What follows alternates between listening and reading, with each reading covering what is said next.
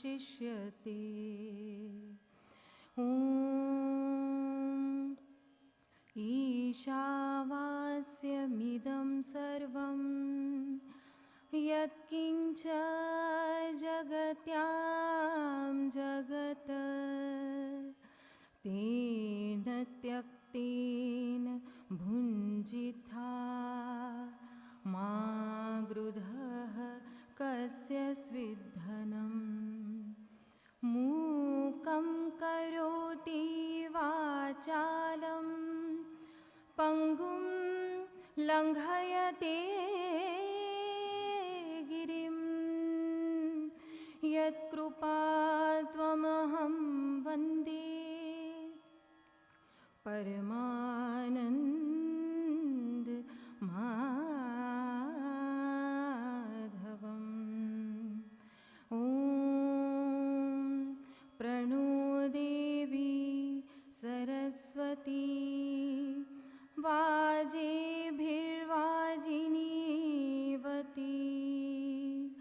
धीनां वित्र्यवतु। ॐ चोदयित्री सुनृतानां चेतन्ती सुमतीनां यज्ञं दधे सरस्वती। ॐ असतो मा सद्गमय तमसो मा ज्योतिर्गमय मृत्योर्माम् अमृतं गमय। ॐ सहना भवतु सहनौ भुनक्तु सह वीर्यं करवावहे तेजस्विनावधीतमस्तु मा विद्विषावहे। सर्वेत्र सुखिनः सन्तु सर्वे सन्तु निरामया सर्वे भद्राणि पश्यन्तु मा कश्चित् दुःखमाप्नुयात्। ॐ शान्तिः शान्तिः शान्तिः।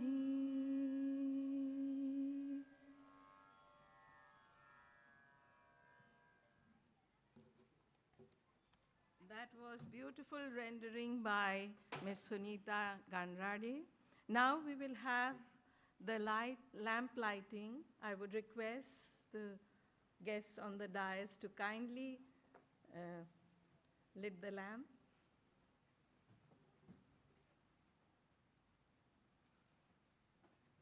Please, ma'am.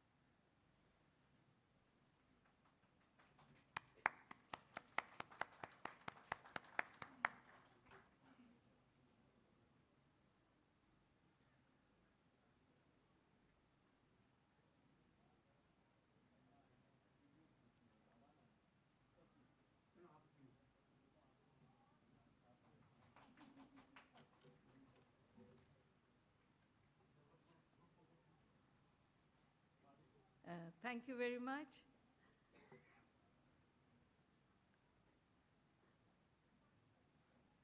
I would now request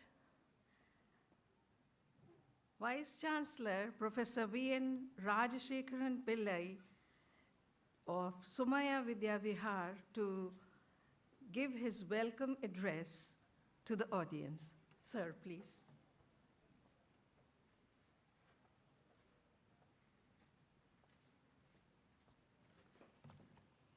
Good morning, everybody. Our students are ready to come. Please see to it that they are brought here before the lectures. Good morning to each and everyone. On behalf of the Somaya Vidya Vihar University, I have great pleasure in welcoming all of you to the inaugural session of the National Symposium on Polymer Science and Technology. This symposium is organized by the Department of Polymer Science of the S.K. Somaya College under the university in collaboration with the Society of Polymer Science India, Mumbai chapter. A special feature of the symposium is that there is also a festive session to felicitate Padma Shri Dr. S. Shivaram on the occasion of his 75th birthday. It was originally planned for February, but we wanted this meeting to be physical, and therefore we postponed it to these dates, suiting the convenience of all the speakers and the organizing committee. Dr. Shivaram needs no introduction to this gathering of polymer scientists, engineers, research scholars, teachers, and industrial practitioners assembled here. This session there will be a separate session to felicitate him after the technical sessions today at 6 to 7 p.m. today. There will also be a special felicitation addresses by Mr. Ashwin Dani and Dr. R.A. Mashelkar in this inaugural session. R.A. Mashelkar was originally scheduled to come because of his visit to Australia. He is not coming physically, but he has given the video lecture, video felicitation address that will be presented here. This inaugural session is chaired by Mr. Samir Somaya, the president of all Somaya Trusts, Somaya Vidya Vihar, Somaya Ayur Vihar, and the chancellor of the Somaya Vidya Vihar University. He is an industrialist of repute and an academician par excellence. He will be formally introduced later. There can be no better person to preside over this academia industria meet in the emerging areas of polymer science and technology other than Mr. Samir Somaya. Let me welcome Mr. Samir Somaya to preside over this inaugural session, and I wish him all the best in his noble mission for quality education, health, social services, industry promotion, and cultural activities in the state of Maharashtra, Karnataka, Gujarat, and Madhya Pradesh. Today's chief guest is Professor Manmohan Sharma. He only initiated this program of polymer science in Somaya Vidya Vihar. The first lecture was given by Professor M.M. Sharma.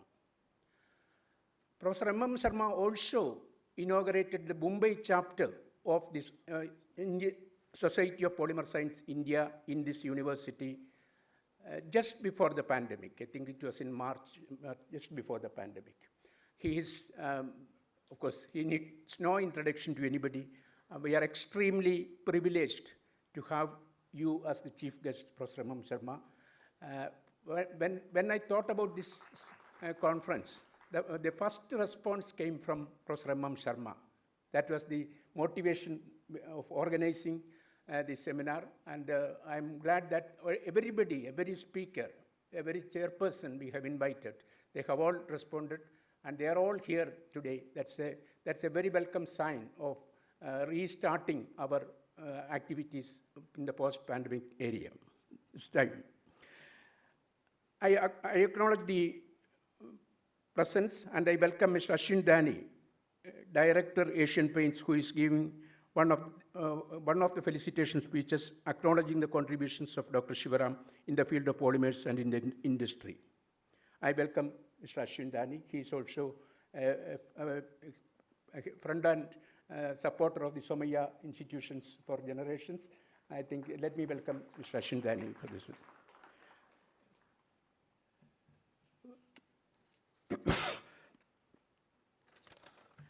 I welcome Professor S. Ramakrishnan,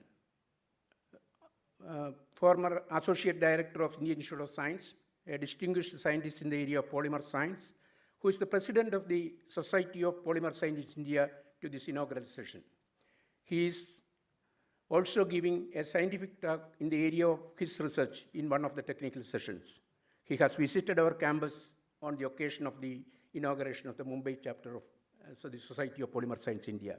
Let me welcome Professor Ramakrishnan to our midst.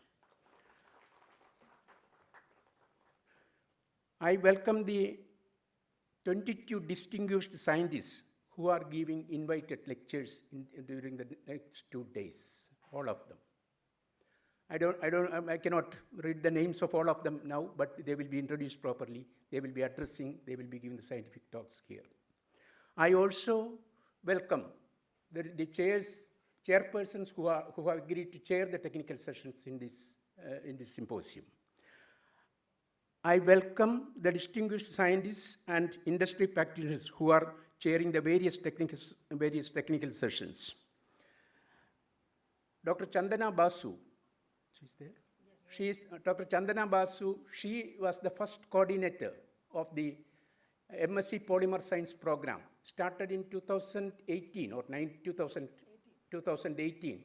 She was a professor in the K.J. Somaya College of Science and Commerce, and I vividly remember my visit to Dr. Shivaram, along with Chandnambasu and 4 of my teacher colleagues from the College of Science and Commerce to ISER Pune for charting out how in industry academy a joint program has to be.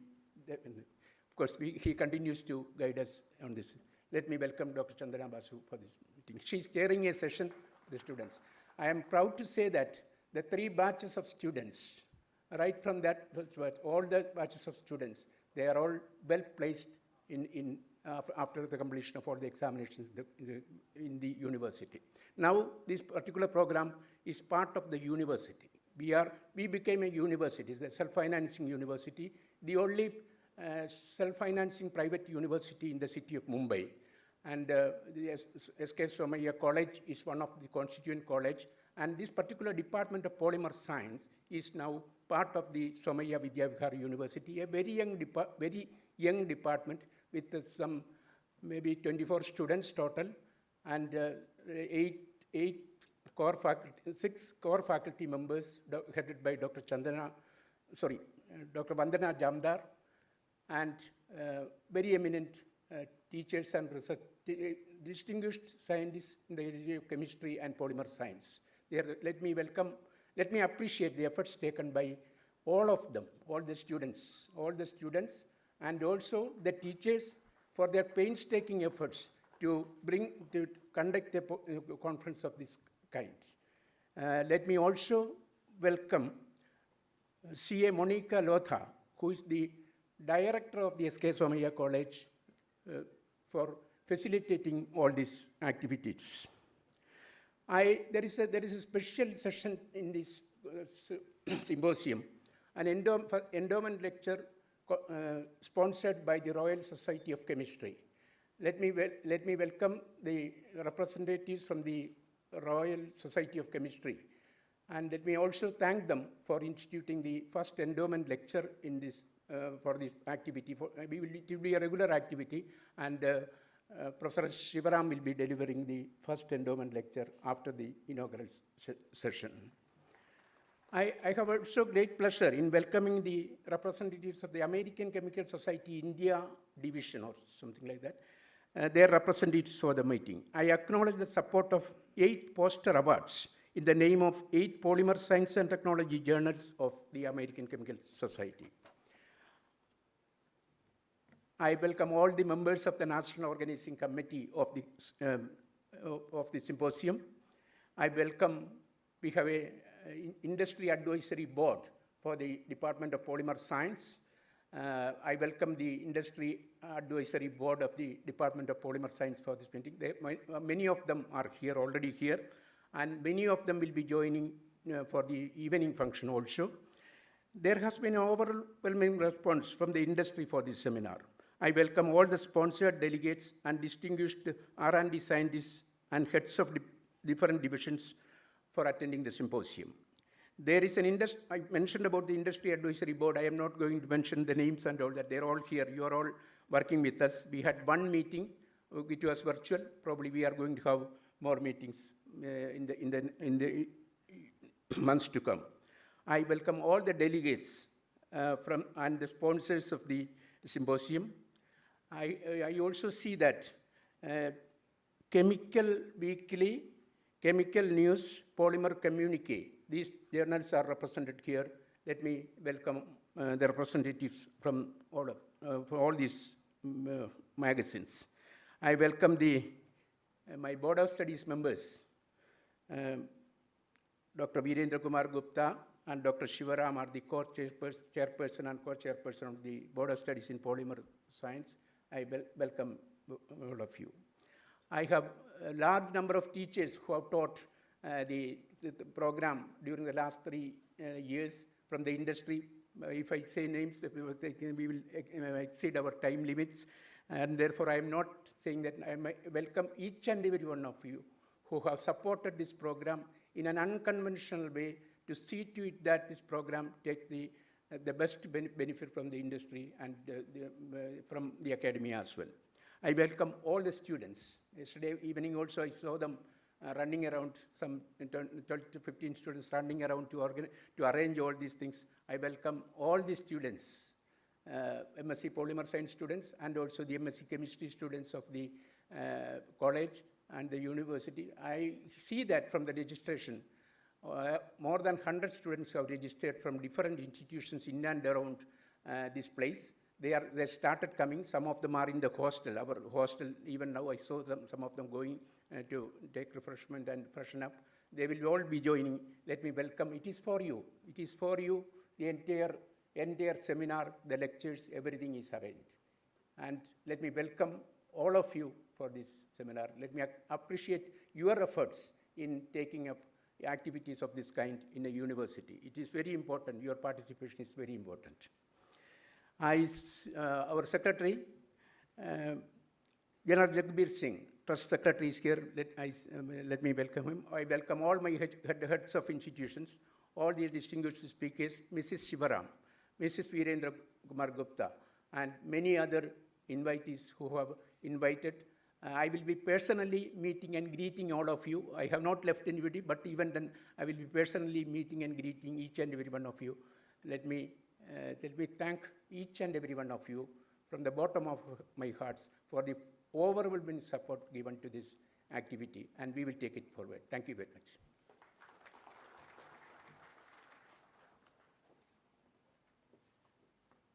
Thank you, sir.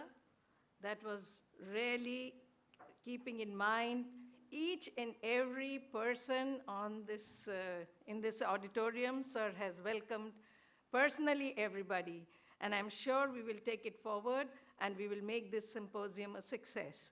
Now I will request our Chancellor, Mr. Samir Somaya, to give away the presidential address. Sir, please.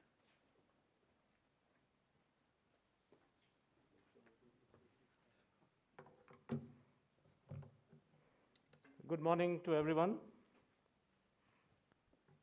Sharma ji, it's wonderful to have you here again.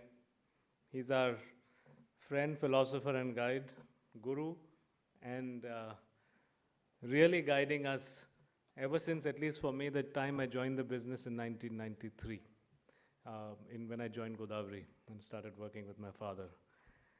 Wonderful to have Ashwin Bhai here. Ashwin Bhai, his first time on our campus, also a great family friend for years, and wonderful to see you on campus. Dr. Shivaram, whom I've interacted with ever since I've been going to NCL from a long time, UDCT, now ICT, and NCL have been the places where, you know, they say Mullah ki daud masjid tak, so that was, you know, agar hum mullah hain, to ye hamare do masjid hain, jo hum jate rehte the. So wonderful to have you here, and hello, Mr. Ramakrishnan, thank you so much for coming. And everyone here, I see so many friends, welcome to our campus. I was just eating cashew nuts And I saw that the plate that the cashew nuts was on is probably polymers, covered with a, plastic, which is also, of course, polymers. The phone I use, the watch I'm wearing today, the glasses I'm using to read on this digital screen, the case for my glasses, the shoes I'm wearing today, and much of the car that I drove in couldn't exist without polymers. And today we have this symposium on polymer science. I think a field that we take for granted and we don't realize how much it is a part of all our lives. Polymers have come a long way since the creation of nylon or even earlier celluloid. My job here is not to talk about polymers or their future, their past, their possibilities, or their problems. Dr. Pillai's idea was to create the branch in polymer science here with the combination of industry and academia, co-teaching the course, to bring industry and academia on the platform. I was still remembering the lab inauguration when we created it with the help of NCL. And it's wonderful that we're trying to create knowledge here in the future. I'm here to welcome you to Somaya Vidya Vihar University. Somaya Vidya Vihar is an old institution, 1959 vintage, although the first school my grandfather created in education was 1942, pre-independence India. University itself is only 2019 created by an act of legislature. And our whole idea is how we advance knowledge. Our goal, our motto is Jnanat eva tu kaivalyam. Jnanat eva tu kaivalyam. Knowledge alone liberates. Nations advance their interests through the creation of knowledge. And education institutions often are the bedrock of the creation of this knowledge. Education institutions are meant to create intellectual capital for creating a better country and in service of the world. The tools that education institutions must have in advancement of its mission is it must advance its physical capital, its financial capital, and its intellectual capital. It must have all three. A study of the Johns Hopkins University reveals how, when they started in the late 1800s, and if you see it now, they created a stated goal of building on these three assets. It was the initial endowment at Johns Hopkins that helped create the first physical assets creation and to attract talent. And with that, they created the foundations of intellectual capital and then a virtuous cycle of having this triple growth of these institutions. And so also here in the university here, we aim to do the same. We need to create all these three capitals. With my grandfather's vision, he provided us the land and a lot of the built assets, which were advanced by then my father as he took it further. Our job now, with the creation of the university, since now as being a university, we have academic, financial, and administrative freedom to now build forward in the creation of coursework, of interactions with industry, of money available for research so that we build this intellectual capital for the future.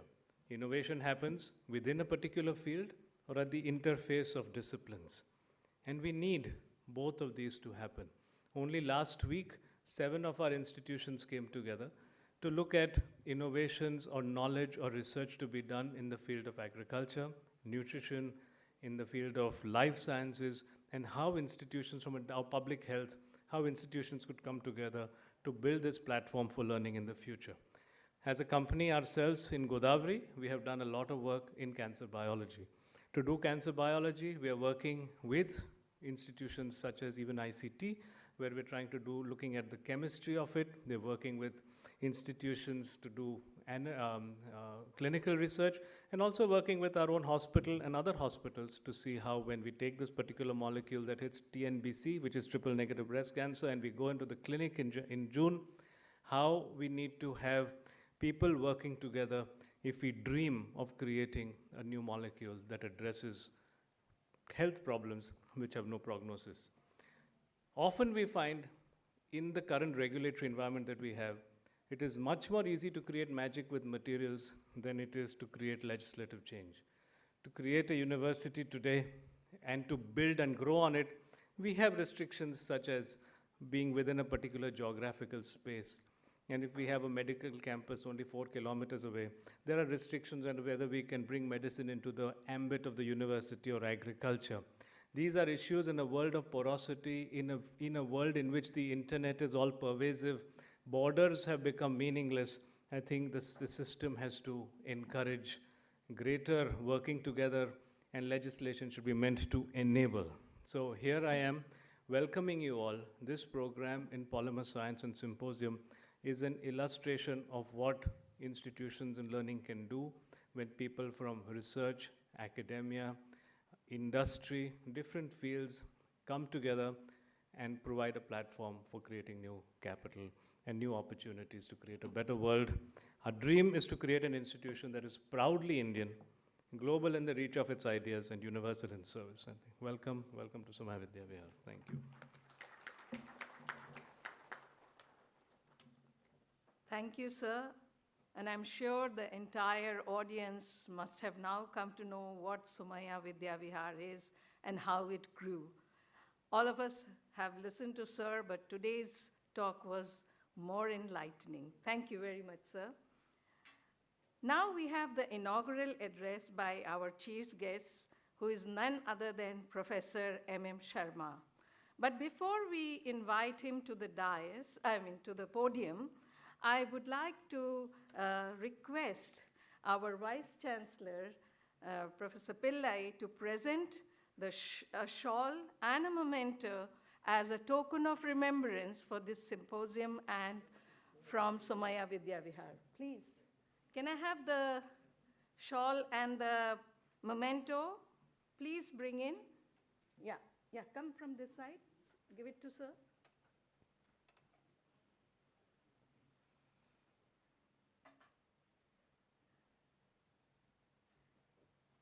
And give the memento to Samir sir. Go, give the memento to Samir sir.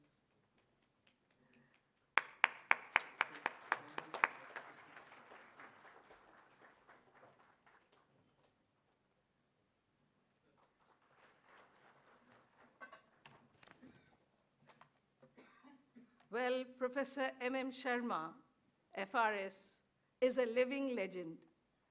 He needs no introduction, but it is for the youngsters to know how important he is to all of us, to the whole India, to the whole world. And for this, I must at least tell you that he has received innumerable honors for his path-breaking research, notable among them being Fellow of Royal Society, Padma Bhushan, and Padma Vibhushan from the President of India. Let's give him a big clap. He has been Foreign Associate of US National Academy of Engineering. He has also been International Fellow of Royal Academy of Engineering, Fellowship of the World Academy of Science, and President of Indian National Science Academy. And not to forget, he has been the recipient of Shanti Swarup Bhatnagar Prize. He joined University Department of Chemical Technology way back in 1964, and he retired in the year 1997. But retirement is just a word. He has been associated with many industries, and as what Mr. Somaya said, that he has been taking advices from Professor Sharma all along. So we know how eminent he is as a polymer scientist and how fortunate we are to have him today with us.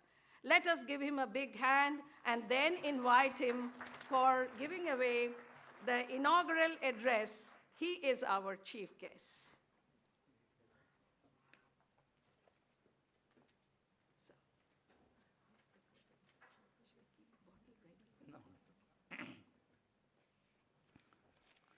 First of all, let me pay tribute to the genius of Shivram, whom I have known for close to 50 years, and witnessed to his transition from IPCL to NCL.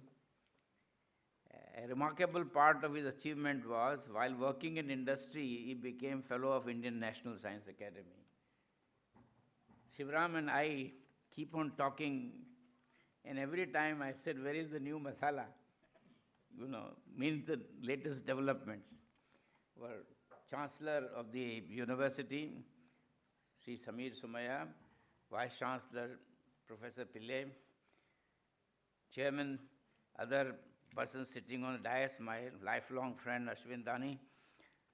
Ladies and gentlemen, polymers have an amazing range of properties, and I would say even bizarre.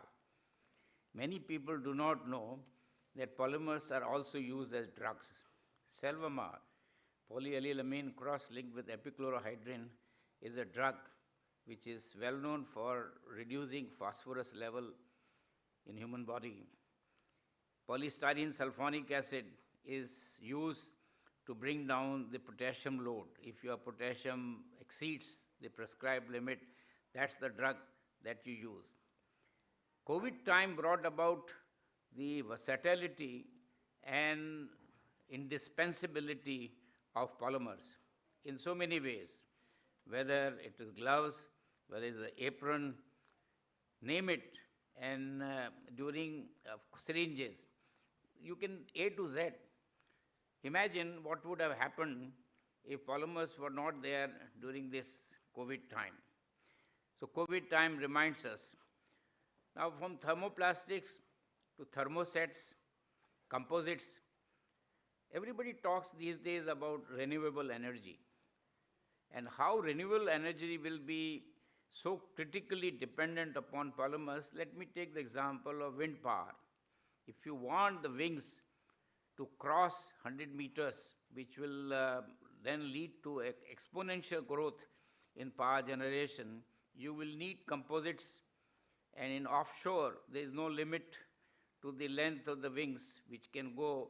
Some people have predicted that if you go up to 200 meters, what would be the major breakthrough in the, I was telling Ashish Lele that look for some composite which can take the wings to a length of 200 meters. It said that as a goal.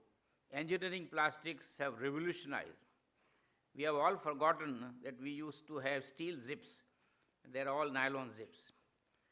Polymers have seen rigors of science and rigors of technology. So many Nobel Prizes have gone.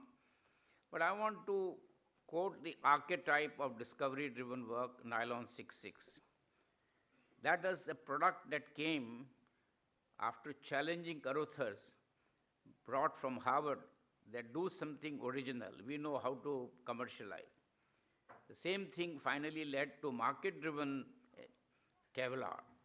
And people know Kevlar, what difference did it make to bulletproof chests and so much. And not only that, to start with the military aircraft where composites were used, and now in civilian aircraft. How surface coating industry, with which the biggest industry of the country, Asian Paints, is, how would they be without polymers? What will happen if they didn't have acrylic emulsion? So there were breakthroughs also in making monomers, whether it is acrylonitrile, acrylic acid, rapid chemistry, which was dominating in Germany in 40s and 50s, got completely displaced. There's hardly anything that is made by rapid chemistry today because acrylic acid is made from propylene by acrolein. Acrylonitrile is made directly from propylene. Perhaps there is a chance now there is some unit operating directly from propane. Samir referred to so many things, whether it is mobile phone, etc.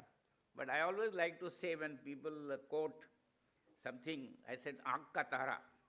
So what are contact lenses made of? And there is a very interesting trend in, weddings are very important in India, So the girls, the bride, has to have several contact lenses to match the dress. So I've seen the combination of ophthalmologists, husband and wife doing contact lenses, doing far better business than husband, and with lesser effort, because these contact, it's a pity that starting material for these contact lenses are not being made in India. As a matter of fact, so many polymers are waiting to be made in India in large scale, polycarbonate, acetal, just to quote some example, even polymethyl methacrylate, we had a small plant earlier. So many opportunities are in front, ultra-high molecular weight polyethylene. In fact, in our coastal area, the reinforcement should be done with ultra-high molecular weight fibers rather than with steel, because it will never corrode. Higgs introduced this more than 50 years ago, but I have yet to see this being done in India. So the whole surface coating industry also depends critically on the science and practice of polymers. It's good that Somaya Vihar has introduced this polymer course. As you were told, I gave the inaugural address when this course was. But all said and done, with all the breakthroughs in science, whether it is stereospecific polymerization, we are not able to beat nature. Look at cellulose, look at shellac, look at silk. Are we able to beat any one of these? All under ambient conditions. Rubber, all under ambient conditions. None of our processes are under ambient conditions. So this is the challenge. How quality of life has been critically dependent on polymers. Diapers, sanitary towels. Imagine if polyacrylates were not there, and they are required, just like mobile phone being all-inclusive growth, diapers are needed more in slums than in bungalows, So how diapers and sanitary towels and napkins have made such a major difference. Now, there is a big talk these days, and out of necessity, circular. There are two bywords these days: renewable raw materials, circular economy. And PET has been a classic example of recycling. 80% plus of PET is being recycled in India, I understand. Swapan Ray keeps on talking about PET recycling. HDPE is going to see breakthroughs in circular economy because the pyrolysis oil can be mixed with naphtha for making olefins. There are already commercial facilities doing this. I hope to see many more, because collection of HDPE and PP is much easier than LDPE, because LDPE goes mostly in films, and they're somewhat much more complex in circular economy. So those who want challenges, they should look at circular economy pertaining to LDPE, particularly the films. There also, we are yet to make in India barrier film, polyvinyl alcohol. In fact, looks pretty obvious, but even then, just like we have no vinyl acetate manufacturing facility now, we used to have. In fact, renewable raw materials, which is being talked about extensively, many young people won't know, entire organic chemical industry in India started with alcohol as a feedstock. 1957-58, when Government of India constituted an alcohol committee, the recommendation of that alcohol committee was the use of alcohol as a feedstock is far better than using it as a fuel. And we have reversed this. All the alcohol is now being earmarked, and all alcohol-based units making ethylene. Now, big bang about renewable polyethylene based on ethylene from alcohol. India started with that and gave up. Both our polyethylene plants were based on alcohol. The Rishra plant of ICI and Union Carbide plant in Bombay. Butadiene was made from alcohol by synthetics and chemicals in Bareilly, non-stop. Acetone was, name it, apart from acetic acid. So where are we? Furfural, big talk about furfural. Many have forgotten that DuPont empire started with furfural. Furfural was the starting point for making monomer for nylon. We talk, ultimately our God is economics. Or government legislation. Government legislation like alcohol blending with petrol, you give a price also. Now, if you give a free choice to refineries, I don't know whether they will endorse that. Renewable energy is also being talked about, and I refer to how renewable energy is critically dependent on polymers. I gave example of wind. But take solar. Tedlar, polyvinyl fluoride is indispensable. Take batteries. PVDF is indispensable. I understand in the recent past, PVDF is being made in India. PTFE started several years ago. PTFE was the most slippery material, the best insulating material, but not easy to process. But PVDF is easy to process. And it is for many membrane separations. One of the greatest contributions to the society, apart from diapers and all, was desalination. And DuPont's expertise in fibers combined with polymers led to hollow fibers. The same hollow fibers today are the backbone of desalination, and you all know how critical is desalination. But the same thing gave input so that nephrology, the dialysis for kidney patients could be done because the technology of hollow fibers. So people need to be reminded how electrolytic cells are critically now dependent. You can now have polysulfone. Even in the case, how many people know that polymer concrete cells are used in copper? So polymers are really all pervasive. But number of new things like furan dicarboxylic acid. But see what happens sometimes, the noise is much more than the reality. Go back, and Shivram and Samir both will remember how lactic acid, polylactic acid, there was a forecast some 20 years ago that it will displace PET. It is not even a splash on PET. PET is now, in terms of millions and millions of tons. India itself has a paraxylene capacity of almost 6 million tons, all earmarked for terephthalic acid, all earmarked for PET. Go back about 25 years ago, what was the consumption of PET resin for these bottles? Look at the consumption, and that they are the most ubiquitous things that you have. But one little known fact about the development of PET bottle was the work by Wyeth in DuPont. He had 10,000 failures before he could come out with a recipe to make PET bottles. I'm wondering why cellulose-based plastics are forgotten.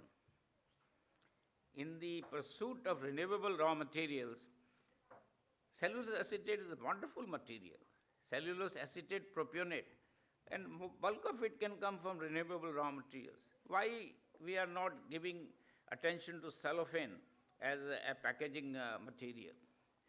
So many things which were done, fountain pens, the best of them use cellulose acetate. Spectacle frames, cellulose acetate butyrate. I don't know why they are not receiving the kind of attention they deserve. Cellulose acetate was film, fiber. Even today for dress materials for women, Tricell is still popular in Europe, and it is made.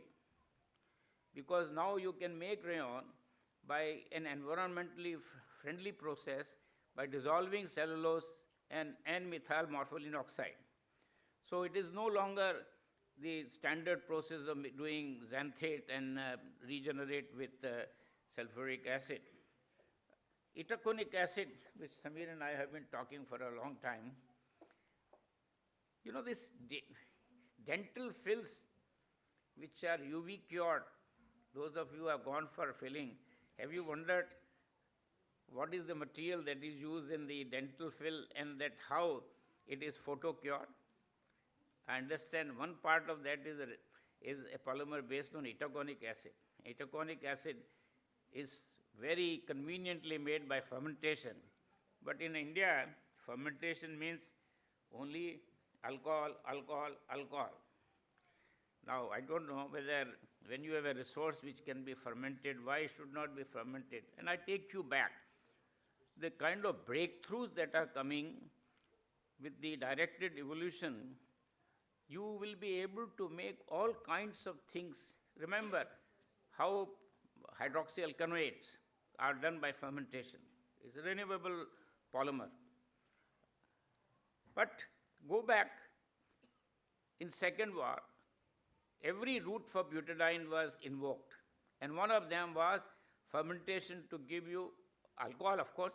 There were two routes on alcohol to butadiene. But there was also 2,3-butylene glycol.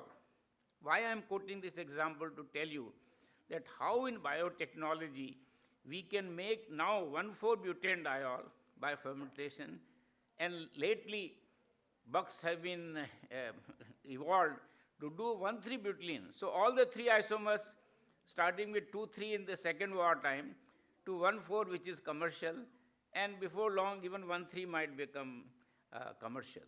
So the way in which you can ferment is undergoing dramatic changes, and many of the feedstocks required for polymers would come through this. Ladies and gentlemen, you thought it very appropriately that our Shivram should be honored. I am happy to join this function to honor him. All his life, he has been involved in the polymer industry. All I tell him is that I'm not ignorant of the polymer industry. I've had some dealings and all, but I want to give you one or two examples of the past, that when IPCL was to make 80,000 tons of LDPE, the industry people were shouting, saying that you guys are cavalier and all. By the time the IPCL plant came along with 30,000 tons of polypropylene, where was 30,000 tons of polypropylene and where is 3 million ton with Reliance alone? And every refinery has understood, just like selling petrol and diesel, that one thing they can make is polypropylene. So every refinery is now putting polypropylene plant, because cat cracking has changed dramatically into the petrochemical mode. So you can get cat cracking to give 20% plus propylene plus ethylene. So ethylene oxide glycol is also being made from off gases of cat crackers. So both breakthroughs in making basic feedstocks, whether it was terephthalic acid, people have forgotten that originally the polyester was made from DMT, became extinct because one could make highly pure terephthalic acid, so much so there's the only molecule for which the word PTA, purified terephthalic acid, is used, and its specifications are better than analytical reagent grade. So I'm very happy that polymers allow you to make dosa easily, because Teflon coated. And Teflon is also a very, very good insulator in the electronics and all you use. And that fluorine from fluorspar and all that is available throughout the world. If nothing else, phosphate rock has, and whenever you make single superphosphate, you get the fluoro compound coming out which can be valorized. Ladies and gentlemen, I'm very happy to participate in this function, and I wish this symposium a great success. Rajshekhar Pillai deserves to be congratulated for assembling who's so who in this industry. Wish you all the best. Thank you.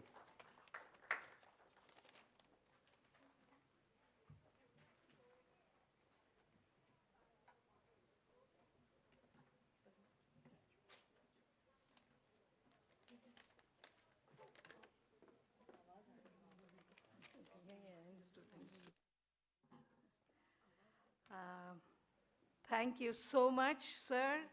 And I'm sure this has led to many new thoughts to the young minds, to the minds which are not too young. What are the avenues left for us to ponder about, to work on? I would now like to invite Professor S. Ramakrishnan, the President of Society for Polymer Science, India. But before I do that, I would request our Vice Chancellor to present him a shawl and Chancellor to give away the memento, please. Yeah, go fast, go fast.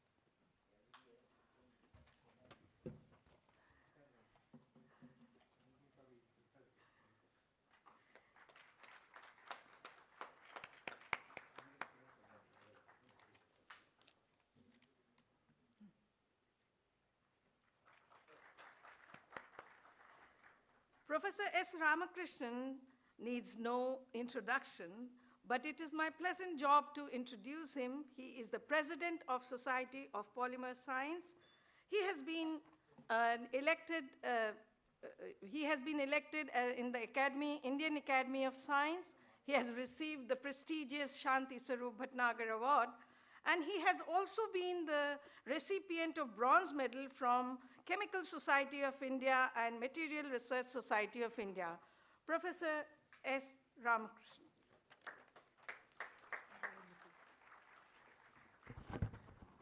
Thank you so much, and good morning, everyone. It's a real pleasure for me to be here. I would like to first thank the Somaya University for having organized this, and having done so to facilitate or felicitate one of our stalwarts in polymer science, Professor Shivaram. It's befitting that this meeting today is being organized to also honor Professor Shivaram. The Society of Polymer Science India was established in the early 90s by a vision from several leaders of that time to bring multiple societies in India to form and join together to form a single society. I think this was an event that set, in my mind, at least it still stands out as an event that that is contrary to many of the other ways in which our societies have developed. I think, so from that time onwards, the society has grown in strength because of the fact that it was led by many stalwarts in polymer science, including Indra Verma, Ashok Mishra, Mashelkar, Shivaram, and so on. And it's been an honor for me to be a president of this incredible society for the last several years now. And the society last year, as was referred to by many others, a few years ago, just prior to the pandemic, decided to set up a chapter in Bombay, which has been championed really by I think, tour de force of Pillai, Professor Pillai, who's actually done so much for trying to set up and push the Bombay chapter ahead. And in organizing this event, I think there are many people who have contributed to this event, and I'd like to thank each one of them to have brought together this remarkable set of people to talk and to deliberate on science issues concerning polymers. And before I end, I'd like to say that it was a real pleasure again to listen to Professor M.M. Sharma, who always brought a historical perspective to many things that remind us of what we had done even in the past, and we are re-looking at it. I think when we do science, we are very often, and many times, even when I discuss with my own students, I say that there's so many of the ideas that we are now regurgitating, I will say, because they've all been done in the past, but we come back with a new view, new perspective, new tools to examine them, and so we can carry forward by resting on the shoulders of stalwarts. So without much delay, I'd like to once again welcome all of you on behalf of the Society of Polymer Science, and I hope all of you have a wonderful 2 days of deliberations in polymers. Thank you. Thank you, sir. And that was about the Society for Polymer Science, not only the India chapter, but the Bombay chapter, which is also very important to us. Now, in order to celebrate and felicitate Dr. S. Shivaram on his 75th birthday, we have a lecture video from Dr. R.A. Mashelkar. Although, as mentioned by our Vice Chancellor, he wanted to be here, but could not be here because of his engagement abroad. And so we have the video But before we start the video, I would just briefly like to talk about his achievements and particularly to the youngsters who are here, the students. Dr. R.A. Mashelkar is one of the most eminent scientists.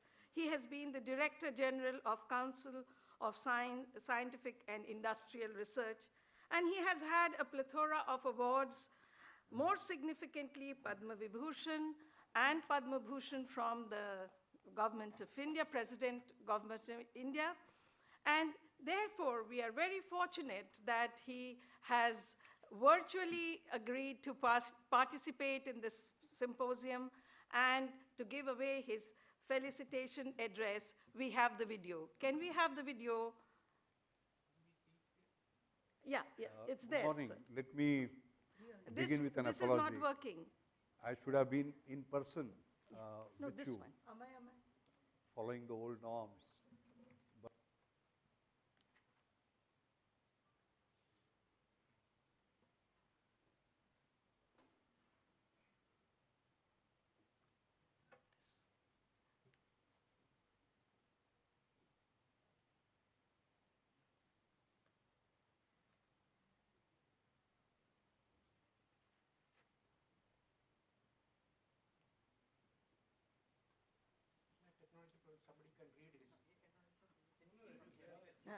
So, okay. Okay. So we can get started. Amit. Yeah. But unfortunately, I'm not in India, I'm in Australia.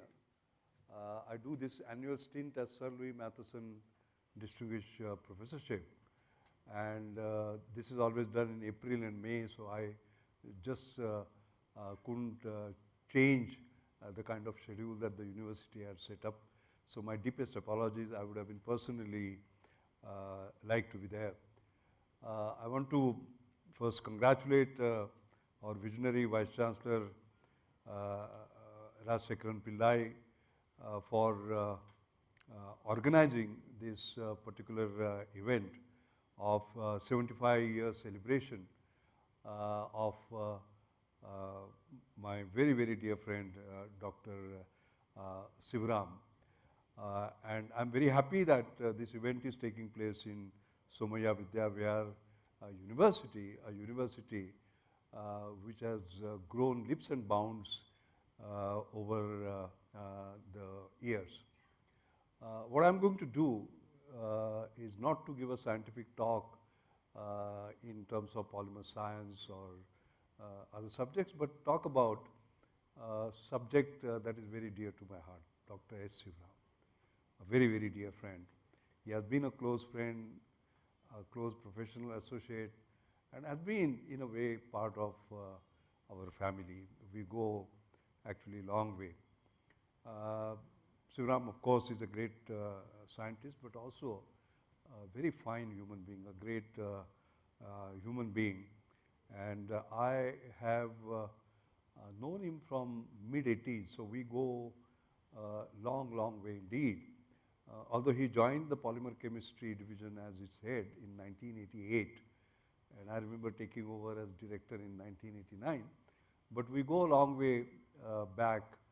When I used to visit IPCL, I was for some time a member of the board there, and also in several other capacities I used to visit. And I remember trying to get Sivaram to NCL. I would go to his home, and it was more important to persuade Rama than Sivaram so that they could come from Baroda to Pune. I tried very hard for several years, and finally it sort of worked out, and he agreed to join NCL as Polymer Chemistry Division head. And what a fantastic job he did at IPCL R&D, then subsequently with the Polymer Chemistry Division, and then subsequently as Director of National Chemical Laboratory. When we look at Sivaram, it is excellence on one hand and relevance on the other hand. You know, we always worry about science, applied science, basic science, and the rest of it. For him, there is no differentiation. its science and its application. And he has done it. In fact, he's a kind of a role model in terms of how the two can be done together. He has scaled great heights in polymer chemistry. I would rate him as perhaps the finest polymer scientist India has produced. I know Professor Palit, Professor Santappa, there are great other giants, but I would put Shivram in a different league altogether, and I mean this. I have seen his basic science that he has done, his contributions to fundamental research. They have been really front-ranking, whether it is polymer chemistry, high-performance polymers, whether it is porous polymers for renewable energy, or whether it is polymer nanocomposites or organic, inorganic halides. I mean, his 250 papers, as a matter of fact, represent diversity, but at the same time it results excellence in terms of cutting-edge science at the highest level, and that is where he has got this sort of reputation. But he's a unique person in a different sort of way, because he has a microscopic view of science, but also the telescopic view of the big picture, as we call it. That means, for example, policies, his interest in history of science, how he is able to relate science, technology, and sort of policy together, particularly the complex interplay. And you can hold him in an engaging conversation, and he will take you miles into the depth and width of the subject. So from that point of view, he is extremely unique. I'm very happy to see that he has received not only several national recognitions in terms of being the Vice President of Indian National Science, Indian Academy of Science, being the President of our Society for Polymer Science, and so on and so forth, too many to count, but also international ones. The world recognizes him. You know, getting an honorary doctorate from Purdue University, for example, was one of the high points of his life, or getting the international award from Society for Polymer Science from Japan, for example, or the election to the World Academy of Science. I think he has received every conceivable award and honor in India, but also the great global recognition. So he's a sort of a global leader. What also is special about him, and nobody can beat him in that, is apart from his fundamental research, patents. He has 51 US patents, apart from 51 Indian patents. I don't think there is any other scientist that I can pick out who has actually contributed to that extent. So when I talk about science and application of science, that is papers and patents, he is a kind of a, I would say, role model. I must tell you about my personal anecdotes about him.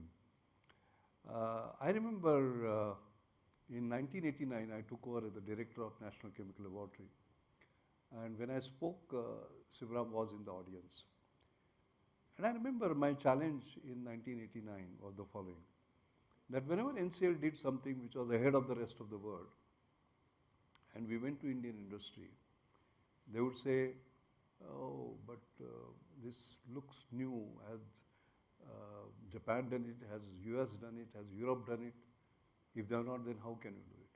So I remember very boldly that morning, and many will remember that morning in an auditorium which is 500 plus, there were 1,000 plus people basically. Some of them were standing, and I mean, the atmosphere was really charged.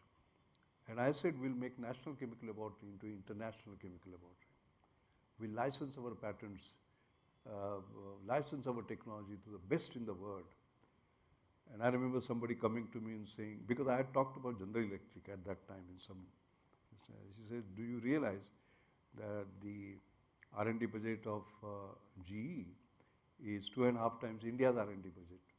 I said, it is not the power of the budget that matters, it is the power of ideas. And we'll take on GE since you talked about GE. Where did that confidence come to me from? Because I had great leaders like Dr. Shivram. I call him Mr. Polymer of India. we had Dr. Paul Ratnaswamy. We call him Mr. Catalyst of India, giants like this. It was on their strength that I made that commitment. And that was very bold because in 1989, when I said we'll license our patents, can we realize that in 39 years, NCL had 0 US patents. And here I am standing there saying we license our patents from a laboratory which has not been able to write one single patent. Where did that confidence come from? It came from the Sivrams of this world. And he proved us right. As a matter of fact, it is an amazing story. As a matter of fact, I remember once I was traveling with him to Delhi, from Pune to Delhi. Sivram will remember that.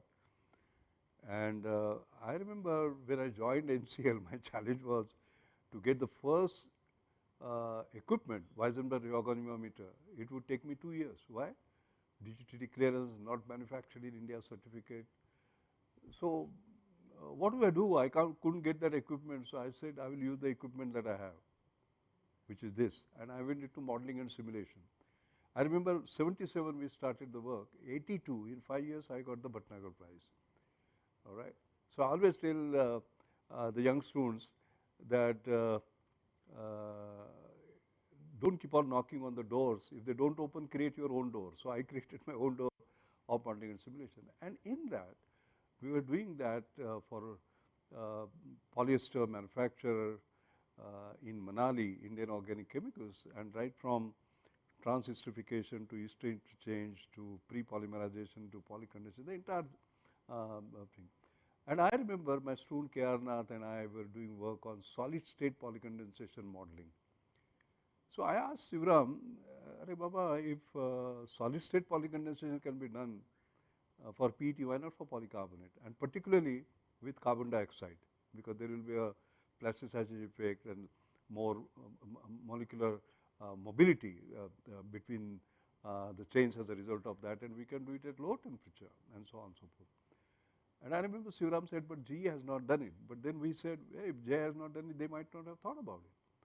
And I remember my student Ravindranath and Sera and Iyer, who was Dr. Sivram's, they worked, and actually that was proved right. And by that time, we had changed the character of the laboratory, not publish or perish, but patent, publish and prosper. So first US patent was filed, and that was granted. And then, of course, after it was filed, macromolecules paper also came up. That was the idea. Cutting edge science and cutting edge technology. And I remember when GE had invited me to speak in Schenectady, you know, they saw that patent and they said, my God, who are these people who are putting stake on our territory? Polycarbonate, they had 40% of market share. Sivram showed how it can be basically done. And I would say there is one patent that I have actually noted down the number. It is US patent 5288838. And this was done by Sivram. That particular patent was the beginning of licensing of our technology to GE. And over 94 to 2002, in sort of 8 years, almost $15 million flew to NCL in form of licensing, royalty, consulting, and whole range of things, you know. You can just imagine, we had this particular mindset, we cannot think ahead of the rest of the world. We did that. We proved that it is not the power of budget that matters, power of idea that matters. Sivram and his students and colleagues actually showed that. And it is not just that. What happened after that was very important. Because when we started doing so well, I am told, Jacques said, if they are so good, why are we not there? And that is where the Jacques R&D Center came up. I remember I was invited for the inauguration of that particular center. And that set a trail for several other R&D centers coming up, because Indian talent, they recognize what it is. And today we are talking about 1100 plus R&D centers from around the world. But it was all triggered with GE's R&D center coming up in Bangalore. So can you just see Sivram's contribution in a perspective now? is the big picture. It is not just a paper or a patent or a new idea. It is this new movement of India emerging as a global research, design, development platform. That is where Shivram has contributed. The other point I want to make is that in NCL, I was always, I was the director. I had giants like Shivram and Paul Ratnaswamy and John Barnabas. I mean, who's who? So we worked as a big family. And NCL had always the reputation of showing the way to the rest of the world. And I remember Shivram's contribution because July 1991, when India liberalized and opened up, we realized that the tariff barriers are going to go down and we'll have to compete without tariff barriers, no protection whatsoever. And NCL, which was doing reverse engineering, copying, import substitution, will have no place. And we had to create an alternative. And I remember Shivram and Hirwani working together to create a paper. We were the first one in the CSR system. In fact, we were the first one in India to create a paper on the post-liberalized scenario and strategy, and that was presented to the Research Council. I remember Professor Siena Rao was the chairman at that point in time. And then, of course, the rest of CSR labs followed, the rest of India followed, as a matter of fact. Once again, Shivram acted as a sort of a thought leader. He became the director of National Chemical Laboratory. I was very happy. I was the DG of CSR when he became the director, and absolutely delighted how he took NCL to a different level. Shivram, I'm a little bit vagabond, by the way, but Shivram is not. System is all systems, processes, discipline, and so on and so forth. And he brought that and the balance of excellence and relevance like sort of never before. I must let in a secret now. I wanted him to be the Director General of CSR. I remember a long, long chat with him. And what this fellow would do is that he said, let me think about it, and then I'll come back to you. I thought he will come and meet me. No. He wrote me a 5-page letter, basically. I have still preserved it. He has a beautiful handwriting, by the way, and even more beautiful English, trying to convince me why he doesn't want to become DG of CSR. It was unfortunate. I think CSR would have got a great leader. That is my only regret, and I keep on reminding him that once in your life you did not listen to me, and that was sort of that part. I have fantastic affection for this fellow because the difference he has made, not just to polymer chemistry, polymer science, but the overall scenario of science and technology. Even when I was the DG of CSR, in practically all critical committees, basically, where the most stringent standards had to be set up and a new look had to be given to the way sort of forward, and we had to create not best practice but the next practice of doing things. Shivram was always there, either as a chairman or a member of the committee, too numerous to sort of talk about it.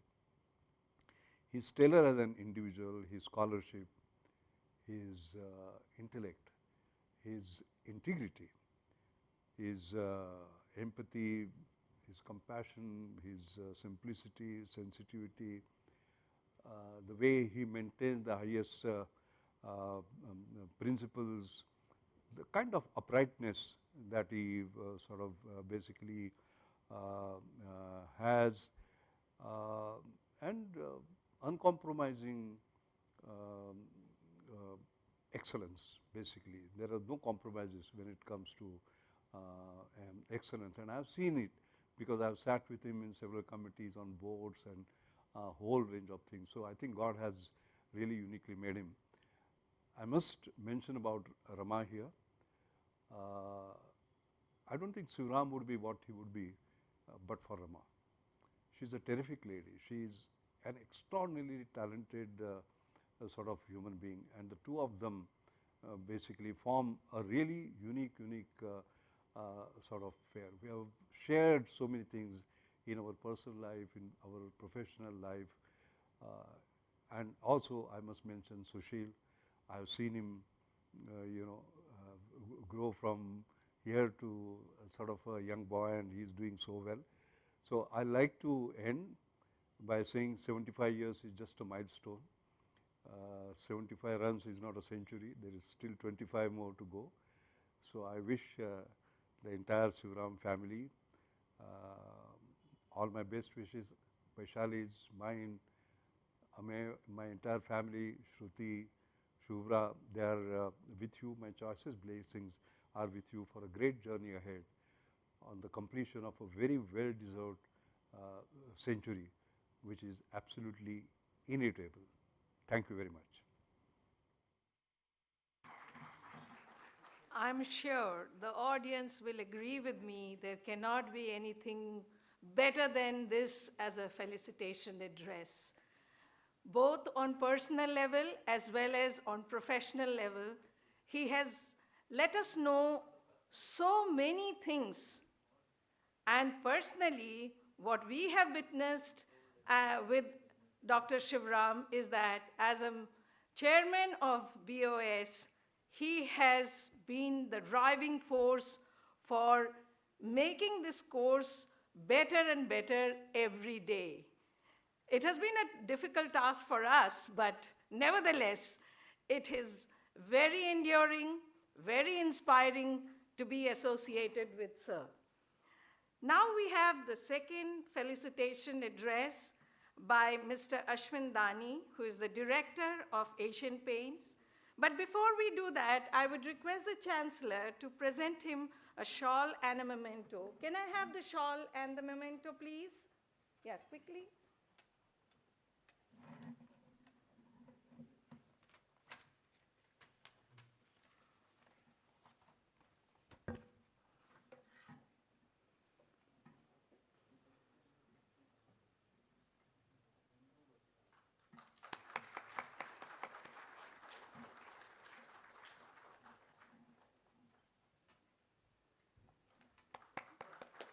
Mr. Ashwin Dani started his career in 1967, and he has been a development chemist, and later on he became the director of Asian Paints.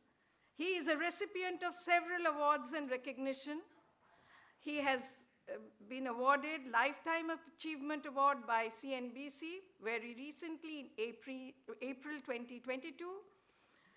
In September 2017, he received the Businessman of the Year award and many more such awards, but I cannot enlist all of them right now for the paucity of time. So I would request Mr. Dani to give away the felicitation address. Mr. Dani, please.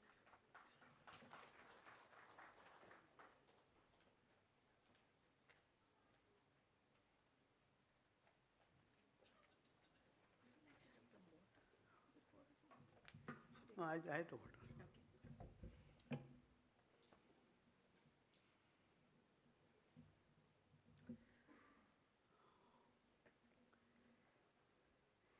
I am just lost. I do not know what I should begin with now. When both my guide, teachers and philosophers like Professor M.M. Sharma and Dr. Mashalkar have already talked. And I think I am nothing against these two giants. But I have a tremendously strong emotional linkage with not necessarily Somaya College, but with Shantilal Somaya. And I can tell you, I became a public face first time in the history of Asian Paints only in 1997, when ICI wanted to buy us over. And it was a big challenge for the remaining three families when one family was trying to sell to, or they had already sold it to ICI. And I had to stop the transfer. And that is where I became the public face. At that time, we were not the members of FICCI, Asian Paints. And to get some support from the Chambers of Commerce, we first time decided to become the members of FICCI. I was representing Asian Paints at FICCI at that time. And I requested Shantibai that I am sure as an indigenous industry supporter, you will support me wholeheartedly. He said, without a shadow of doubt, and we will just fight for you. Don't worry about it, Ashwin bhai.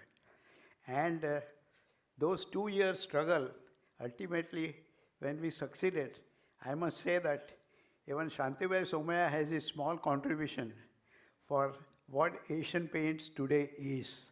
And that is what I told Samir, that this is the emotional linkage I do have with Somaya Vidya Vihar. And I am very, very fortunate that I have come to this campus for the first time, because Shantibai had requested me enough number of times, but I was so much busy at that time, because I had to change my career path totally post 1997. I was totally concentrating only in strengthening Asian Paints technical capabilities. And what people are talking today, my chairman told us as back as 1965 that we have to become Atmanirbhar. And because he tried to buy some technology in paints. He went to Europe, he went to Japan, he went to Kansai Paints also in 62, 63. And they all wanted substantial part of the equity to give any technology.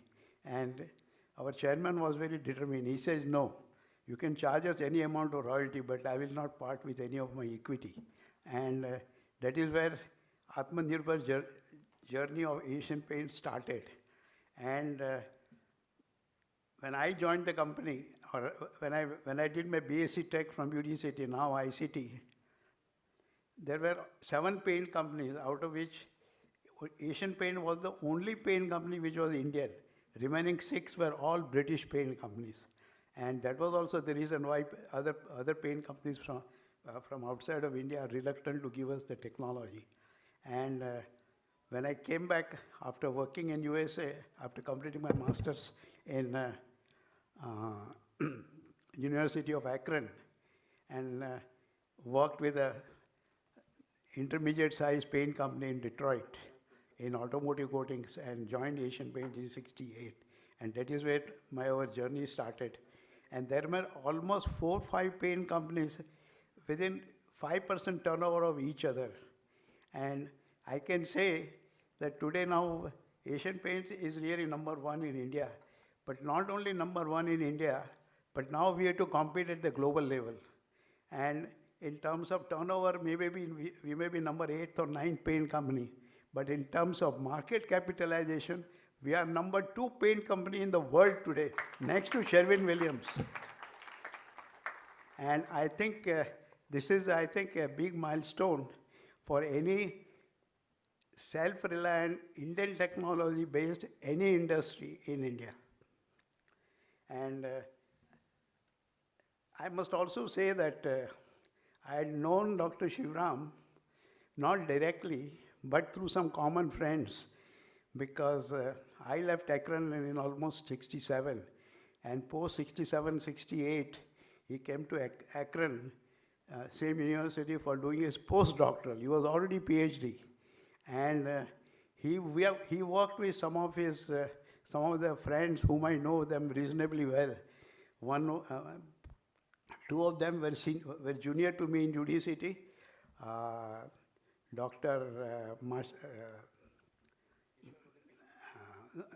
One was Dr. Kishore Udupi was almost 3 years senior to me. And I can tell you, at least I know 3 people today in the world who have more than 100 patents to his credit. And one was Dr. Kishore Udupi. He was the general factory manager of Bombay Paints at that time. And he came to Akron after I left Akron, and within a short span of 2 years, he completed his PhD. He was one of the most brilliant students from UDCT. And then Mr. Kamath was there. Of course, he was 1 year junior to me, and also our Epcotex fellow, Dr. Rangachari. Dr. Rangachari was also 1 year junior to me. And so these were the associates through whom I came to know more about Shivram. And I can tell you, Asian Paint has been very, very lucky that he has been on the board for a very long time, like about 20 years. And now, of course, he is the chairman of our technology council. So from 97, I virtually left going to the laboratory not more than once in a month. But Dr. Shivram has guided on the technological front Asian Paint so brilliantly that I think his contribution has been immense, what today Asian Paint is.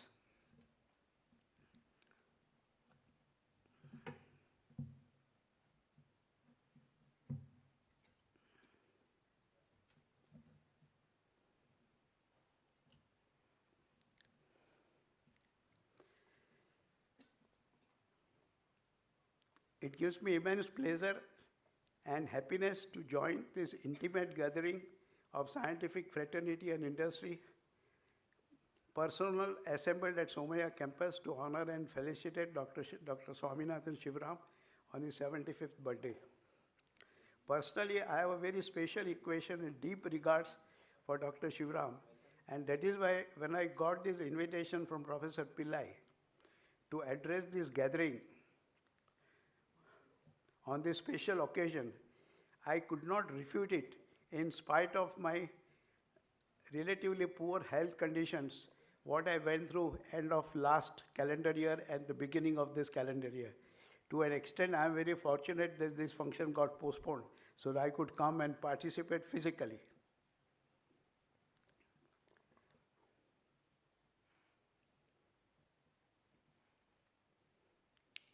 He has been serving as an independent director on the board of Asian Paints for almost past 25 years, and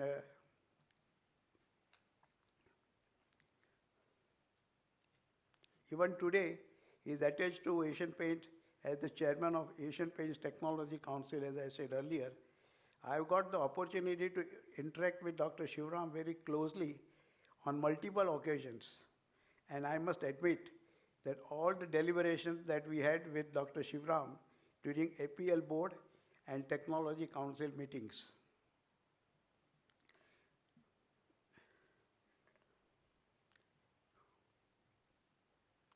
all those meetings have been highly enriching, insightful, and futuristic. It was not only my own feeling, rather than this was the common opinion and feelings of my entire executive board members, as well as the technology leaders. Dr. Shivram's invaluable guidance, both at the board level and at R&D level, has helped us immensely in augmenting our R&D output, product portfolios, and innovation capability. It is very difficult to describe Dr. Shivram in few words because of his multi-dimensional capability and the very achievement that he has demonstrated in various fields. Apart from being a world-renowned synthetic polymer scientist, he has also excelled himself in multiple heads such as technocrat, educationalist, technology leader, innovator, institution builder, administrator, and mentor. Sheer excellence and the ease with which he could dwell upon these diverse fields are truly amazing and mind-boggling. Dr. Shivram is a rare example who is well acquainted with the nitty-gritty of both academic and industries and provided stellar leadership at both places. Having started his career as a research scientist at IPCL Baroda in 1973, he worked in the field of improved catalyst for polymerization and finally became the head of IPCL R&D Center within a span of 15 years, prior to joining academia at NCL as the head of Polymer Chemistry Division in 1988. Because of his awareness on the needs of the industry, he has perused application-oriented research of industry's patterns, industry's relevance. Many of his research work have been commercialized in industry, and several of his patents have been licensed to large chemical companies, as what even my predecessor spoke about. but one of the outstanding companies is none other than GE. Anyone can get the details of Dr. Shivram's lifelong accomplishments and contribution to polymer science research, development and dissemination of polymer knowledge, contribution to polymer industries from Google. But what makes Dr. Shivram different and distinctive from others are his passion and commitment towards value-driven research, faith in indigenous technology, driving innovation, solving industrial problems, knack for commercialization of technology and development of entrepreneurship, etc. All of which are reflected through his work and able leadership as director of NCL, founder chairman of NCL Venture Center, consultant and advisor to several chemical companies in India and abroad. During his tenure at NCL, he developed a globally recognized polymer research group which makes NCL the preferred destination for research collaboration even for global multinationals. As an erudite scholar and scientist of highest caliber, Dr. Shivram has mentored 36 PhD students, inspired many scientists and students, authored 210 papers in peer-reviewed journals, cited as inventor in more than 100 patents, acted as visiting scientist to many universities and delivered talks at many forums. He is the only Indian outside USA who is credited with 49 granted US and European patents in his name. Even Dr. Mashalkar also made a mention of this.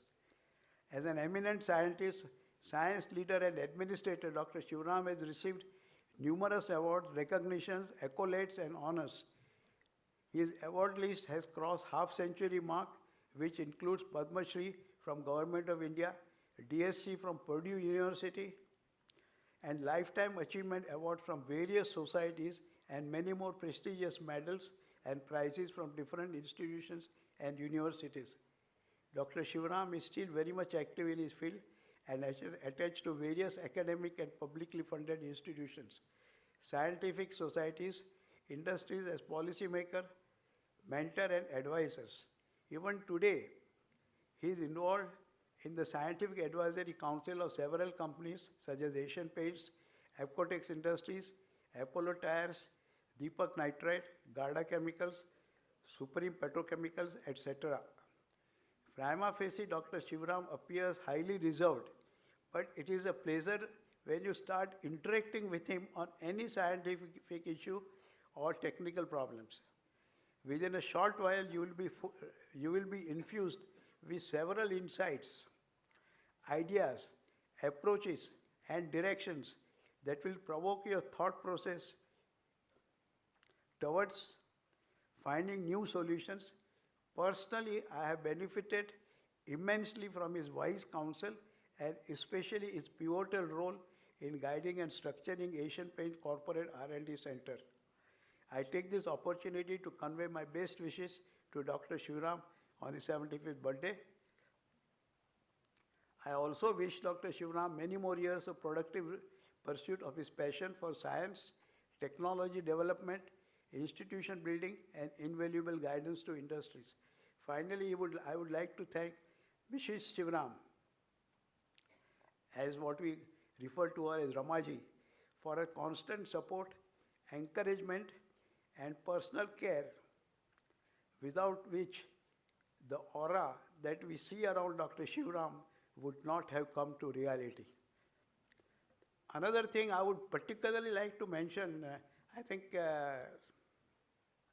Dr. Mashalkar did mention, but another outstanding feat of his achievement has been that he has been involved as a member of the planning commission in one of the Latin American countries, and for which he had to leave India and stay in that part of the world for a reasonably long period, maybe about 3 to 6 months, I don't remember exactly. And that shows his ability to not only institution building, but building up of even a nation outside of India. And that is something very unique to him. And I have not seen too many advanced scientific personnel achieving this. And this, I thought it worthwhile to bring it to your attention. Thank you.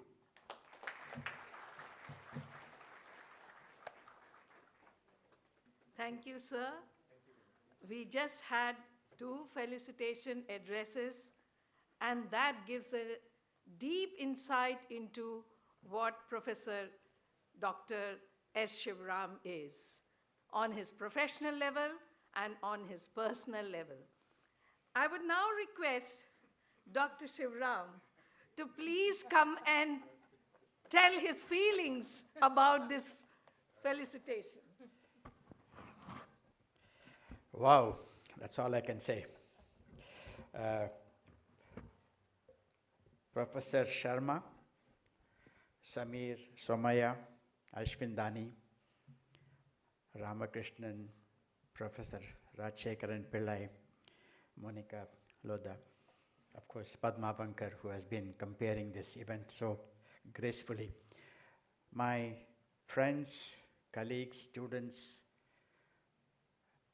several generations of students, students who are studying today and students who have studied 40 years ago. It's a great pleasure to be here. I did not expect this to be such an emotional day. Professor Rajshekaran Pillai, when he told me that he's going to organize a seminar, I said, go ahead and organize a seminar, but I didn't realize that it's going to be such a personally emotional day for me. I think all these are words that I have heard. It looks nice to hear these words, but all I can tell you is that all of us have just done our jobs. And I think if some people have felt some merit and appreciation in this, I think the greatness, I think, belongs to them and not to me. Therefore, I like to say that people like Ashwin Bhai, whom I met, I think way back in '95, and we've been great friends, family friends, I mean, since that time. Apart from the fact that the professional interaction brought us closer, but I think these relationships are not professional. These relationships are not just because I render a service to them. These relationships are extremely personal, and this comes out of a very great amount of trust and faith that people repose in each other. And that's what I keep telling, that industry-academia relationship is not simply a contract, it's not simply a piece of paper on which you sign. It is the time you invest in building a relationship. And if you don't have the time to build the relationship, don't forget about industry and academia relationship. Because it's not simply a piece of paper or a contract that you sign. I think what I have learned in my long life, and I see a lot of my colleagues from industry here and a lot of young people who want to work with industry, and they keep asking me, how do we do this? And I keep telling them, invest your time, generate trust and faith. The rest will follow, because the rest will follow. And I think what I have learned in my life, not only for industry and academia, but academia and academia relationship with everybody, is basically based on these 2 core principles that I have learned.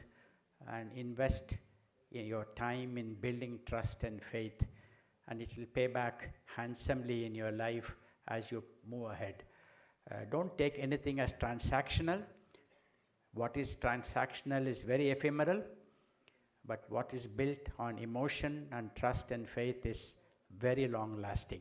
And that's the only way to build relationships. We know this in families, we know this within our own families, but when it comes to building the same relationship with external organizations, we sometimes forget, and we think it's just a transactional activity. So please do that, because that's what I have learned in my long life, and that's one of the reasons why I have such deep friends in industry. I mean, I keep telling people, if I just call Ashwin Bhai or anybody on a telephone and say, I need something, the next day it will be on my doorstep, In fact, for long years, in the last 7 to 8 years, people may not realize, all my research chemicals have been purchased by companies and given to me. I have managed to do my research without any grant. And that's because I just call up people, Deepak Mehta, people I know and say, please get me a few of these chemicals. That's what my students want. And the next few weeks later, the chemicals land on a courier to my desk. And that's how I do it, because they don't ask me why, what for, I mean, they say it's a good cause. We do that, And I think it's a relationship that we have built, and I think that's all it matters in life. And I'm overwhelmed. I don't know what to speak. I can ramble along, but I will stop here. I am extremely touched by all of you for having taken the trouble of coming here, being present on this occasion. I told Professor Pillai, don't do this online. Let's do it offline if at all you want to do it. It doesn't matter if my birthday is over. You can wait. It's just an excuse for us to get together. And he chose to wait, and I'm happy that because he chose to wait, we are all here in this auditorium today. And I hope that all of you have a good time, and we all have a chance to see and talk to each other. Many of them I have not seen for a long time, and I hope that we will continue this conversation today and tomorrow. Thank you very much. Thank you, sir. So we also know now that he is so deeply humble. After all that felicitation addresses, which spoke about his qualities, his excellent research capability, he is so down to earth. Let us join and give him a big hand once again. And now I would request our dynamic director, Dr. Monica Lodha, to give away the vote of thanks. Dr. Lodha. Thank you, Padma ma'am, for giving me an opportunity to present a gratitude note for the inaugural function of this 2-day National Symposium on Polymer Science and Technology, Academia and Industry Perspective, Dr. Shivram 75th Birthday Fest Shaft Session. On behalf of Somaya Vidyavihar University, I would like to extend heartfelt thanks to our chief guest, Professor M.M. Sharmaji, for inaugural address, for giving us insight on how polymer science has influenced us in every walk of life. Professor S. Ramakrishnan, sir, to give us insight about Society of Polymer Science of India and how Mumbai chapter was initiated.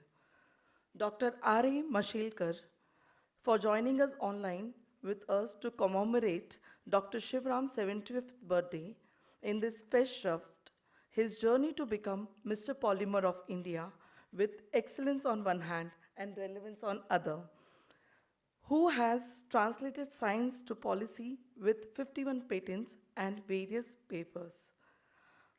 Mr. Ashwin Dani, for giving us insight about Asian Paints and how he has associated with Dr. Shivram sir and joining us for this fest. Dr. Shivram sir, for giving us a valuable lesson to invest in time and have faith and trust so that everything falls in place, to build relationship in our life through our journey. I'd like to place on record my heartfelt thanks to all the esteemed guests of honors who have accepted our invitation and have joined us for this 2 days National Symposium.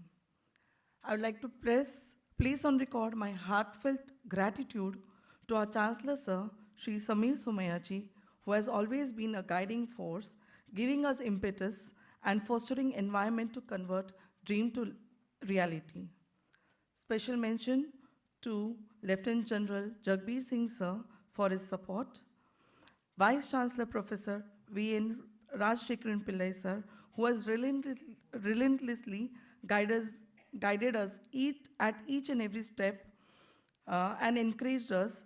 I would like to express my gratitude to Dr. Lakshmi Kantan Madam, GV Governing Body and BOM member, SVU, Dr. Shivgavkar Sir, Provost, SVV, for supporting us. I would like to thank my colleagues, Dr. Pandit, Dr. Kumar, to support us. A special mention to Dr. Vandana Jamdar, Baijanti Gase, Dr. Delhi Davis, Dr. Anant Kulkarni, Dr. Padma Vankar, Dr. Avdhani Sir, for the seamless conduct of an inaugural event. I would like to thank all the faculties and students who are present here who have joined us for this inaugural session. On behalf of my team, my hearty thanks to the audio studio, Janelle Studio, Avaz Company, Genesis, PR team for their perfect logistic support and guidance, and all those who have extended support for this particular symposium. I wish you a great day ahead. Thank you. Thank you, ma'am. That was wonderful vote of thanks. Yes, I have two announcements to make. We will continue with the session number 2 immediately after this, and then after the session 2, we will have a group photo, which will happen in the steps in front of KJ Somaya College of Engineering. So kindly stay back, and we will now continue with session 2. I would request, yes. Okay. Yeah. Sir is there. No? Huh.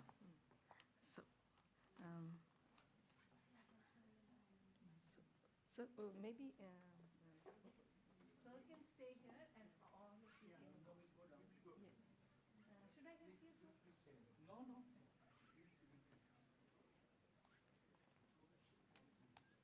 The second session is the Royal Society of Chemistry Endowment Lecture, which will be given away by Dr. S. Shivram.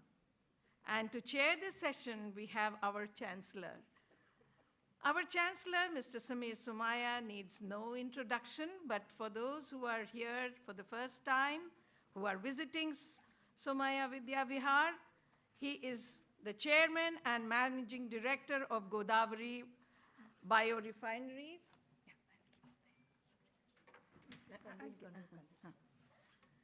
He is the President of Somaya Vidya Vihar, and he is also the Chairman of Research, Innovation, Incubation, Design Laboratory, which is RIDDLE. And he has had many achievements. He has had his education in Harvard University, and he has been awarded by American Institute of Chemists Award in 1990. Sir, please.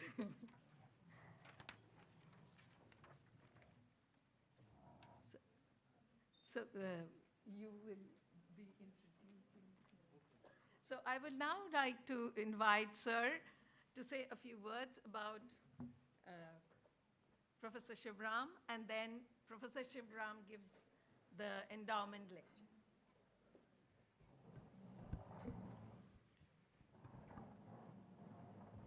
A very happy birthday to you, Dr. Shivram. I know it is not today.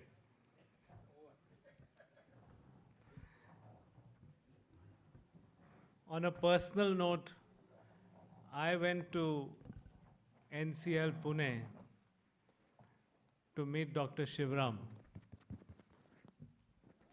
Dr. Mashelkar was at that time DG of CSIR, and he had launched the NIMITLI program, New Millennium Technology Leadership Initiative, for making biopolymers such as PLA, and also valorizing of cellulose.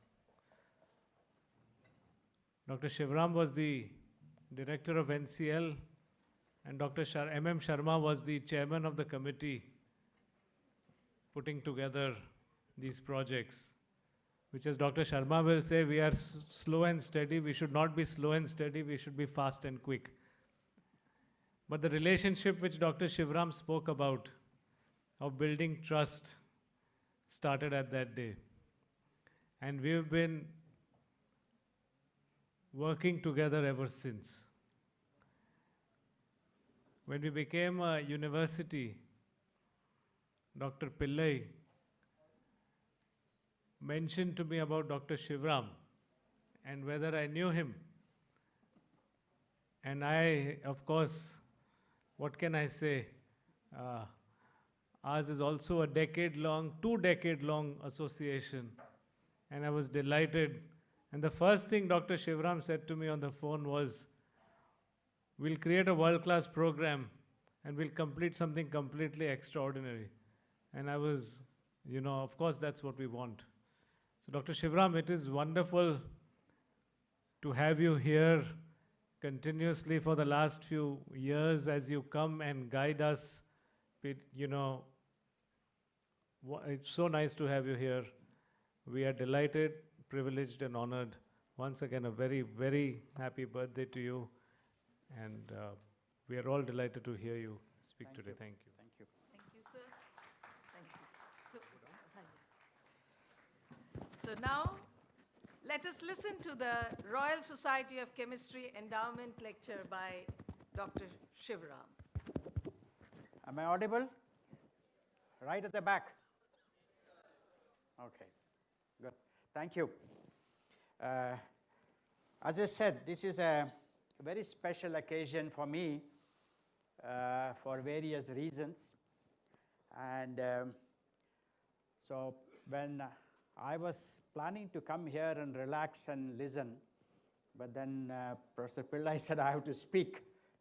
Now that was not what I bargained for when he said he was going to organize an event, in honor of my birthday. So then he called me about a week or 10 days ago, and he said that he wants me to give a talk. I said, there are lots of better people than me to give this talk. Why can't you ask somebody else to do this? But he says, no, I have to do it. So I obliged. So I'm going to talk something about some science that we have done in the recent past, some of which is published, some of it is still unpublished.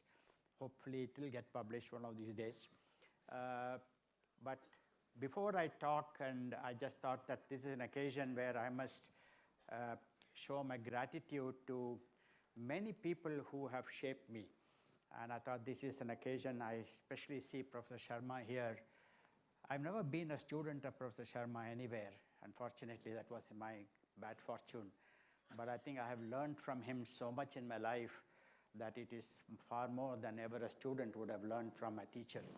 So I thought that I must initially share a few thoughts about my journey, and then I will share a few thoughts about the science that I'm going to be speaking about. Well, I'd like to thank, to start with, Samir, because who is the Chancellor, and the Vice Chancellor, Professor Pillai, for organizing this event. I think it's very thoughtful of them to have done so. I didn't want any such occasions, but they insisted that they would have one occasion. But I said, the pleasure is for me to meet my former students, my colleagues, my friends. That's the greater pleasure. But if that is an excuse for you to organize this, I said, please go ahead. To Professor M.M. Sharma, I think I can't say how grateful I am to him by his very august presence today, because one person I have looked up to in my life right from the very early days when I met him is Professor M.M. Sharma. And in fact, I recall I met him in his office of the Chemical Engineering Department at UDCT in 1975. And I was 29 years of age. I don't know how old he was. I don't know how old he is now. And I spent an hour and a half talking to him because somebody told me that if I'm going to be in a petrochemical industry, and I didn't know anything about petrochemical industry at the time, although I felt that I knew everything because I had a PhD and a postdoctoral fellowship, I thought I knew everything in this world. So somebody said, if you want to learn a little bit about petrochemical industry, especially in the Indian context, you must go and meet Dr. Sharma, Professor Sharma. So I took a train from Baroda, came to UDCT, sat in his cabin in his small office. I still remember, he had, an absorption column on the side of his, working, office table. He made his own cup of tea for me, which he has done, of course, several times subsequently. But that was the first time I saw a professor making a tea for a visitor, himself, not somebody rings a bell and, you get a person to come and serve tea for you. And he talked to me for an hour and a half or 2 hours, and I can tell you it was one of the most mind-expanding conversation. I never knew what C4 stream was. I never knew what we could do with C4 streams. Even today he talks about it. I never knew what catalytic cracking was, And I tell you, he kind of opened up my mind to an enormous area of what I call chemistry, which I was never taught in my education. Neither in my graduate education nor in my undergraduate education. And that is what I learned from him, and of course, subsequently, it's been a long association. I mean, I still shudder when he calls me on the phone and asks me, have you read this paper? And he reads, even at this age, so much that I wish I could be like him.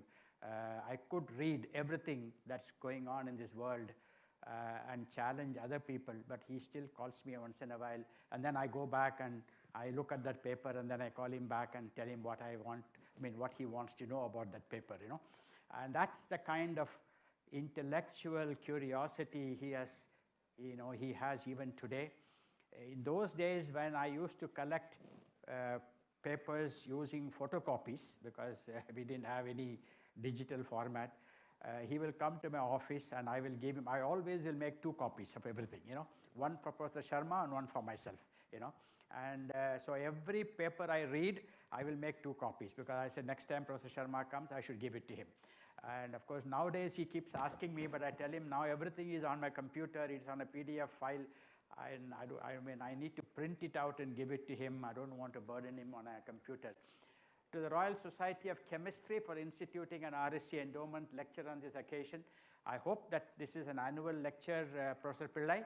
It is an annual lecture that you will organize. I think it's a great set to the university, to the young students who you could call very distinguished people here and make them talk to your students. And I'm grateful to the Royal Society of Chemistry for having done this, having given this gesture. To all my students, past, present, co-workers, colleagues, and well-wishers, and I think there are many in this audience, who have kept my company in my professional journey, and for long years reposed their faith in me. I thank all of them today. I just 2 slides on philosophy, because I believe that is important, especially when you are young. I believe a human being is defined by 2 attributes. One is called the being, the other is called the thinking.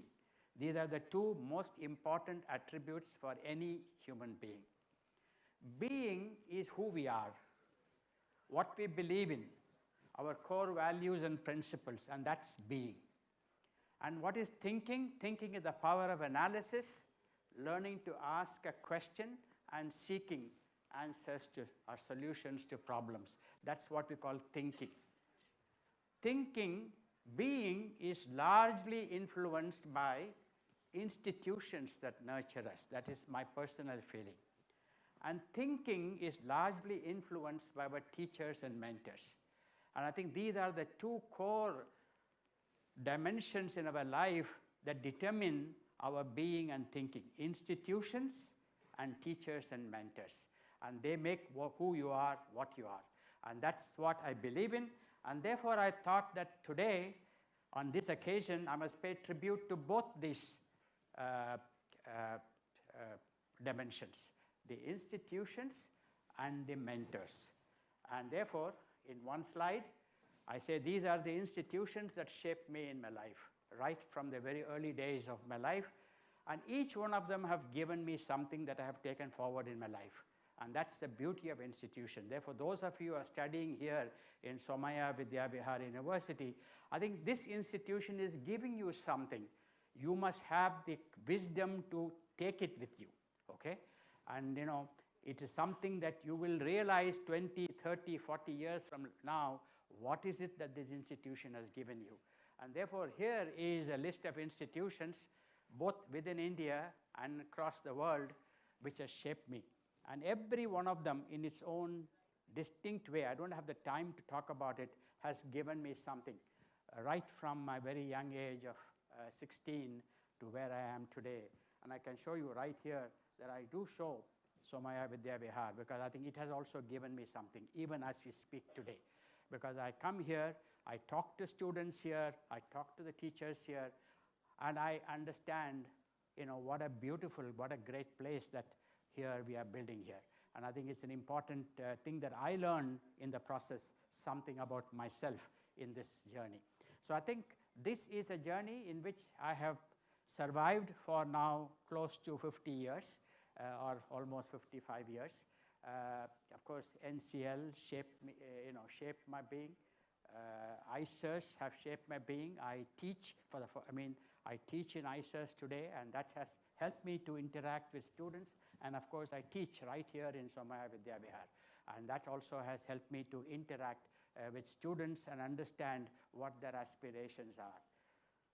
More important, this is also a very nice way. I started out from an academic world. I went into industry. I came back to research. And in the last few years of my life, I'm back into teaching and university. And I think this is a full circle I have come. And I think this is a very, very rare opportunity that one gets in life, that you start from academia and then you run your full life and you end up in academia and hopefully rest there forever. Thank you very much for the opportunity that you have provided. Well, more than that, I think the teachers and mentors are the people who make you what you are in terms of your thinking. And again, many of you know these people. In fact, Guru had organized a small session for me on my talking about what mentorship is all about. If those of you are interested, maybe it's not so visible. I give here the, I don't know, is it working? This is,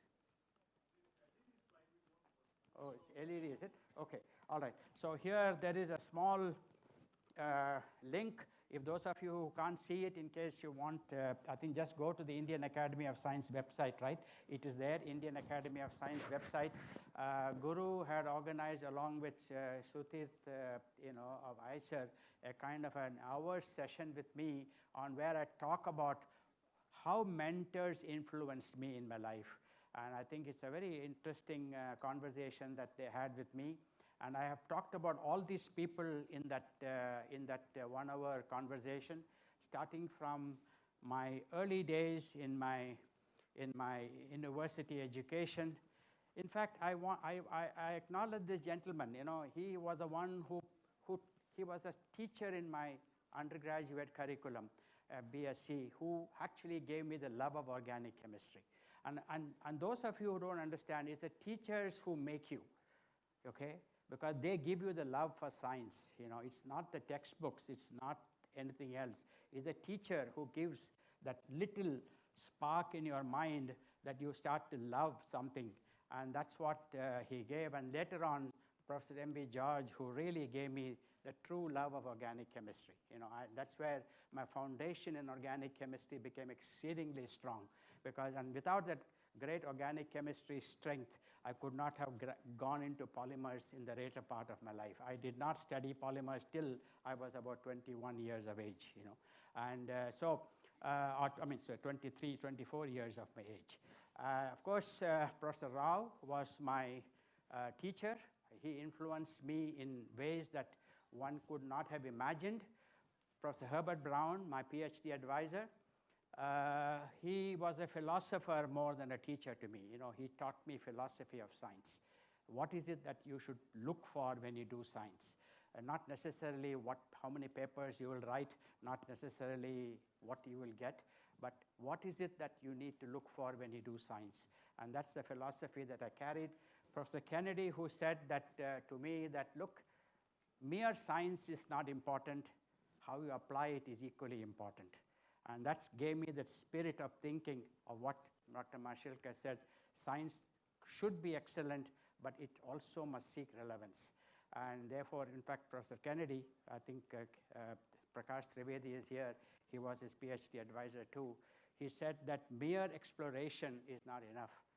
You must learn to exploit what you explore. And I think that was a lesson that he taught us, because he came to the University of Akron after 25 years of working in Exxon chemical industries. And that was the spirit that he carried.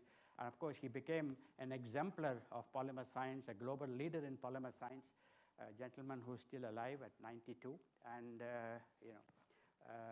that was Dr. Brown, whom I took that shot of the picture just a year and a half before he passed away. I had an occasion to meet him.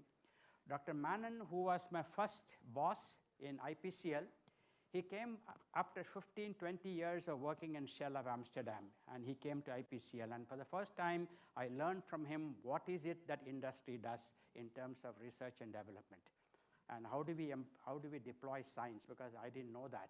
And it was Dr. Manon, who came from a global R&D facility in Amsterdam, who came to IPCL to lead the R&D, who taught me, and also he taught me the power of interdisciplinary science, how multiple branches of science have to come together if you want to solve a useful problem. And that was a knowledge that Dr. Manon gave, and of course Dr. Varadarajan was the chairman of the company.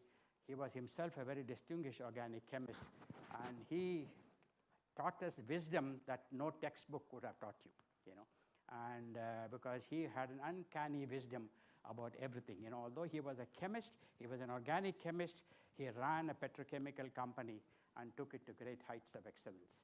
And that kind of a diversity of thinking that he had, he could interact with a finance director, he could interact with an engineering head, he could interact with an R&D head, and that was the kind of leadership that he taught us, that you could do that.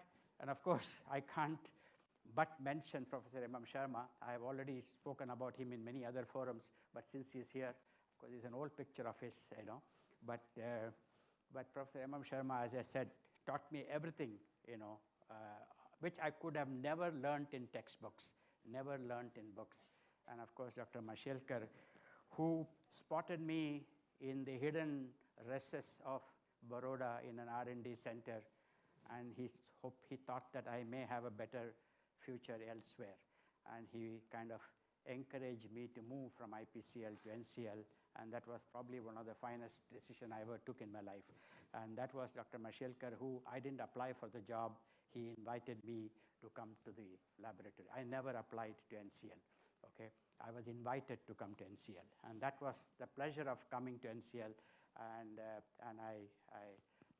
I have been there since, ever since. So these are the kind of people who have shaped my thoughts. And I tell you, if whatever I am today, people talk about everything, but actually I have taken a bit of ideas, bit of personalities, bit of thinking from each one of them and internalize them in me. And that's how I have grown in my life. So what I tell people is that seek good mentors, seek good people to interact with. And I think that's the only way you can live your life, because the more you interact with great minds, your mind expands. The more you restrict yourself to small minds, you will stay small. So try to figure out how to get across, how to reach out to great minds of this world. And I'm sure each one of us can accomplish what the God has destined us to accomplish. So I think we can do that. So with that, I will stop here. I will move on to a little bit of my, does it move? Okay. Before I conclude, this I have already mentioned in my remarks. Values I have learned, because knowledge is not important. What knowledge you learn is not important. Knowledge will come and go. What you learned maybe is of no relevance after 25 years. I think what values you learn is something that will stay with you all your life. So learn values, forget about knowledge. I'm sorry to say this in university. Knowledge you will learn anyway, okay? We all have the equipment to acquire knowledge all our life. But values you can learn only at some point in your life. You can't learn all your life. And values that I have learned and I have lived with is truth, trust, humility, and lastly, a passion for lifelong learning, which I think Professor Sharma only gave me this passion, to read everything, not restricted to what your interests are, to read widely across, okay, multiple sources of information, In fact, some of the journals that he used to ask me to take photocopies from became some of the journals that I now read regularly, you know. I mean, I never used to read those journals because they were not in my discipline, but the kind of reading he does, you know, got me into reading those kinds of journals and literature, which I continue to read today. And that's why you have this kind of a learning, you know, you have to read across disciplines, you know, and that's very important, you know, if you want to kind of relate your experience to multiple domains of knowledge base. So these are the 4 values that I have learned, and I hope that the reason I'm kind of mentioning this is because it's easy to write this, but it's easy to live these values, you know. It's difficult to live these values, and I hope that these values are what I call eternal values, and I think it's going to be useful for everybody who learn to live these values. I think there's something happening. I'll just go into my little talk, which I'm going to give. I don't know whether I will be able to complete everything that I want to say, so I'm going to rush a little bit. Some of it has been published, some of it is yet unpublished, but I'll give you a flavor of what we have been doing in this area. This is not working or what?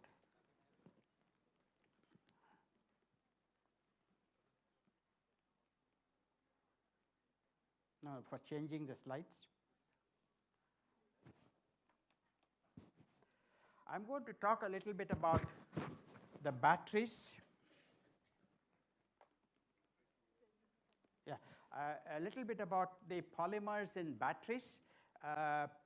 My interest in this came because, as I said, I have never been a person in my life, in my science, where I have stuck to one discipline for all my life. Now, many people told me it's a disaster. Scientists don't grow by shifting disciplines. Scientists grow by staying in the same discipline for 50 years. And of course, that's the kind of science that Nobel Prizes are, you know, made of. I never wanted a Nobel Prize. I never thought I will get a Nobel Prize, so I didn't bother about that kind of a science. I like to move on to problems depending upon what I find interesting and where I can apply my knowledge of science to solve some problems.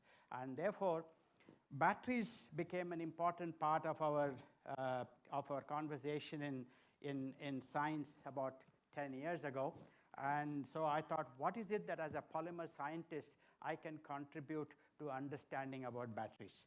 And of course, not only as a polymer scientist, as a chemist, what is it that I can go to look at batteries? Now, this has led me to read a lot about batteries, so I got little knowledgeable about batteries in terms of the storage mechanisms, but also trying to understand what is it that we can contribute to science as a result of these batteries. So the questions that we try to solve, or the question that we try to attempt to address, is a very basic question, and I thought this was a stupid question I was asking, but later on I found out that I couldn't get any answers to this question. And that is, you know, everybody who uses a battery uses a 1.2 molar concentration of lithium hexafluorophosphate in a mixture of electrolyte solvent. I kept on asking, what is this magic number 1.2 molar? Why can't it be 2 molar, or why can't it be 0.5 molar? Now somebody said, oh, we don't want to go to lower concentration because you want energy density, so you want as much lithium as possible. Then I said, why not 3 molar? Okay. Now what happens in 3 molars? Okay. Now the question was, this is a kind of an open question that you see in the papers, everybody using 1.2 molar, but without ever asking or answering my question of why 1.2 molar. So we asked this question, what is so special about this 1.2 molar concentration of lithium hexafluorophosphate in ethylene carbonate, dimethyl carbonate mixture? Now, that was led to a study of what is called lithium ion solvation. And the lithium ion solvation study, with my help of my good friend and probably one of the greatest NMR spectroscopists that this country has ever produced, is Dr. Ganapathy, has given us some very deep insights into why this 1.2 molar concentration is important. Now, this has not solved any problem, because this has only answered a doubt that I had, but it's a very interesting journey. It has not solved any problem, because everybody has been using 1.2 molar. So, I mean, so the question is, we only understood why this 1.2 molar is so important. Now, this is what I call a pursuit of an intellectual pursuit through something that you want to understand, but maybe it's not so useful in terms of application, but everybody already knew that 1.2 molar concentration is important. The second point that we asked the question was, we all knew that polymer, there's a polymer, and I'll show you in a minute, there's a polymer in the battery, and the polymer plays a certain role in that battery. And the question was, what is the role in terms of lithium-ion diffusion across this membrane? And this is a question that one can ask. This has been kind of, again, implicitly understood, but very limited understanding in terms of kinetics of diffusion and in terms of the mechanisms of diffusion. That I think was not very apparent to me, at least to the extent that I could read the literature. And of course, the last is, there has been this debate in the literature, is the graphite as the anode is a limiting factor in batteries, because graphite can only intercalate 6 lithium ions.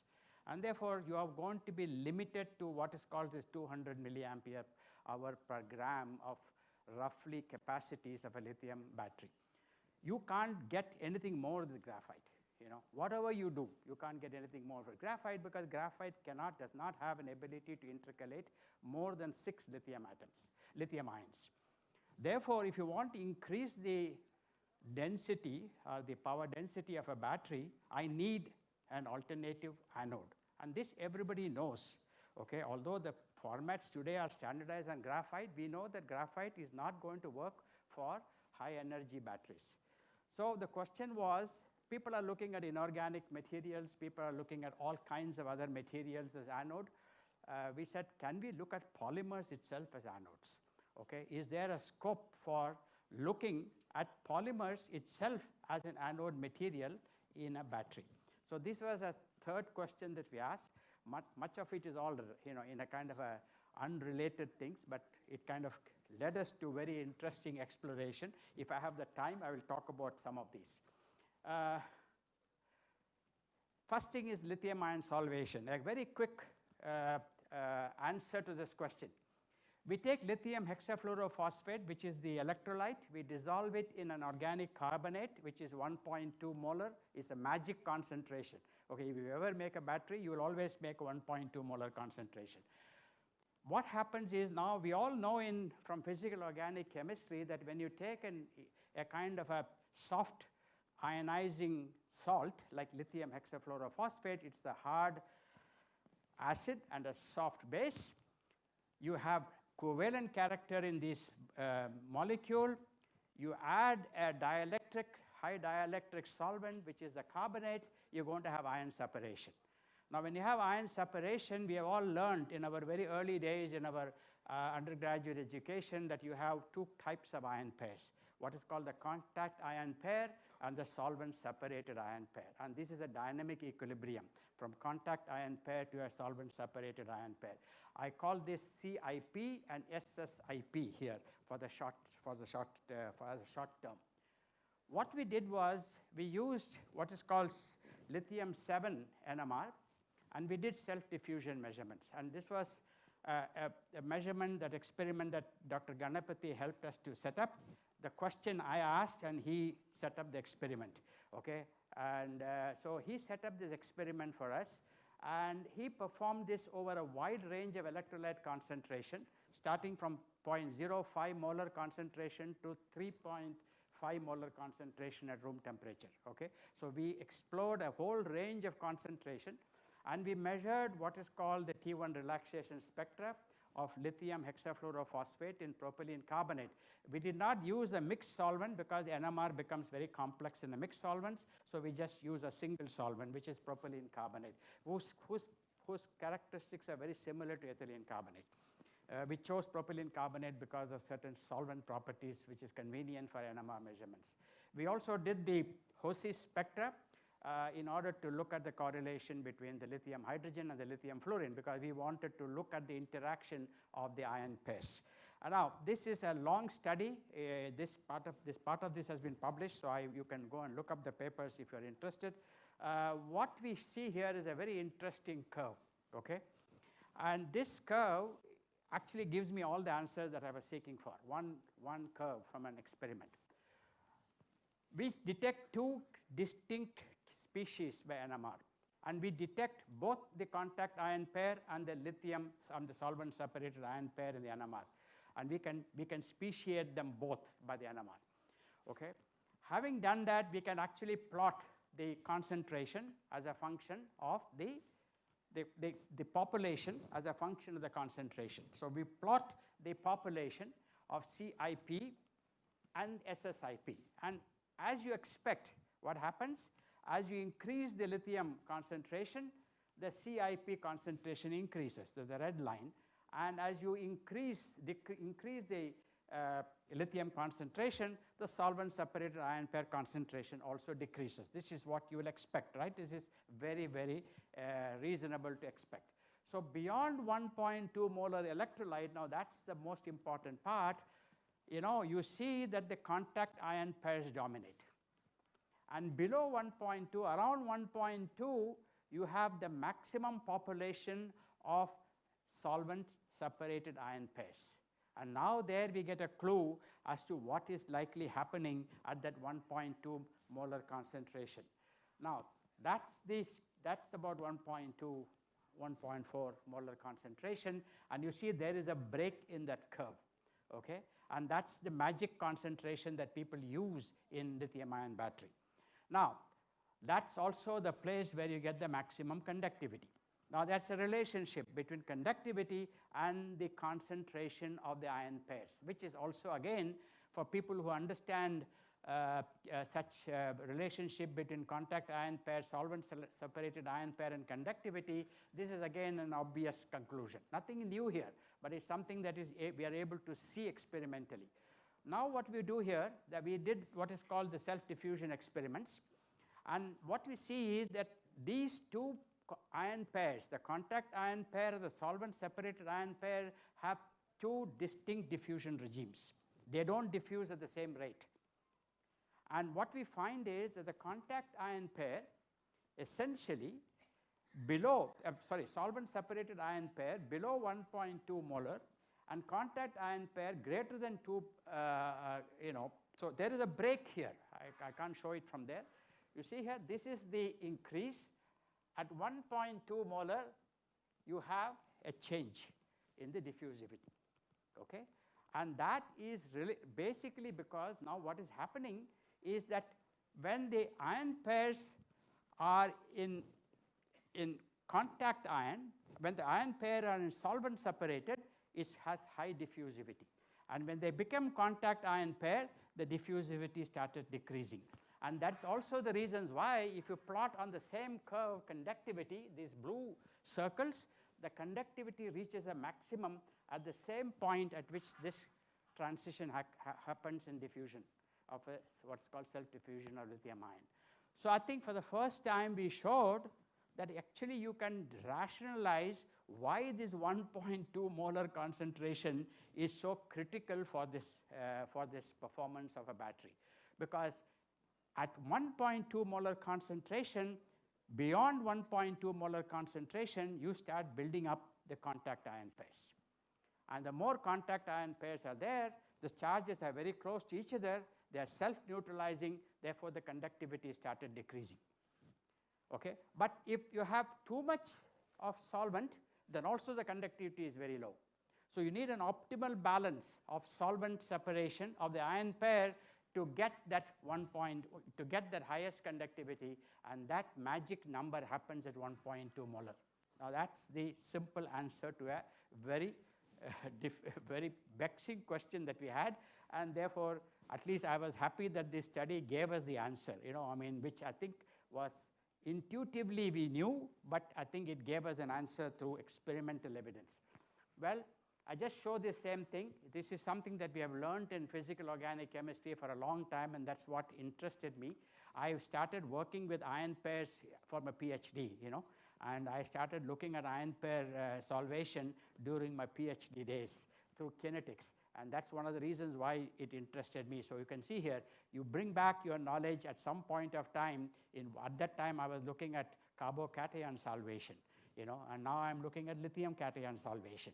The principles are the same, the systems are very different. So that was part of my PhD thesis. So what we do here is basically solvent-separated ion pair in solvent-rich regime and contact ion pair in salt-rich regime. And these are the two different species that exist in a solution. So this solution is not just a homogeneous solution. It's got two different species that exist in equilibrium, and they have different diffusion rates. So depending upon the level of contact ion pair, the level, how close the two ions are or how far the two ions are, the diffusion rates of these are different. Mind you, lithium ion we say is diffusing. Lithium ion is not diffusing. Lithium ion is carrying with it this whole cargo of solvents in diffusion, and that's what is diffusing. And conductivity increases initially up to 1.2 to 1.4 molar, and then it starts decreasing, and this is attributed to slower lithium diffusion, ion diffusion rate of the contact ion pair. And that's what we were able to show by quantitative measurement of diffusion rates. So thus the opportunity to increase power density, now that's the answer. Now I always ask, why can't we use 2 molar? We get more lithium into the system, you should get more charge density, right? You can't do that, because by increasing the concentration of the electrolyte is limited by diffusion rate. So that's the answer. Maybe this was, people knew it, I don't know, but we were at least be able to show it in a very explicit manner. And maybe somewhere along the line people knew it, but I guess it was still good enough that people chose to publish this paper, okay? All right. So that's the cartoon. Essentially what we say here is, this is what I call a contact ion pair. This is a solvent ion pair. This is some intermediate region, but we actually see only 2 distinct regions. So we don't see too many equilibria here. We see majorly only 2 equilibria, and this dominates around 1.2 molar, and this dominates at greater than 1.2 to 1.4 molar. And therefore, the performance of your battery also changes as a result of the concentration. Well, I'll just give you a few glimpses on this influence of polymer structure on, again, lithium-ion diffusion. There I only talked about self-diffusion in a solvent. Now we put a membrane and look at what the diffusion properties of the ions are. This is basically because these membranes are very important in lithium-ion batteries. Again, it's a curiosity-driven science. It has got no application at this point of time, but maybe one can think about application as we go forward. We all know what a lithium-ion battery is, right? All of you have one on your pocket in your mobile phone, okay? Every day you're carrying this. This lithium-ion battery is essentially a cathode, an anode. Anode is typically a graphitic carbon, I told you. A cathode is, there are many chemistries for cathode today. What is called NMC, you hear all these things in newspaper today. NMC, lithium phosphate, all kinds of chemistry. NMC is nickel, manganese, cobalt, perovskites, oxides. They are non-stoichiometric oxides. And then there is a small barrier film, which is a polymer. And that is what is called a polymer film, which is used as an insulating film between the anode and the cathode. And that's a membrane through which the lithium ion has to diffuse from the cathode to the anode and anode to the cathode in a reversible cycle. And that's the battery. This is a standard battery, which many of you, I'm sure, are aware of. And what happens is basically there is a membrane. These membranes are made of polyethylene or polypropylene. This is one of the most high value applications of polyethylene and polypropylene today. And these membranes have several attributes that you have to build into them in order to make them useful as separator membranes. So what happens is that basically polyolefins are part of your batteries. So every one of your battery has a small 30 micron film of polypropylene or a polyethylene in them. And that is also a cause for all the damage, the fire that you see often in batteries. Because what happens is that These are macroporous polyethylene. These polyethylenes porosity is created at the processing stage. They are wide slit-like pores, and through which what is called a dendritic growth of lithium occurs, and it goes and touches from the anode, it goes to the cathode, and then the contact occurs, the shorting occurs there, and when the shorting occurs, the temperature rises. You have lots of flammable liquid in there, which is the electrolyte, and then you have a polyolefin, which is also extremely flammable. And put together all, I always say that every one of you, in principle, is carrying a grenade in your pocket, okay? So a lithium-ion battery is as good as a grenade, okay? All you require is the right condition for it to explode. And that's what is happening, as you know, in the last few days. You will see them in the newspapers, okay? So it's nothing new. We all knew it will happen, but now that it's happening, we say people are asking why it's happening. Okay, now, and that's what people have burnt their laptops, people have burnt their mobile phones, everything, because everything burns. It is like a tinderbox, okay? And everything is there. It's like all the triangle. As you know, for any fire, you need a triangle. So you need oxygen, which is coming from the cathode. The cathode releases oxygen because it's a non-stoichiometric oxide. During the electrode reaction, there's an oxygen evolution. And you have an electrolyte, which is the fuel, which is basically burns, including the polymer. And then, of course, you have everything else, so a spark, which is due to the short circuiting of the anode and the cathode, that generates the heat and the electric spark that allows it to ignite. So you have oxygen, fuel, and a spark. So what more do you need? And all of it is built into the battery. So it's all part of the battery. So you can't do anything about it. So that's where the batteries catch fire. Well, the separators have lots of, separator is simply not an insulating layer. I don't have time to discuss a lot of separator chemistry today, but a separator is extremely important for battery performance. So it's not simply an insulating layer. It does a lot more to improve and sustain the battery performance than simply being an inert insulating layer, because it also takes part in what is called ion diffusion, and therefore it is an active participant in the battery chemistry. So the separator is an active participant in the battery chemistry, and that's something that people who look at separator as a polymer must understand, that this is an active film. It is not a passive film. It's not like a dielectric film that you use in some of your application. That's a passive film, but this is an active film. Well, we had interest in NCLs for several years in polybenzimidazole, and here is a gentleman who knows enough about polybenzimidazole. I have been fascinated by polybenzimidazole right from the time when Marvell described this polymer in 1961, 60 years ago. This is a remarkable polymer for organic chemists, okay? I mean, look at this structure, It has a 1,3 aza electron donor built into the structure, okay? Now, this is what we learn in organic chemistry. Imidazoles are great 1,3 aza electron donor, okay?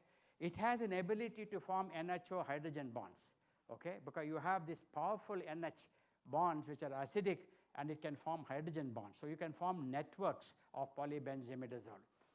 Of course, people will tell you that polybenzimidazole is non-flammable. It doesn't catch fire, okay? So it's something that people have known this. In fact, much of the properties of polybenzimidazole has been known since, what we call Speed Marvell described this chemistry in 1961 from the University of Arizona. Now, this is an amazing polymer. It has a pKa of 5.5, which is amazing. Actually, this is amphoteric. In fact, this is the only polymer, in my opinion, which is amphoteric. It can behave as an acid, it can behave as a base, depending upon how you manipulate this polymer. Now, this is a very rare property of a polymer in which it can function. For example, it's a strong hydrogen ion acceptor, and that's why it's a proton conducting material, because it can accept a hydrogen ion because of this 1,3 aza electron donor property, okay? For example, this lone pair on this nitrogen is delocalized on that nitrogen at position 3. And because the delocalization of the ion pair, that nitrogen becomes an extremely powerful proton acceptor, okay? Now, if it's a proton acceptor, in principle, it should be also be a lithium ion acceptor, because proton and lithium ion have the same electronic structure, right? It is the same electronic structure. The first element is proton in the periodic table, the next one is lithium. Okay, only in terms of their atomic number they change, their electronic configuration is the same. And therefore, if it is a hydrogen acceptor, it has to be also a lithium ion acceptor. And that was what was intriguing me. Why hasn't somebody looked at this as a lithium ion acceptor? Okay. And lastly, it's obvious that if you quaternize this nitrogen, okay, then I can convert this into an anion, exchange material, because now I can generate, I can be just like I can take a proton or a lithium ion, which are cation, I can now convert this into an anionic material by simply quaternizing it and introducing a hydroxyl group. And now I have an ability to transport hydroxyl ion. That's why I said it is an acid, it's a base, it has a property of both, and that's why it's an amphoteric material. Now this is an amazing material. For a material which has been around us for 60 years, it's an amazing material. And I think much awaits in terms of its application in functional polymers, apart from the fact that polybenzimidazole is already a material which is used in fire retardant material and other such engineering application. But I think it's an amazing material for functional polymers. So we looked at this chemistry. I will not skip this. This chemistry has been published. We looked at how to introduce what is called porosity in these polymers, because we need a porosity for diffusion. So we can't use classical benzimidazoles. We have to introduce porosity. So we introduce porosity by using some tricks of chemistry, which is basically introducing certain types of kinks or certain types of kinks in molecules. So if you create those kinks in molecule, you can create what is called porosity, which is intrinsic to the polymer, not something that you have created externally. You create molecular porosity. And that's what we did. Now this is just an example to show you that these are all can be seen, and this is especially for students who, in fact, I've been encouraging here to build a strong modeling laboratory, which I think we will have. The students will have an ability to learn molecular simulation and modeling hands-on at a very early stage in their life. We are going to build in this university. Professor Pillai has already sanctioned the budget. Hopefully he will give us the money, and we will build a hands-on modeling facility here for my master's students to work on. And this is the kind of simple modeling you can do. And imagine, it gives you, I just showed this only for that purpose. It shows you how easy it is to look at molecular properties through a computer simulation and modeling. You don't have to determine them. And what this shows you is that when you put in these kinds of structures, you actually increase the radius of gyration, which is what you expect it to happen, because the chains cannot pack very well. The chain has to expand in order to pack, because of certain what is called constraints in terms of molecular structure, okay? Because the chains cannot fold as it has to. And therefore what you do, you create these kinds of pores in the structure. And that's the reason why when you do a simulation, you can actually measure the radius of gyration, and you can see here the radius of gyration of a simple polybenzimidazole is about 1.07 nanometers. When you put in these co-monomers, you get into increased amount of increased value of radius of gyration, which tells you that you have now created what is called molecular constraints to its packing. And that's the reason why you create these pores within these structures. Well, I'll skip this. This is the same. You can do this in multiple molecules. You can build copolymers. You can study which copolymers give you a better amount of porosity. Everything you can do it on a simulation or a model. Well, we can also measure these experimentally. We can measure this through pore size determination, which we did. These pore sizes are between 6 to 10 nanometer sizes. You can actually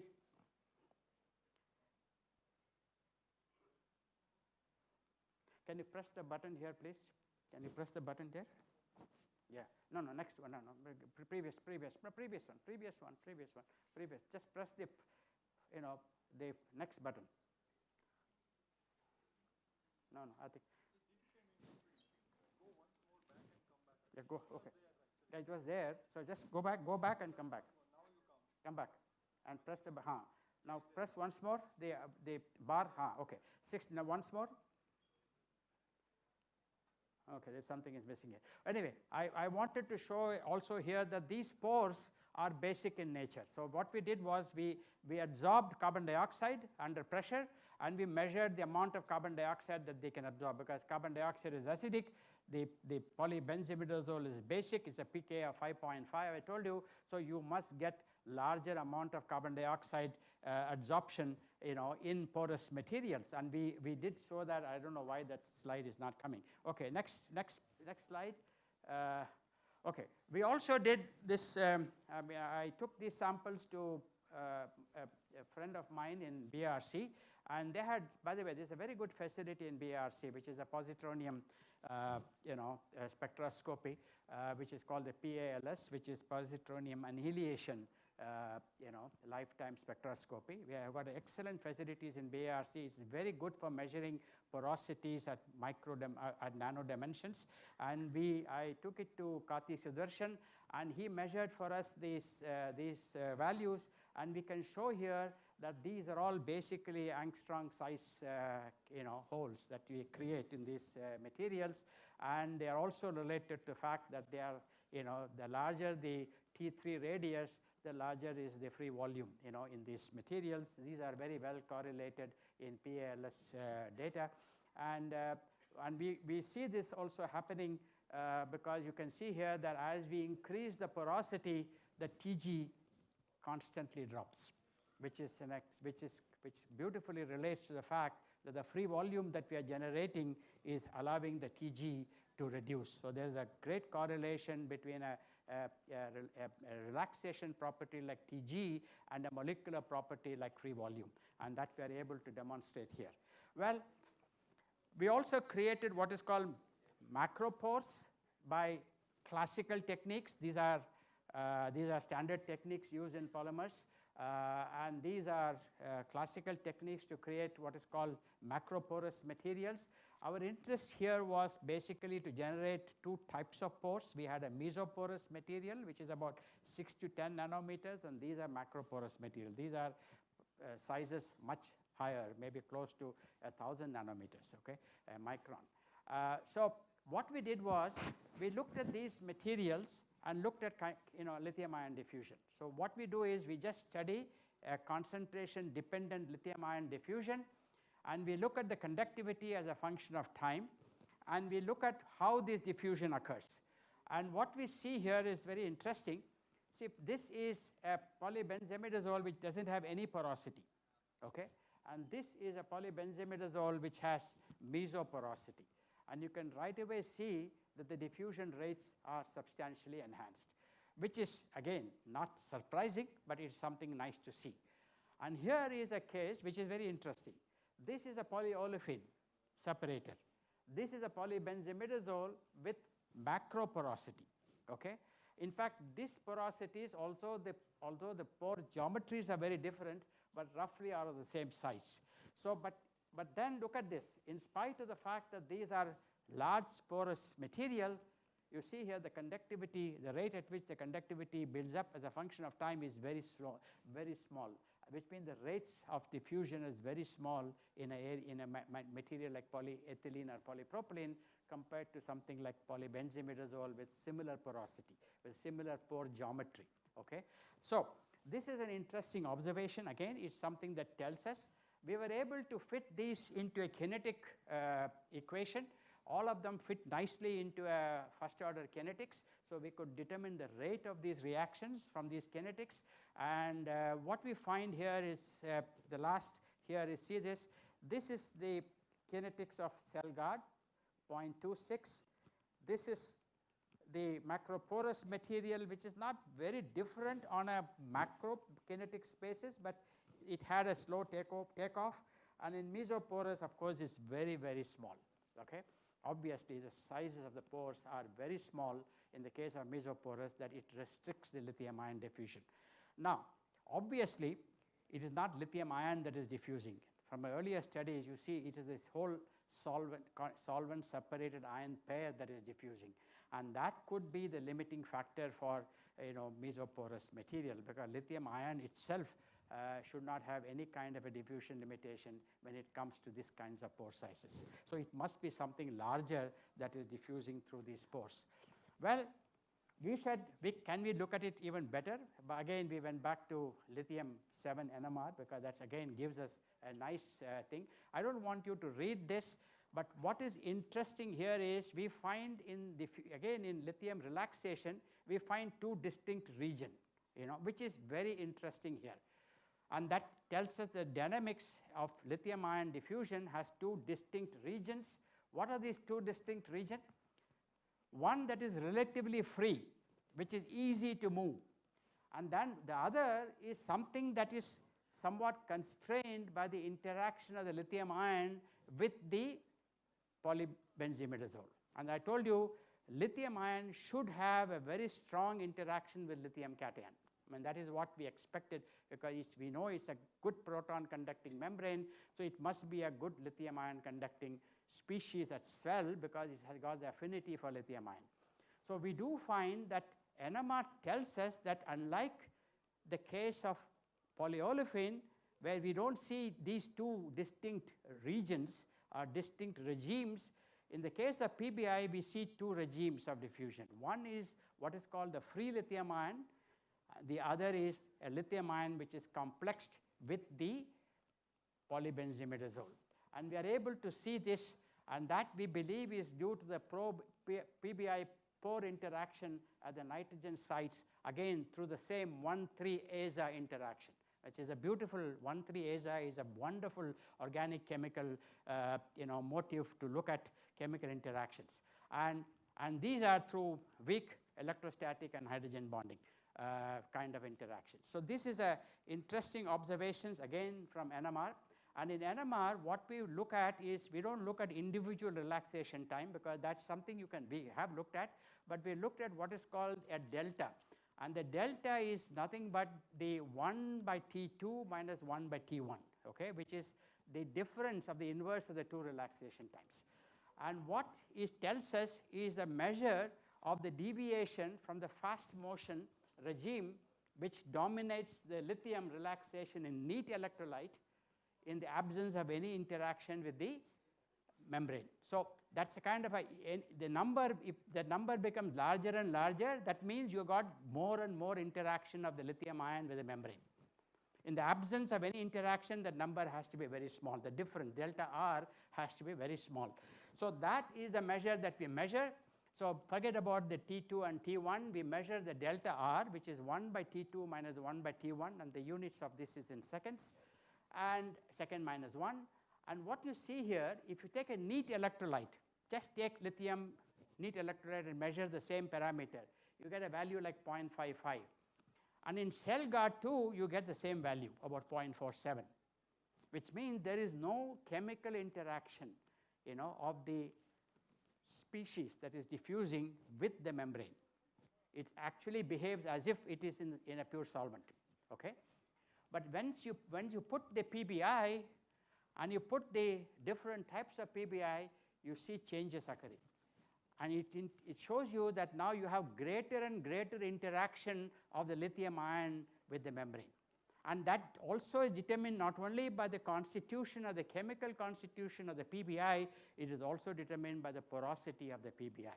So the two parameters play an equal amount of role in defining the deviation. And this number, the larger the number, is indication of motional restrictions. That means the lithium ion is not so free to move around. It is kind of tethered to that nitrogen atom to some extent. And therefore, it doesn't have the same degree of freedom. And the retardation of ion mobility depends on the nature of pores extending into the slow motion regime. So if the pores are small, then the mobility also becomes even slower, okay? So this is, obviously what this means is that this mesoporous membrane are going to be no good to work in a battery, okay? Obviously, it's not a good material for battery. You need a macroporous membrane. But I think it tells you that there are issues that you need to manipulate, issues that you need to understand if you want to create the right membrane structure for a separator application. The separator membrane application, for those of you who are looking at the future of the battery, is very critical. Please understand that the polyolefin-based separators are unlikely to be useful in higher density batteries. You have to look for newer battery separators. Today, the battery separators are made of polyolefins, which was discovered by Sony in 1994 when the battery capacities are very, very small. We are just trying to push that to the densities of the energy densities that we want to use today in cars or in scooters or whatever it is. But it's absolutely unoptimal. You have to come up with newer materials. There is no doubt about it. It's an area that is ripe for work, but I think it is important to look for the right materials because the future of the battery will depend upon this. You can't increase energy density without appropriately redesigning the separator membranes. You have to do both. You can't do one without the other. So this is something that I think polymer scientists who are looking for useful problems to work on must think about. Well, we kind of theorize this in the form of a mechanism that is, I don't want to discuss it. This mechanism is very similar to the proton hopping mechanism that we know in fuel cells, which is called the Grothus mechanism. It's very well known. It's called the structural diffusion, and this is the kind of diffusion we have just replaced the proton with lithium, and in the presence of an electrolyte, and we see how this kinds of transports this whole thing through a chain of imidazole linkages through which the charge hops, and that's how the conduction happens. So this is a mechanism which is not very different from the proton hopping mechanism, but for lithium, people have not shown this as a likely mechanism, and therefore based on the studies that we have and some of the evidence that we have, we think that an equivalent of a Grothus mechanism for proton also works for lithium, and in the case of polybenzimidazole. Well, the other point which I want to leave with, this is something that I have only done a few experiments. I wish I had a student to do more experiments on this. I don't have any more. It's a beautiful cross-linking agent for PBI, this polymer, okay? It neatly cross-links without evolution of any gas, and it happens in a mold, okay? You can take a film and cast it and heat it to 300 degrees centigrade, it cross-links. Okay, so it's actually, now there's a lot of application for mild cross-linking of polybenzimidazole in many applications, and this is a beautiful cross-linking agent because this actually cleaves into two biradicals, which are benzyl radicals, which undergo intermolecular coupling. And this is a beautiful reaction. This reaction has been known in cyclophanes, and that's how we applied it here. This reaction has been studied by organic chemists in cyclophane chemistry, and so we said, why can't we apply the same thing to polymers, and then we applied to the polymer, and we do find gelation of the polymer occurring. But this requires more study, but this is a neat way. In fact, I have not seen a very clean way of cross-linking polybenzimidazole. Many things are used like dihalo compounds and all, but then you generate HCl and all, which you have to remove, because people use a dihalogen compound to cross-link polybenzimidazole through the nitrogen. And that's all little tricky because you have byproducts to remove, which is not easy to remove in a polymer after cross-linking. This is a neat reaction because it is purely an intermolecular reaction. There is only bond rearrangement. There is no evolution of any byproducts. And therefore, I think this is likely to be a good cross-linking reaction. You can actually cast a film or a product, you heat it, and you can cross-link it. So, and you can add that monomer to the extent that you want to add, 2%, 1% to cross-link. I think this is a neat chemistry. I have to, if I have some more time and opportunity, I'd like to explore this chemistry because polybenzimidazole is a very important material. I don't know, I may skip this maybe. We have been looking at polyimides as I told you, one of the biggest problem with graphite is it can only intercalate 6 lithium ions. And that's going to be a limiting factor for building high density batteries. Because you want high density batteries, you need more lithium intercalation of the anode, okay? Now, graphite is going to be limiting, and we know that, just like I said, if you want to build more high density batteries, you can't use the graphite which we use today. So many people think that today's batteries are optimal. I want to convey this message that today's batteries are very suboptimal, okay? And therefore, when we are jumping into this technology, we are jumping into very suboptimal technology, which will require a lot of R&D and innovation to make it optimal, and I hope that scientists understand this. Okay, otherwise they get burdened by, the people say, oh, batteries are already there, what is it that I have to do? Okay, no, you have to do a lot, because these batteries will never go places otherwise, So one of the things that we need to look at is whether we can use an organic material which is low redox potential, low free energy of insertion of lithium ion, large number of available sites for insertion, and insoluble in the electrolyte medium. And lithium, because it can only insert 6 carbon, the maximum theoretical capacity for a lithium ion battery is 372. But actually what you achieve is about 200, 180 to 200. You can't achieve more than that, but that's practical. But the theoretical is 372. Even you do optimize everything else, you can't go beyond 372. And that's a very small number, for batteries, especially for heavy density, heavy duty applications. So how do we do this? How do we remove this limit on energy density on the battery? You have to change the anode. Okay, and there are lots of research. Everybody is looking at this today. There are reviews that you can read. We looked at a simple organic polymer. Okay, and this is such a simple polymer to make. And the reason we looked at was because my colleague Krishnamurthy in the lab in NCL was actually dealing with some of these chemicals, and he was having these chemicals in the lab. So I told one of my students, why don't we make some polyamides with these materials? Okay, he was using it for some other applications, and we could do a solution polycondensation, which is not so easy to do in the case of polyamides. Normally, people do different way, but we could do a solution polycondensation, and we could make this polyamide. Don't worry about this, I won't talk about this. This is only a control material to show what's the difference between when you have a quinone group and don't have a quinone group, but that's just a model structure we created to study the difference. And don't worry, read all these things. We made a half cell battery with this material as the anode, and we could show that it has an 800 milliampere hour per gram. So you can see here right away I have gone beyond 375. Okay, so why? That's what we started looking at it. Of course, the rest of it I can leave it at this point of time.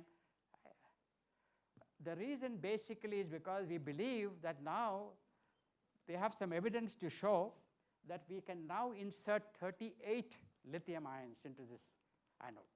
From 6 lithium ions in graphite, now I can increase it to 38 lithium ions. Now, we don't know whether we are introducing 38. In fact, this is something that I still have to look at it more. Maybe we are not introducing 38. 38 is what is called the theoretical upper limit. Okay?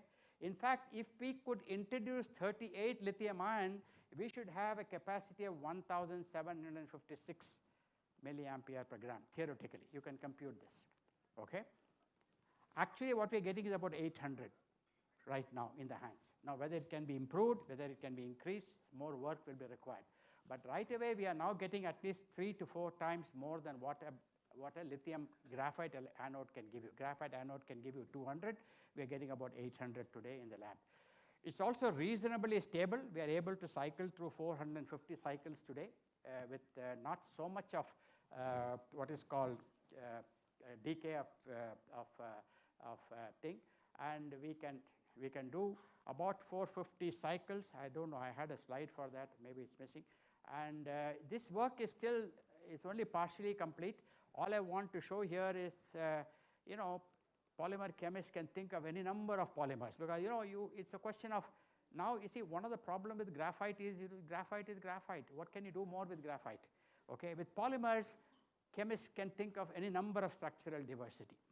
And now you can see there's no, the question is how many lithium it can intercalate. Now for that, as I said, you need only 3 properties. I mean, low redox potential, whereby you can actually react these with lithium ions. Now there may be many more polymers I think we need to look at, and I hope that this could be a potential way by which we can increase the energy densities in batteries, because this is you require to change batteries. The advantage with polymer is that unlike the inorganic material, it also contributes to weight reduction, so which is also very important important endpoint of a polymer design, of a battery design. Now, the use of organic materials anode is in the infancy today. You will see, of course, it was actually predicted that this could be important by none other than Terrascon way back in the 1990s. But only in the last 5 to 10 years, we are seeing a lot of efforts in this direction. It is still early days, but it's something worth thinking about, because polymer chemists can make any type of polymers in the laboratory. And that gives you an opportunity to play around with chemistry that it's not possible to play with, do with inorganic materials. I just 2 slides for young people there. Everybody is reading about fires, in the batteries.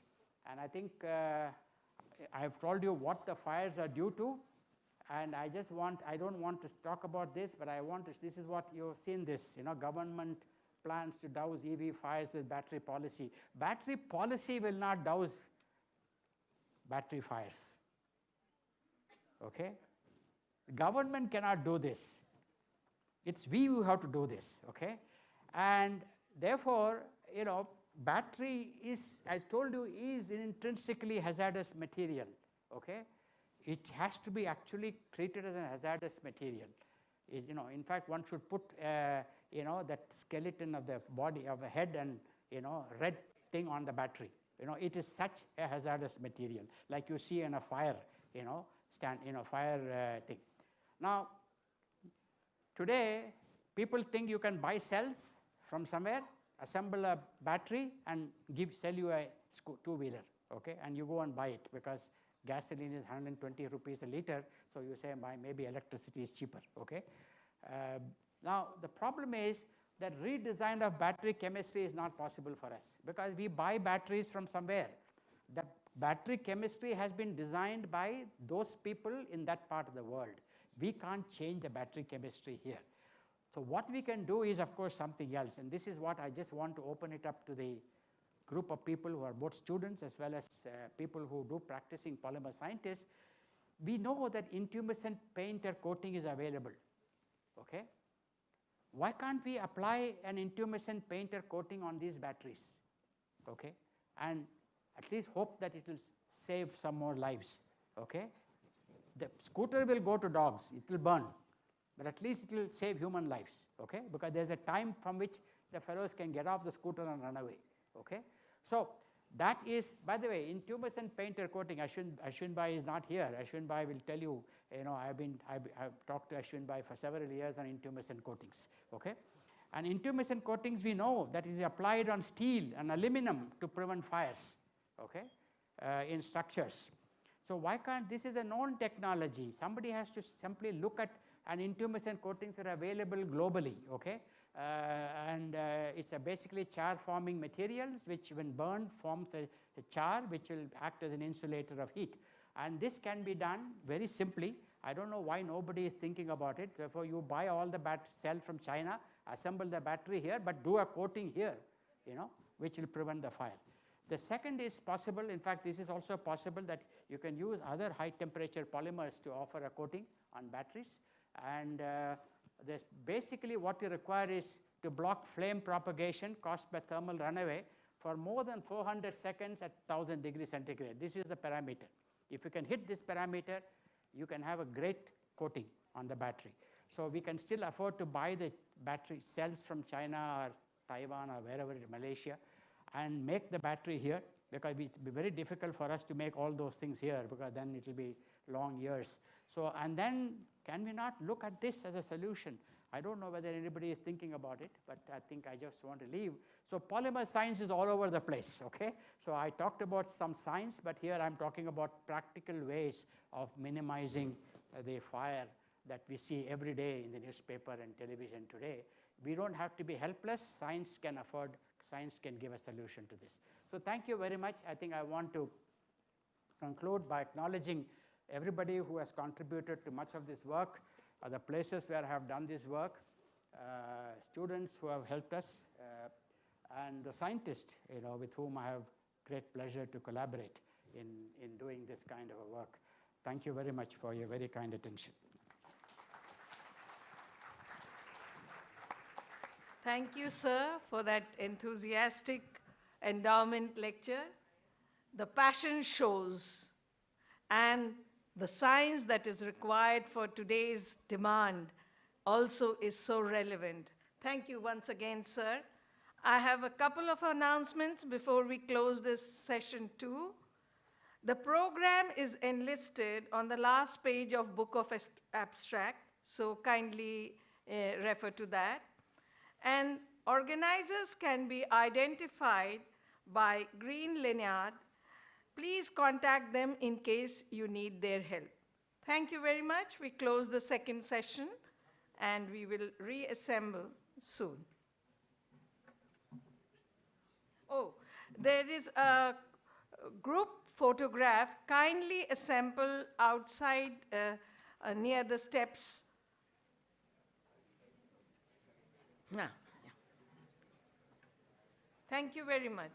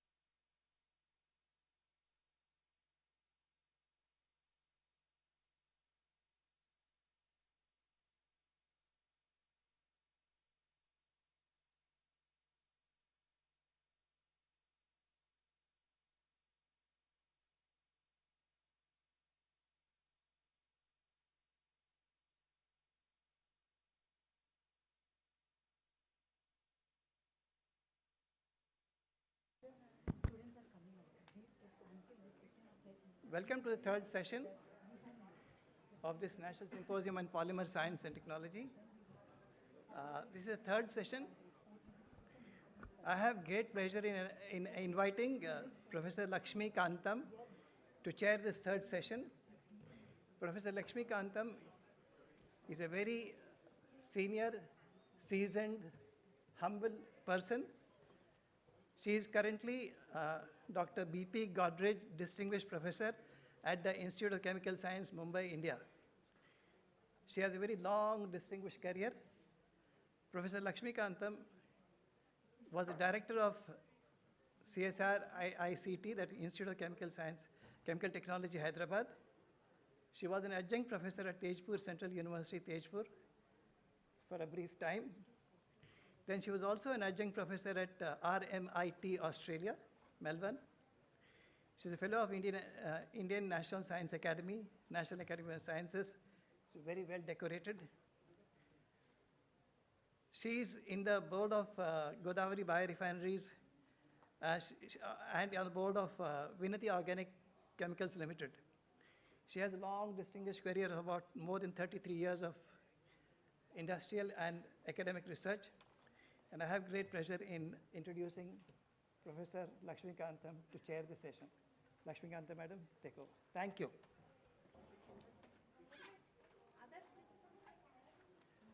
Which one? Yeah. The speakers for this session would be Dr. Ajay Ghosh, Professor Ramakrishnan, and Dr. Ashish Lele. They will come in that order.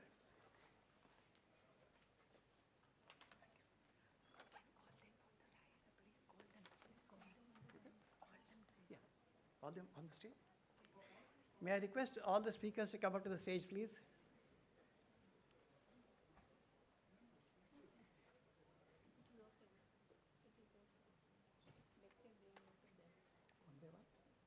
You take. Thank you. Yeah. Good afternoon to you all. And first of all, I thank Professor Pillai for inviting me for this symposium, National Symposium on Polymer Science and Technology. And also, happy birthday to Professor Sivaram. Then this session has 3 lectures, and the first lecture is by Dr. Ajay Ghosh. And Dr. Ajay Ghosh is currently director of CSIR NIST Trivandrum. And he was born in Kerala, and Ajay Ghosh obtained his master's in chemistry and PhD from Calicut University, and he joined the Regional Research Laboratory CSR, and then presently it is the NIST, and he was the director of the institute from 2015, and is also an outstanding professor at Chemical Sciences Academy of Scientific and Innovative Research ACSAR, and served as one of the deans. And mainly his research contributions are the interdisciplinary areas of macromolecular chemistry, photoresponsive material, supramolecular chemistry, and sensors. And he has developed a new class of functional soft materials. And his scientific recognitions are very recognized with prestigious awards and recognition. And most notable are the Swantiswarup Bhatnagar Prize in 2007, and the Infosys Prize in 2012, and the Silver Medal of the Chemical Research Society, and also the Kurzami International Science Award, and the TWAS Prize, and also he was a J.C. Bose National Fellowship, and he is the first chemist to receive the Infosys Science Prize. And he has published 190 research articles and 5 book chapters, and 26 patents, and 2 technologies based on the findings have licensed to the industry, and is also a Alexander Humboldt Fellow at Max Planck Institute, Germany, and has a visiting faculty to many universities, and he is the fellow of all the academies. And in addition to his research responsibilities, Ajay Ghosh is actively involved in the science education, science popularization, and science awareness program. So now I invite Professor Ajay Ghosh to give the talk.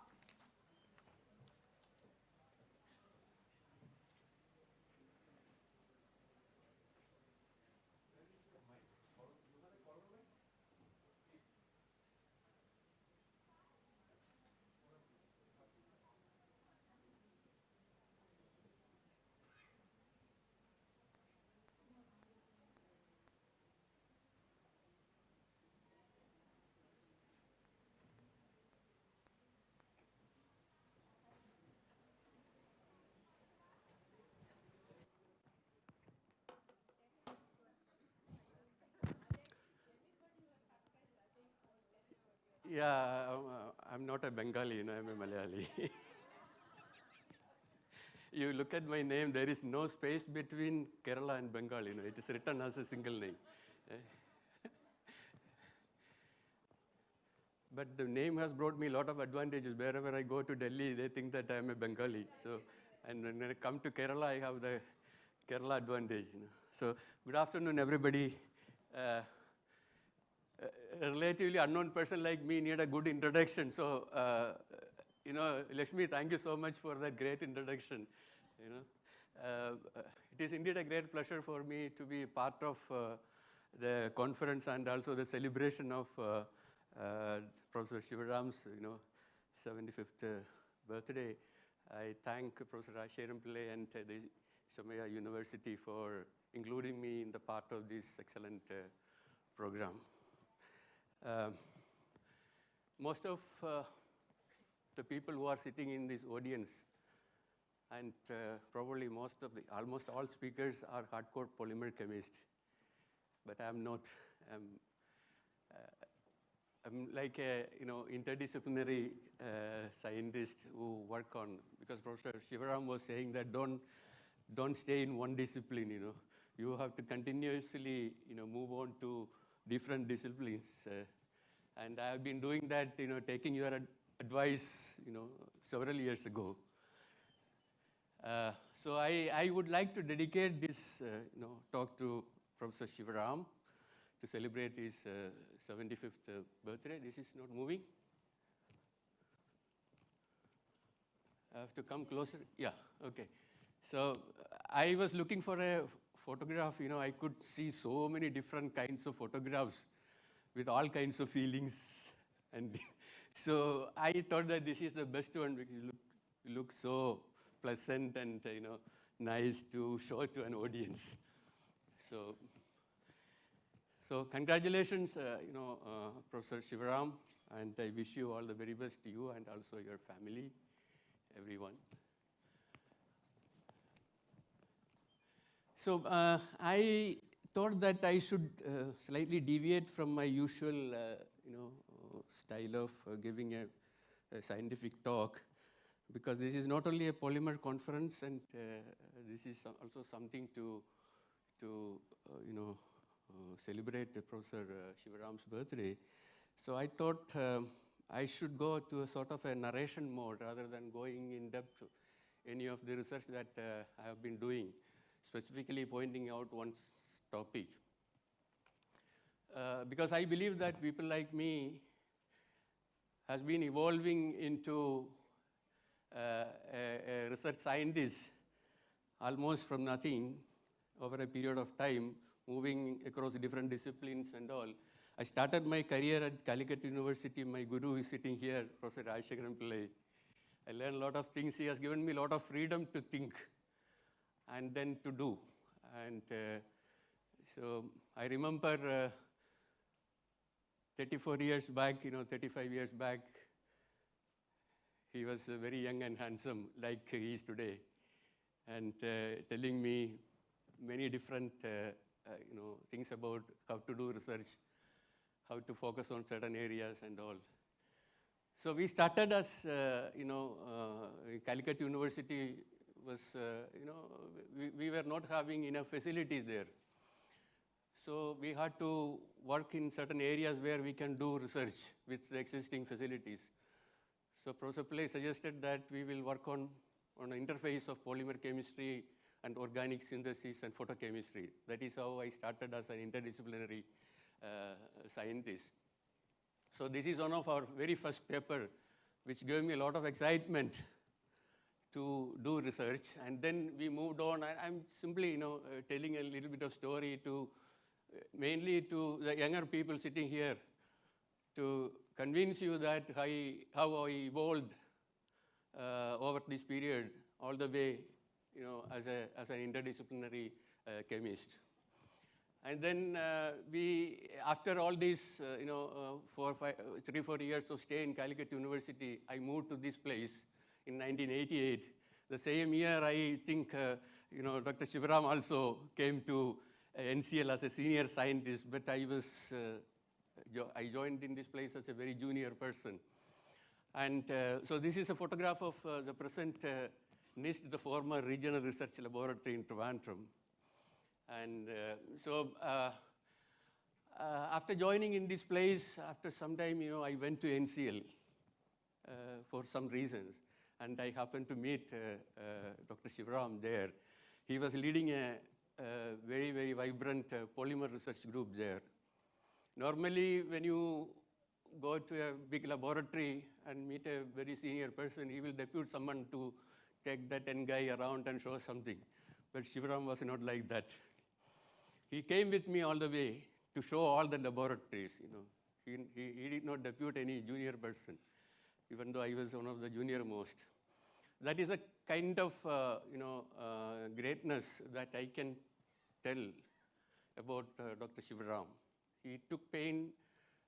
He kept away all his other assignments of that day and took me to different places and showed me many, many things happening in NCL, in ionic polymerization, condensation polymerization, explaining each and every one, even the tubes which he was connecting to everything. I don't know whether he remembers all this, but I cannot forget all these things. Those of my, really formative days as scientist, and I cannot express you how much I got excited by seeing such person and explaining things to me, which gave me a lot of, strength and courage to go forward. And then after joining in this place, I thought that, because Shivram was saying that, I told him that I am interested in polymer chemistry because I have some background.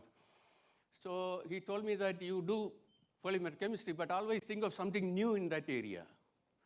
And that was a challenge, for a person like me. Because I came just after my PhD. I was not even having a postdoctoral experience in a known place. But I took his word very seriously. I started working in polymer chemistry.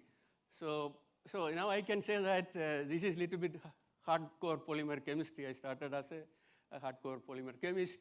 I started working, I had a little bit of photochemistry experience because after some time, I joined in Professor M.V. George's research group. And that also with the advice of Professor Pillai and the then director of RRL, Dr. Damodaran. But they warned me that, you have to be very, very, very careful to work with Professor George because, he's a very demanding person. But I must tell you that that was a turning point in my life, working with Professor George, as Professor Shivram also mentioned. And so started working in photopolymerization and designing of photo-degradable polymers, free radical photo-initiated free radical polymerization. So at that point of time, sunlight chemistry was a little bit known to me from my PhD days onwards. So when I discussed with Professor George, he said this is a very good system to work. So we started working with Sanded. And then we used Sanded photochemistry for controlled polymerizations, controlling the molecular weight. That time, a lot of activities were coming in polymer chemistry for controlling the free radical polymerization. And then after some time, that is how I changed, taking the words of Professor Shivram, started moving from one area to another. But you must remember that at that time, we could, my first JAX paper came in polymer chemistry. But it was not easy to publish in those journals by doing traditional polymerizations. So I decided to slightly move away from the conventional polymer chemistry to conjugated systems, conjugated polymer, because that was the time where a lot of attention was given to conjugated polymer systems, mainly because of its application, and these kind of systems are an integral part of the so-called the emerging polymer electronics or the organic electronics. So you need a lot of that kind of conjugated systems, and so we decided to pick a certain class of molecules called functional dyes. There are so many functional dyes which are being used for various reasons. But these systems are very, very difficult to handle in terms of making macromolecular system, mainly because of the less solubility and other difficulties in handling, especially when you grow into a macromolecular level. But we could do something, in this area, and we started moving on into this. At that time, there is some clarity problem with the slides in this screen. So at that time, we were thought of using these kind of systems, organic dyes, to make extremely low band gap polymers. They have a lot of applications in electronic devices. That means you are extending the absorption of those polymers to the near infrared region, and you need these kind of materials because they are not very common, very, very rare. So their band gap is very, very low, and you can get high conductivity and very good optical properties out of these systems. So we were trying to make such polymers, and we could publish several papers on the top journal available, in this domain of research. And my close association with organic chemistry, like Professor Shivaram was mentioning, his strength was organic chemistry. So organic chemists have that kind of advantage of manipulating with or playing around with the functional groups, because the functional group is the power of synthetic organic chemistry. So you can do many interesting transformations to make materials which are unknown to the chemist community. So we did a lot of interesting molecular systems, synthesized many of those things, and started using them. And then, so that was the case, during my initial days. But I kept on doing things in this area and entered into sort of, polymers, conjugated polymers, which can be used for many applications, including the electrochemical polymerization and all.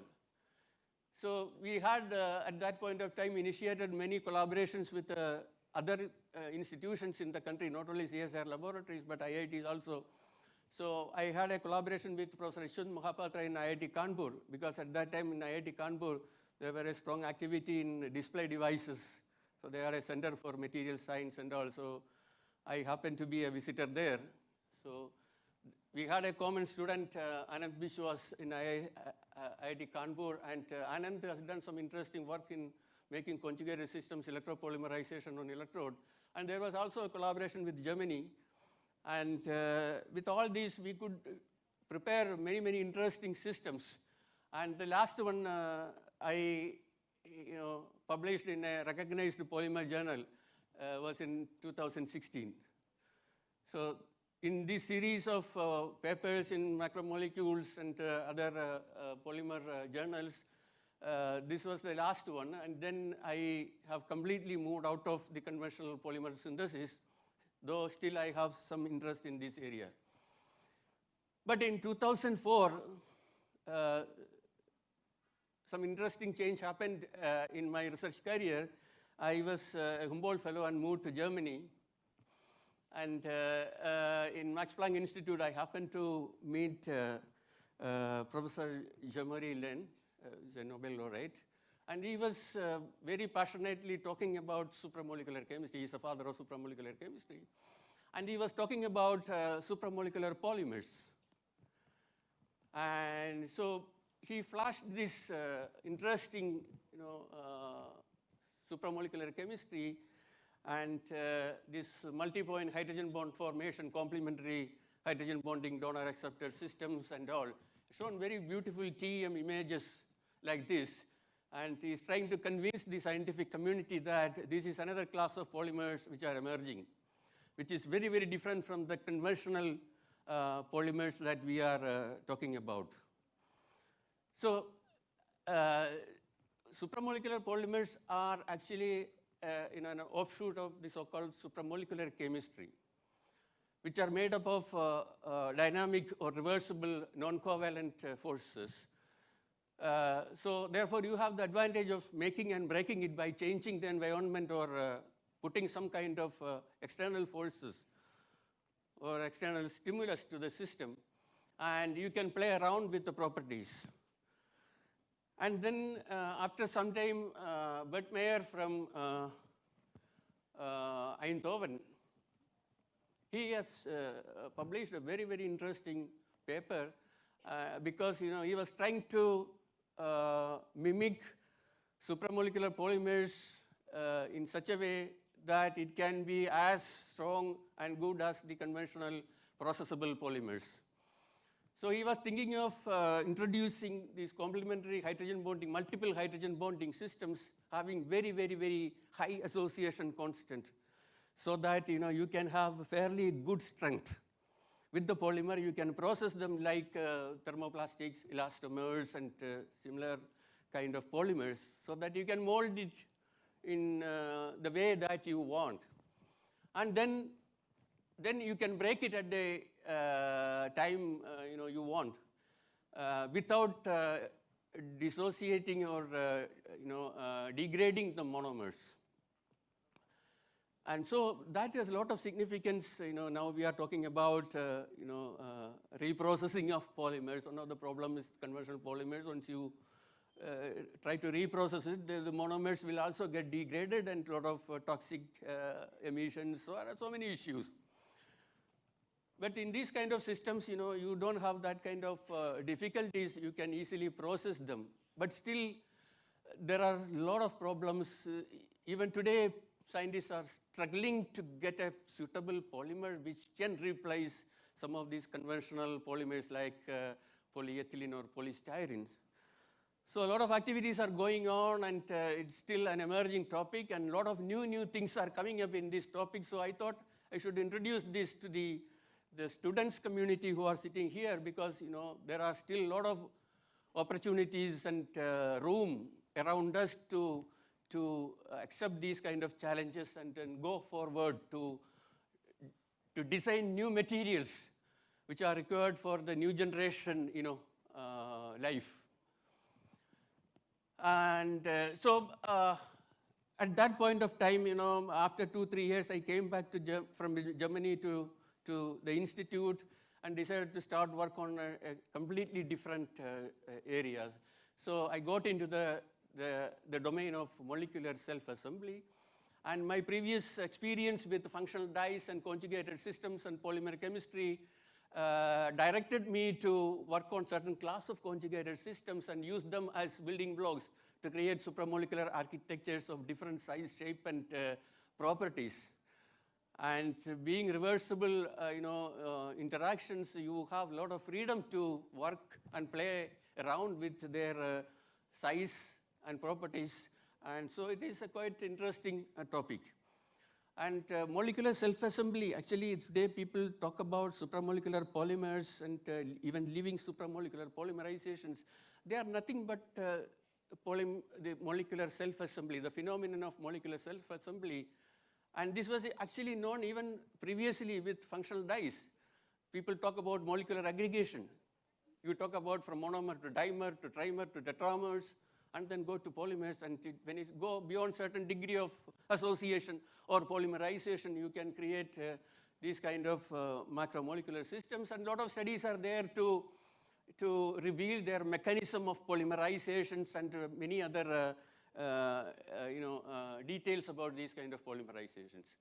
So now there are a lot of activities happening in living supramolecular polymerization, just like living free radical polymerization or other kind of living polymerization, where a lot of effort are put in to control the length of the molecular chains.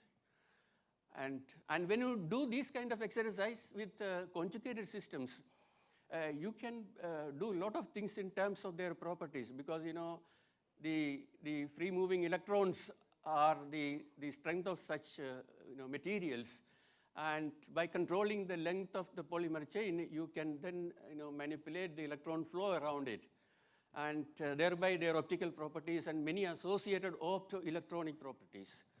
So sometimes back we have written a small articles in Science with one of my students, Rahul Mukhopadhyaya, and this has got a lot of attention, especially to the new generation young scientists who are interested in working in this area of supramolecular polymers, especially controlled supramolecular polymerization.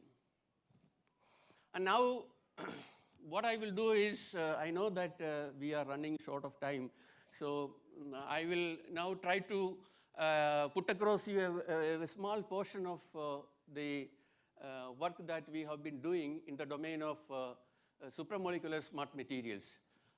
As I mentioned, these materials are formed by weak non-covalent interactions like hydrogen bonding, pi stacking, or other dipolar interactions or solvent interactions and all. So they have reversible properties. You can then apply some kind of external force or stimulus. And what are these stimulus?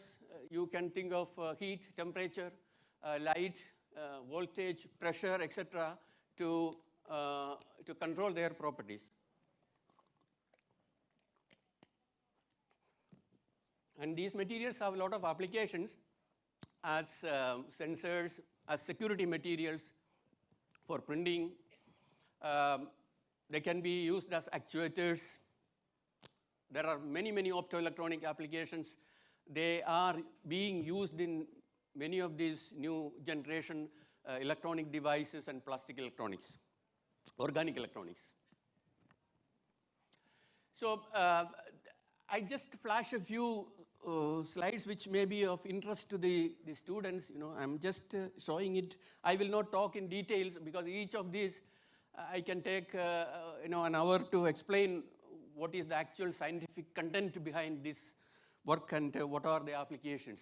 So instead of doing that, I will just give you a flavor of some of these things to get an idea of what are these kind of research, what are these molecular assemblies and supramolecular polymers that we are talking, and what kind of applications that you can envisage, as a futuristic materials. So this is an example which we published in sometimes back in 2012 in JAX, making use of these kind of building blocks. And there is some problem. I think it would have been nice to have a stick or something so that you can. I don't know if you have, at least for the other speakers. So these are some of the molecular systems. You can design these kind of molecules if you have fairly good synthetic chemistry background and put different kinds of functionalities over this. And when you put different kinds of functionalities, the molecules, though the basic structure, the backbone is the same, but it can do a lot of changes in their properties and the way the molecules interact among themselves. And when you want to make device, you have to put these molecules on certain surfaces. And how the molecules interact with these surfaces, all these are very, very detrimental for their ultimate properties. So one has to go in depth to understand how this molecular system behaves if you want to optimize the device properties. And that is the challenge. So here is one example where we have shown that these kind of molecular systems, when put it in an appropriate solvent, they undergo non-covalent interactions. There are, you have to have some kind of imaginations and rational thinking. What kind of functionalities you need for these molecules to drive into a certain kind of, shape or size. And then you can then evaluate the structure of these materials. They form a soft materials using the self-assembly, and it forms kind of long macromolecular systems. As you can see here, they are huge structures. If you want to try to measure their molecular weight, I mean several kilodaltons. But it is very, very difficult to measure there because they are very flimsy systems. You cannot use normal way experimental techniques to measure their actual molecular weight, but you can see it in microscope. And you can then get an idea what size that you are talking about. They are in from nanometers to micrometers, and and then depending upon the way the molecules organized, you can have derived different properties. Professor Shivaram was showing microporous and macroporous systems. The way the molecules organize their overall radius and other things. So we could create different void space that is porosity inside, and then it can interact with an external stimulus. These external stimulus, or here it is a chemical stimulus. You can use these systems to recognize certain specific molecules in a selective way. And here it is nitroaromatic systems, TNT. So this is a very good system for recognizing TNT, trinitrotoluene, which is known to be as an explosive. And you can then follow it by different ways. And the interesting part of this is that this system is highly sensitive, and it can go and detect in attogram level, which is still remain as a record in this domain of chemistry. And then recently, sometimes like I'm giving examples for different examples for each one of these. So I was showing previously the chemosensors, that is molecules, organic molecules as a stimulus. Here it is photochemistry. How photons can be used as an external stimulus to control the properties of materials, especially soft materials. So this is an interesting system which is published some couple of years back in 2019, where we have taken a classical organic photochemistry, or even organic chemistry. You know the 4+4, 4+2 Diels-Alder photocycloadditions, or even thermal cycloaddition reactions. They have been extensively studied, and a lot of research have been done, a lot of publications are there, but these kind of systems have never been used for any practical applications. So we were thinking whether any of these kind of photocycloadditions can be used for any kind of applications. So we designed one system. I hope you can see these molecular systems here. They are very simple systems, 9-phenyl anthracene kind of systems, and then some functionalities put over here. The importance of this molecule is that they can undergo two types of photocycloadditions. They can form head-to-head arrangement, and two anthracenes can undergo cycloadditions in a 4+4 fashion and give two different isomers of that. Similarly, in a head-to-tail fashion, it can give 4+2 cycloadditions, and there also there is multiple products. So there is no control for these reactions. When you take it in solution and then irradiate, you get a mixture of products.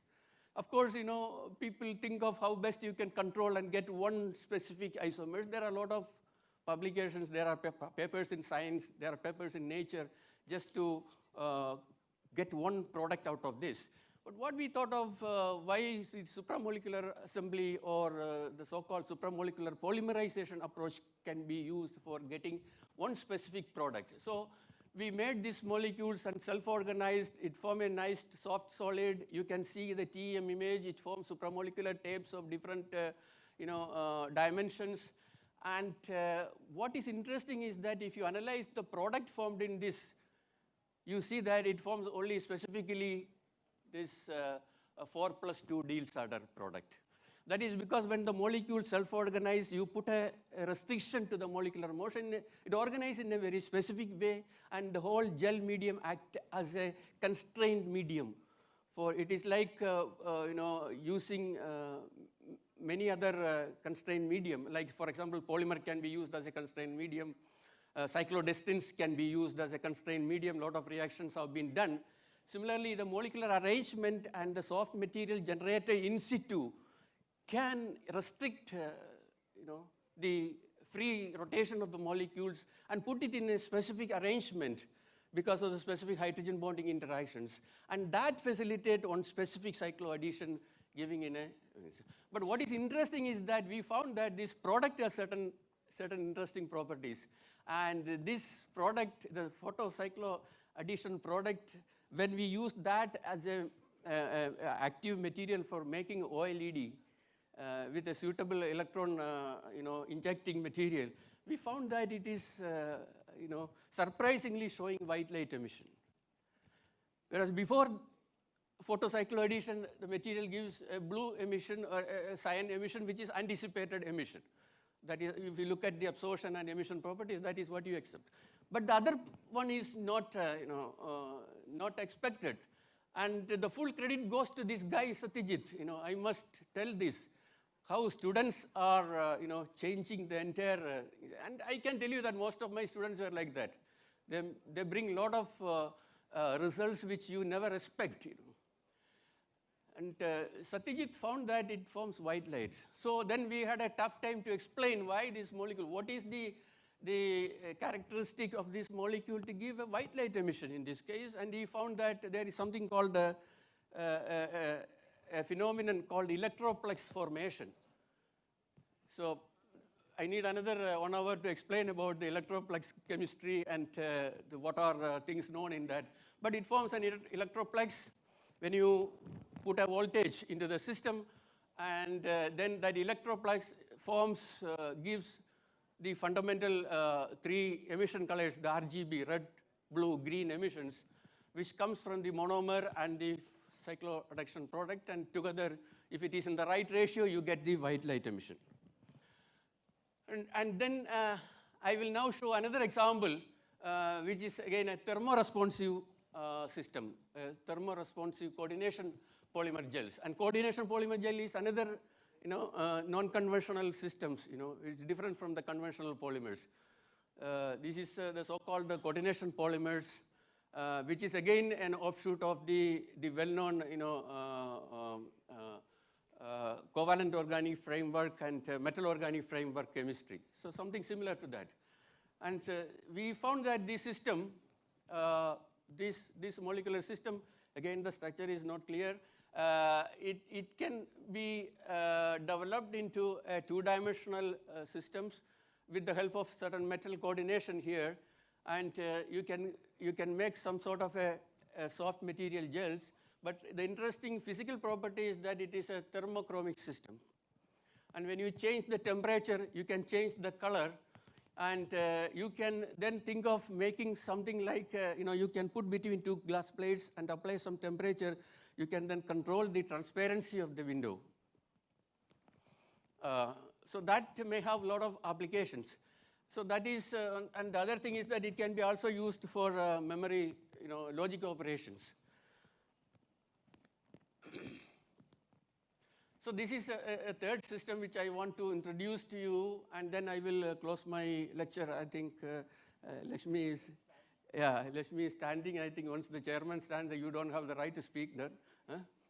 So what I will do is I will simply tell you that this is one of our recent publications which may be of a lot of interest to the students. Again, using the fundamental principles of molecular assemblies and supramolecular chemistry, we have shown that we can make the so-called photonic materials. So the one which I showed is supramolecular photonic materials. You know the importance of photonic materials. They are used for security applications. They are used for waveguiding applications. There are tremendous applications. Again, an interdisciplinary science, you need a lot of physics also. So I have collaborated with somebody in ICER Pune to look at the waveguiding properties and other photonic properties. So I'll just skip these slides, and then I will go to the final one. It is not moving, Lakshmi. What should I do?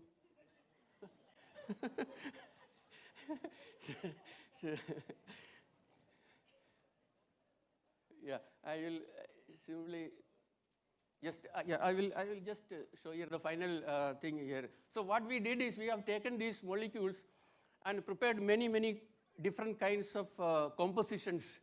They are polymer composites. We used the traditional polymers like polystyrene and the supramolecular systems, and we made different formulations of these. You can play around with these formulations and derive at the best combinations that wherein you can get the best properties. And we developed some formulations which can be used as ink for printing, which can then change the color when you change the temperature or the solvent.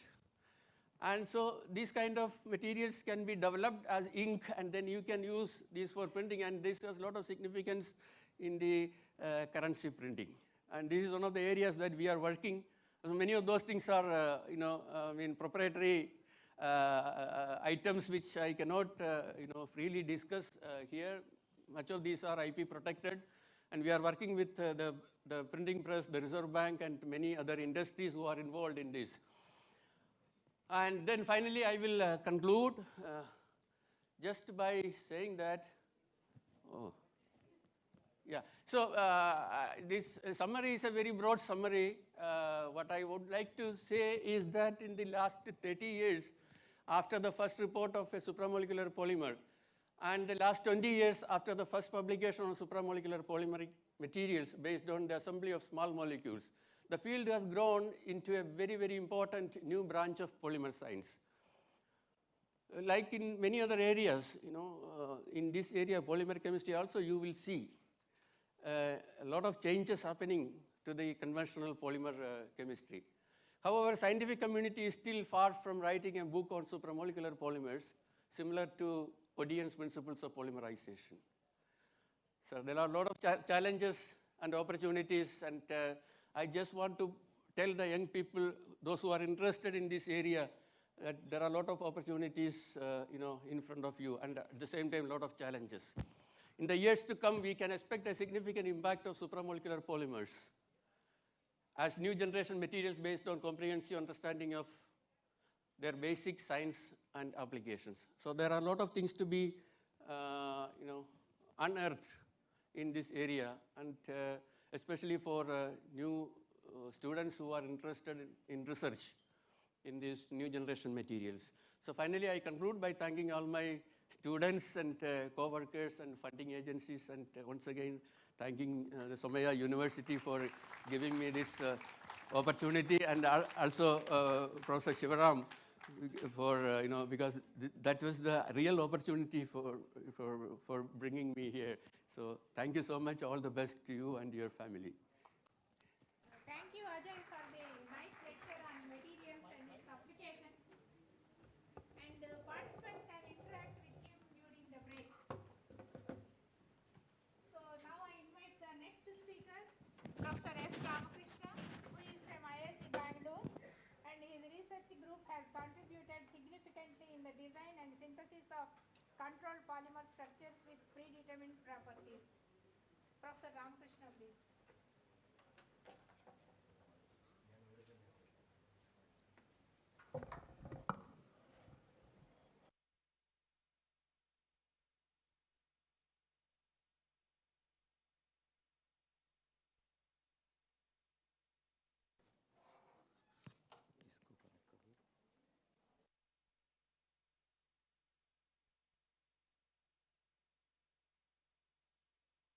He's getting started. I think I just noticed the struggle that the speakers were going through without a laser pointer. So I'm just trying to see if we can use this. We can use the laser pointer on the projection. So if it works, I will work from here.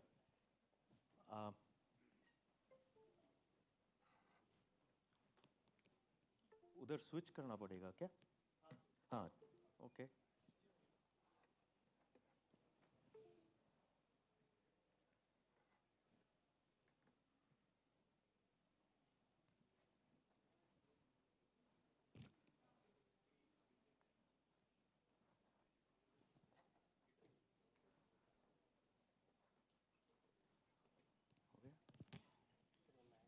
नहीं Mac नहीं है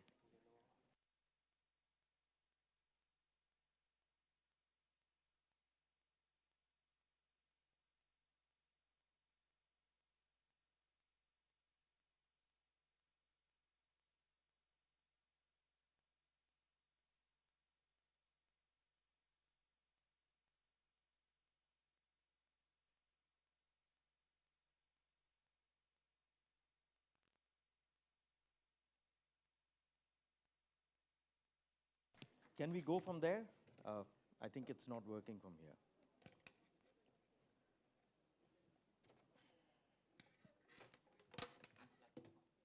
उधर ही करो फिर. Yeah. So thank you very much. So the trial to go with the laser pointer on there didn't work.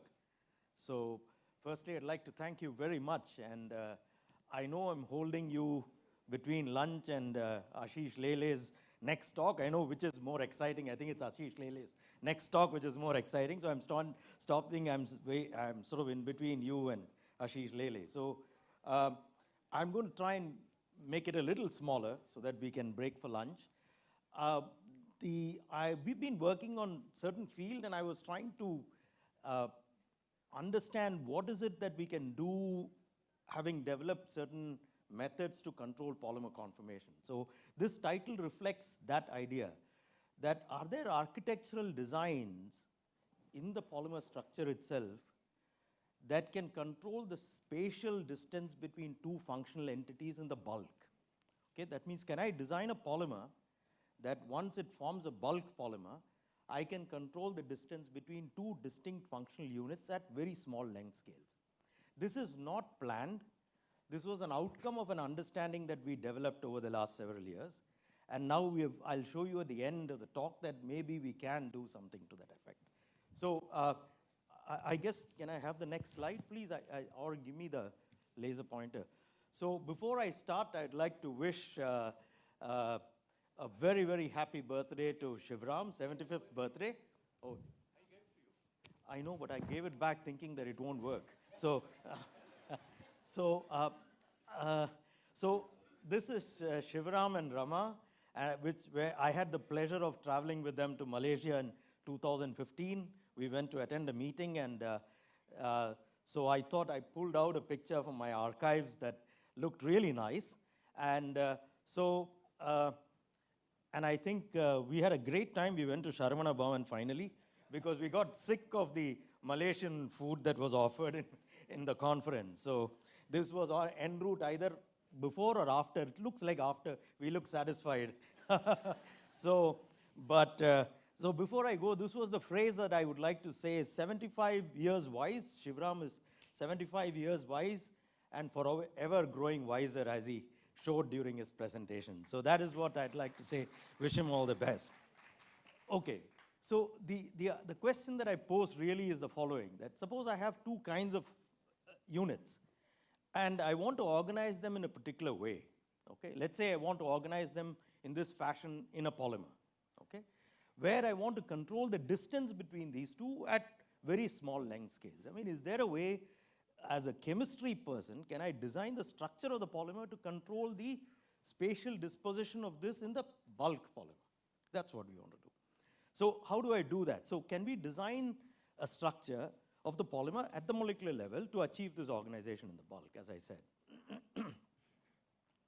Okay, so we all know that polymers don't mix and they microphase separate, okay?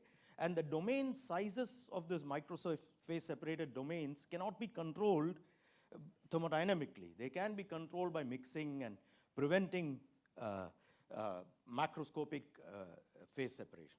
But if you tie them up into a single chain, because they don't have independent translational mobilities, the size of the microphase separated domain now becomes dictated by this size. Okay? So that means you have a molecular level control on the dimension of this microphase separation, as you say. So the question is, this has been well understood over 2 decades now. This was a very seminal paper, theoretical paper that was published by Matson and Bates, who formulated an idea.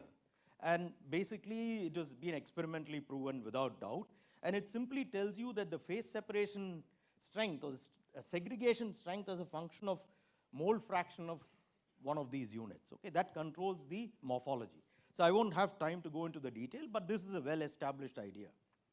Now, in block copolymers, it's well understood, especially when both the polymers are amorphous. Now, the question is, what we started off asking is, in graft copolymers, is that possible?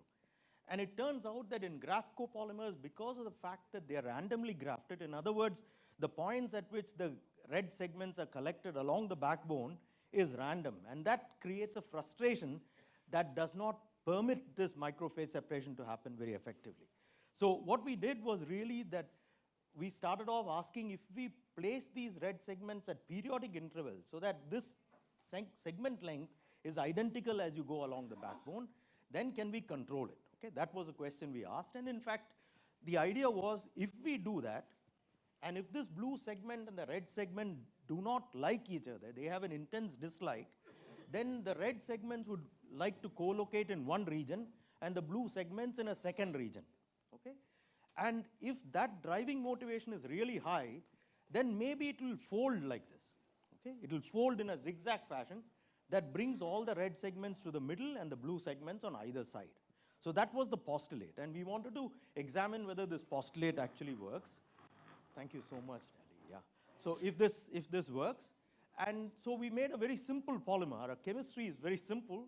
So this is diethyl malonate, for those of you who like, and this is a very acidic proton, so you can alkylate this with PEG. So this is a diester. So this is a diester monomer, and this is a diol. We looked at two diols. One is a C12 and a C22 diol. The idea is we wanted to make this as long as possible. Okay, so C22 is the largest we could get our hands on, so we put C22 and C12. And we made a polyester. So it's a simple melt condensation between a diester and a diol, like PET is made. And we made this polyester. And remember, this is a polyethylene-like segment. Okay, so it might have some characteristics of polyethylene. So what we found in sum and substance is that it does fold. It does appear to adopt the zigzag conformation. And when it adopts a zigzag conformation, these segments don't like each other. And since this wants to associate with other reds, they laterally aggregate to form these disc-like objects. Okay? And so you can look at these disc-like objects with an AFM. And if you measure the height of those, they are very constant. Okay? And their height is roughly what you expect this length to be. So what we postulated appears to be correct from whatever we saw this far. You can do small angle X-ray scattering, and you can show that these, once you form sheets, these sheets actually organize on one on top of the other. And if you measure from the X-ray scattering also, you can get the D spacing, that is the lamellar spacing. And the lamellar spacing matches what we see with the thickness on the surface of mica, for instance. Okay? So this was the first paper we published where we saw this. And since itaconic acid was mentioned, I will tell you that we've also worked on itaconic acid. It's a beautiful molecule, biosourced, as it was mentioned by Professor Sharma. You can then take dibutyl itaconate. The beauty of this molecule is that it's a diester, so you can make a polyester, but it's also a polymerizable double bond. So monomer that can polymerize both step growth, condensation type polymerization, as well as a free radical polymerization. So what Sananda did here was she made a polyester again. That's my pet polymer. So we made a polyester, and the nice thing about this, of course, is the fact that you have an alpha-beta unsaturated ester, which can undergo a Michael addition. So you can actually place something at periodic intervals of a preformed polymer. That means I can modify this to get something interesting. Okay, so what Sananda did was really go ahead with that same idea, but make it more what you might call modular. So she took a polyester like this and placed PEG segments of different lengths, all the way from triethylene glycol to PEG 750. Okay, and the point is, if the length of the PEG segment would be expected to influence the extent to which the immiscibility between the two segments exists. So the question was, when I increase the length of the PEG segment, will the propensity to fold improve? Okay, that was the question. And so what she showed really was that if you run the DSC of this, you see that when the PEG segment is very small, you see a single melting point, okay, and a crystallization. Okay, so it's nicely cyclable, perfectly behaved system. And what you notice is, as you increase the PEG length, at PEG 550, you see two melting points. Okay? This is very indicative of the fact that somehow there is one change. And what is important is, one of the melting points have remained effectively same. Okay, so if you go back to the polymer structure, what we have kept same is the length of the hydrocarbon segment. We have changed PEG. So in other words, this transition here is associated with melting of the hydrocarbon segment that once collocates actually melts. And this one is because of the PEG segment. Okay? And as the length of the PEG segment increases, the melting point increases. So 550 melts at 12, while 750 melts at 23. Okay, and you know that polyethylene oxide, that's high molecular weight, will melt around 65 or 70. So that's where it's heading at. So in fact, very recently we have shown in a different system that this melting point can go past this and actually happen at a higher temperature than the hydrocarbon itself. So the idea that I want to leave you with is that this idea that when you have periodically grafted systems does work, and it appears to cause the chain to fold and develop a structure in the bulk, which is a lamellar structure, and you can control the size of the lamellae by changing the amount. So in this case, again, the small angle X-ray scattering, what it shows is that as you increase the peg length, the volume of the peg domain increases, so it scales with that length. Okay? So, and what Ramakrishna Sarkar took it forward, made another simple idea, and that is he said, what we showed was it scales with the length of this, but it should also scale with the length of the periodicity. So what he did was created another system where he took simple commercial diacid chlorides and reacted it with a diol that he labored to make, a very good chemist. Okay, he labored to make this, but he had another unit that you can place things on modularly. So you make a polymer and then place units subsequently. So he made this polyester, and he showed that as you increase the length of this backbone segment, you also increase the dimension of this lamellae. And here is a plot.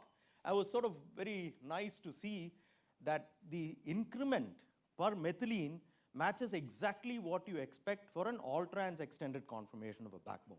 Okay, so 0.127 is exactly half of 2.54, which is what a zigzag in an all-trans pair of methylenes will.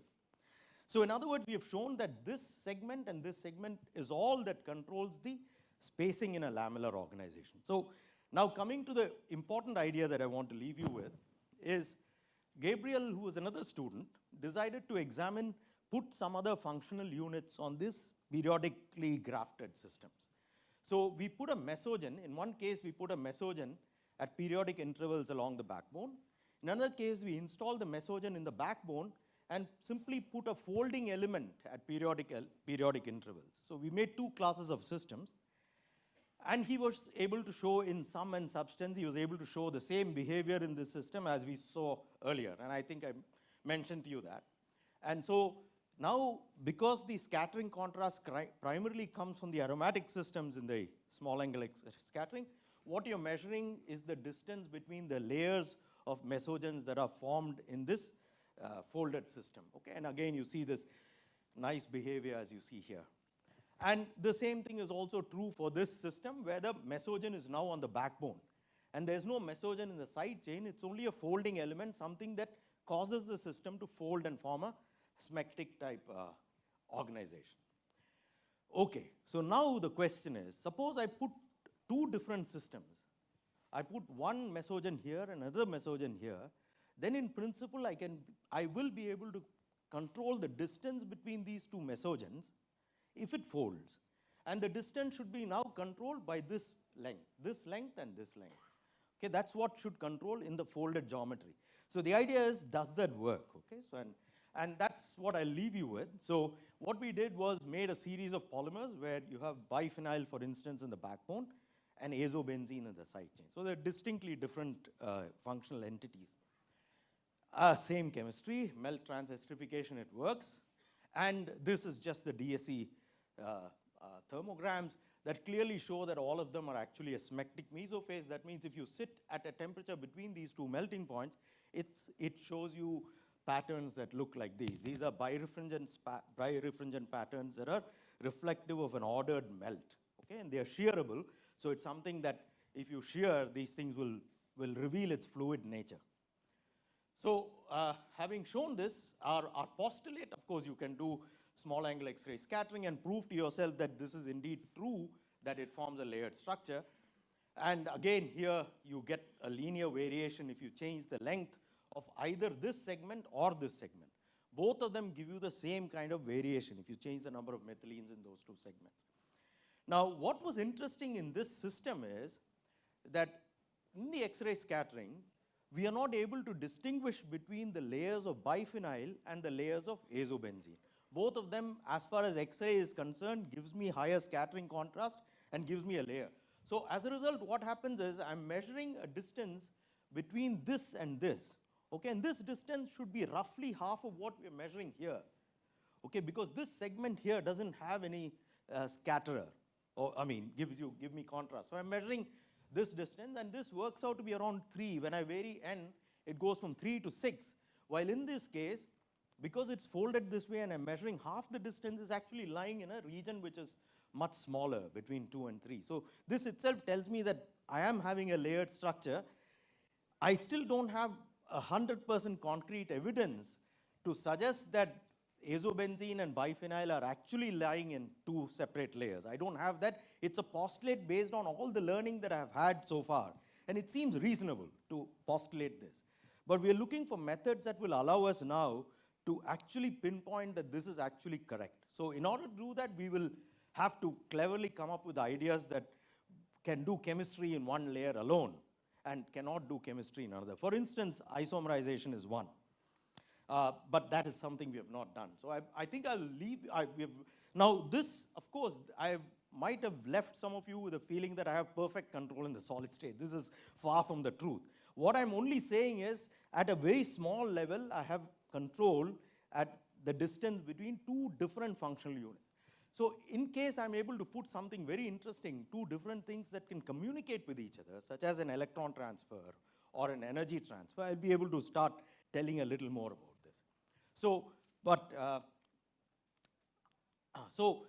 in order to get better control over macroscopic length scale, you can actually orient these things. So this is a fiber oriented. So in other words, if I take this melt and simply pull a fiber and I do the X-ray scattering of the fiber, then I can tell you that the layers that are formed, for instance, from these spots that I see here, are actually perpendicular to the fiber axis. Okay, so if the fiber is pulled like this, the smectic layering is perpendicular. So I'm starting to develop a little more better control by causing orientation.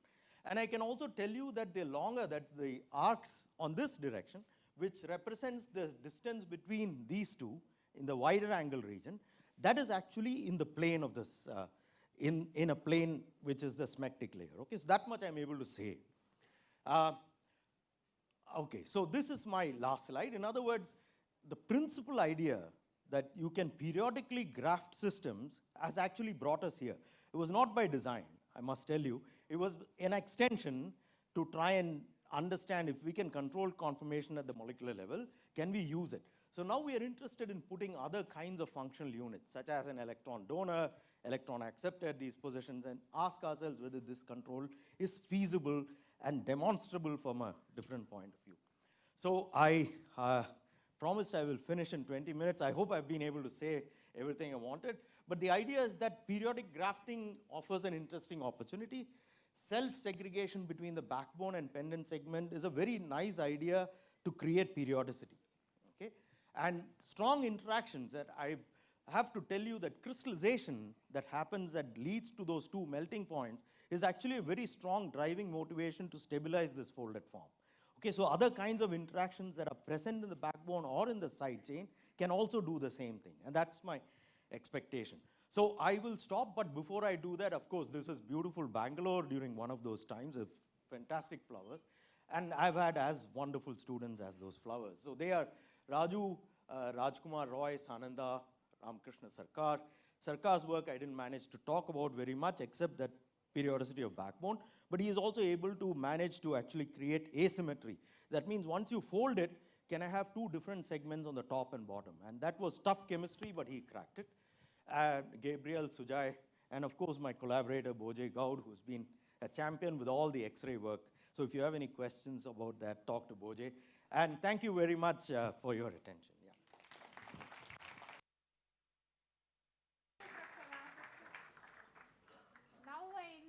Next speaker, Dr. Ashish Lile, and he is the director of CSA at NCL Pune. And also he did his engineering from Institute of Chemical Technology, and he did his graduation from the Institute of Chemical Technology, where I belong, and Professor Ashish Lile. Thank you, Lakshmikantan. My job is the toughest because I am holding you for lunch. And I'm myself very hungry. So I'm going to get straight into the talk. So I'm going to talk about an interesting material which is polylactic acid ionomers, and it has a particular molecular structure. That is, it is a star polymer. This is a work that we started about 4 or 5 years ago, and I particularly chose this work because for two reasons. One is that I don't get any time to go in the lab and do any real research nowadays, so I have to present something a little old, but also because Dr. Shivram helped us significantly as we started working in this area, because I'm an absolute poor chemist, and we were stuck at some point of time in the synthesis, and Dr. Shivram really helped us. So I thought this would be the right occasion to talk about this work. So I'm going to talk about this star PLA ionomers, and particularly tell you about a little bit about the synthesis, but more focused on crystallization and even more focus on the rheology bit as they go along. Oops. Okay, so I don't want to belabor the point of motivation. We all know polylactic acid is an interesting polymer, has excellent mechanicals which are very comparable to many commodity polymers, some applications because of which PLA is now in the marketplace, such as low CO2 transmission rates and so on. But it has few difficulties. One is that it has low TG, so if you put a hot coffee in a PLA cup, it will sort of deform. It's not easy to take PLA and make good films out of it because of its low melt elasticity. And you would like to sometimes use PLA to coat things like paper cups, and you would need things like better water dispersibility, which PLA doesn't have. So we thought over a cup of tea, one of my friends who had come over from the US, from Pittsburgh, said, why don't we look at a new class of PLA materials, which are ionomers. And we looked at the literature. Nobody seemed to have done at that point of time much with PLA ionomers, so we thought maybe a good idea to have a PhD student work on it. And in particular, we thought that if you want to get into ionomers, the easiest way for PLA happens to be telecalic ionomers, a little bit easier to synthesize than random ionomers. So, and telecalics are great because you know exactly where the ions are placed. So these are ionomers where the ionic group is at the end of the polymer chain, and if you can control the molecular weight of the chain, you know exactly where the ionic group is placed. Now, if you have these ionomers, what happens is that in a medium such as a bulk material where the ions are not very happy sitting around in the bulk polymer, they tend to aggregate, and they form these small domains where the ionic clusters with their counter ions come together and form these domains, and you can measure the size of these in an X-ray scattering, typically about 3 to 6, maybe 10 nanometers if you're lucky to have these. So, but what happens is then, because of these clustering, the polymer chains get trapped between these clusters, and the clusters don't break apart very easily unless you give a lot of thermal motions to them, and so the polymer chains are now constrained, and therefore that changes their mobility, and when the mobility changes, good things can happen to it. So this is the, I don't know why I'm jumping. Okay, so this is how we synthesize these polymers. We started with, of course, the monomer. We used an initiator, which is a multifunctional initiator, in this case something that will give us 6 arms, made this polylactic acid star polymer, and because it's more or less a living polymerization, you can control the molecular weight of the PLA. So this one was like a 10,000 molecular weight for the whole chain, which means single arms are very, very small. By saying very small, that means that they are not long enough to entangle. Okay, so these are star polymers. In the melt form, they are disentangled. They're not entangled at all. You can change now the end group of the polymer by reacting it with things like succinic anhydride and convert from the OH end group to an acid end group. And we wanted now to convert the acid into ionic group, and that's where we were a little stuck, because normally you would take a base and react it with the acid and get an ionic group. But if you do that for PLA, you will just break the polymer apart, because PLA doesn't like to have base around it. And that's where Dr. Shivram came in and suggested a very simple idea, which was to react with hydride, and we picked up sodium hydride. This is also interesting because the sodium then gives you the counter ion. So I can choose multiple group 1 hydrides and get multiple different counter ions. So in this case, we haven't done that. We have only looked at sodium hydride. And so we reacted the PLA with the end group, which is an acid, with the sodium hydride, and created the ionomer. So these are If you start with the L-lactide, you get these poly-L-lactide star ionomers, typically 10,000 molecular weight. You can control, based on these reactions, how many functional groups you can convert into ionic groups. So we have done from 50% to 100%. You have a reasonable control on it, not really good control, but you have a reasonable control on the number of end groups that are converted into ionic group. And you can then use also D-lactide, L-lactide, you can make multiple copolymers, and I'll show you some data at the end on the star PDLLA, which is the copolymer of D and L-lactide. Done a bit of NMR to actually characterize the molecule. We've done the GPC as well to measure the molecular weights, but the NMR is a great tool because it tells you exactly what is the size of the molecule. And we started off looking at 10,000 as a theoretical molecular weight. We got roughly close to that. The NMR also tells us whether how many of the functional groups have been converted into acid, and it's a little difficult by NMR to check if they have really been converted into the ionic group after the reaction with the hydride, for which you have to do some carbon-13 NMR. Not great piece of data here to convince that you really form the ionic groups. There are enough peaks there that suggest that yes, the groups have been converted into ionic groups. But then there are other signatures of forming an ionomer which are much more clear. For example, in an IR, you can clearly get a peak that the star PLLA doesn't have, but the ionomer has. And more importantly, when you do a DSC on it, you start getting interesting stuff like a TG, which is higher than where the star PLLA has a TG.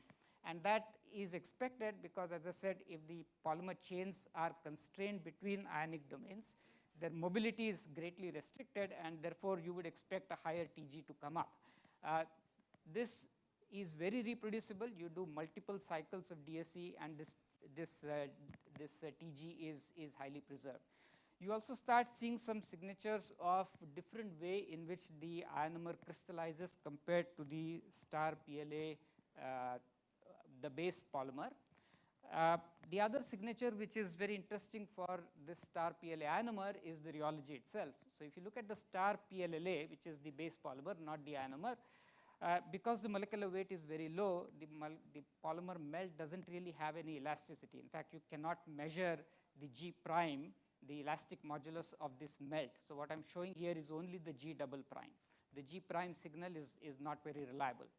The moment you convert the same molecule into ionomer, this is a log scale, and the moduli just increase multiple orders of magnitude. And in particular, the G prime, which is the filled symbols, are now higher than the G double prime, which means the polymer melt now, because of the ionic the structure, is now highly elastic. And it also shows signatures of what we call soft solids. There is a plateau modulus which is very clear, and there are distinct other signatures which are for what we call as soft solids. So the PLA, the fact that the star PLLA has been converted into a telecalic ionomer is very, very clear from both thermal and rheological measurements. What is also interesting to see is that if you, from the plateau modulus, if you measure very quickly by just a back of the envelope calculation of what is that plateau modulus and how much is the cross-link density which is formed by the ionic cluster, you would see that this modulus value, what is expected would be about 10 to the 6 Pascal, about a megapascal.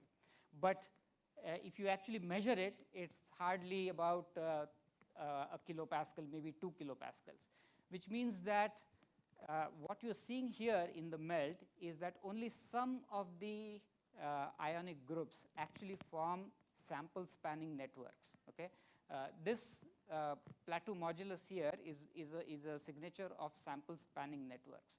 So while there are local clusters which are formed, there are only some sample spanning structures, crosslinks which are there in the melt. And this is not, in hindsight, this is not surprising. This is what would happen. But what I'm not showing data here, and we have done measurements, is as you increase the number of ionic groups on the molecule, which you can do by multiple things, by increasing the number of end groups which are converted into ionic groups, or increasing the number of arms, or decreasing the molecular weight or increasing the molecular weight of each of the arms. There are a number of ways you can play around with this. You can see that there is excellent control on the value of the plateau modulus. Okay, the data that I am not showing here. So this is it's an interesting material to be able to control the rheological properties of the polymer melt.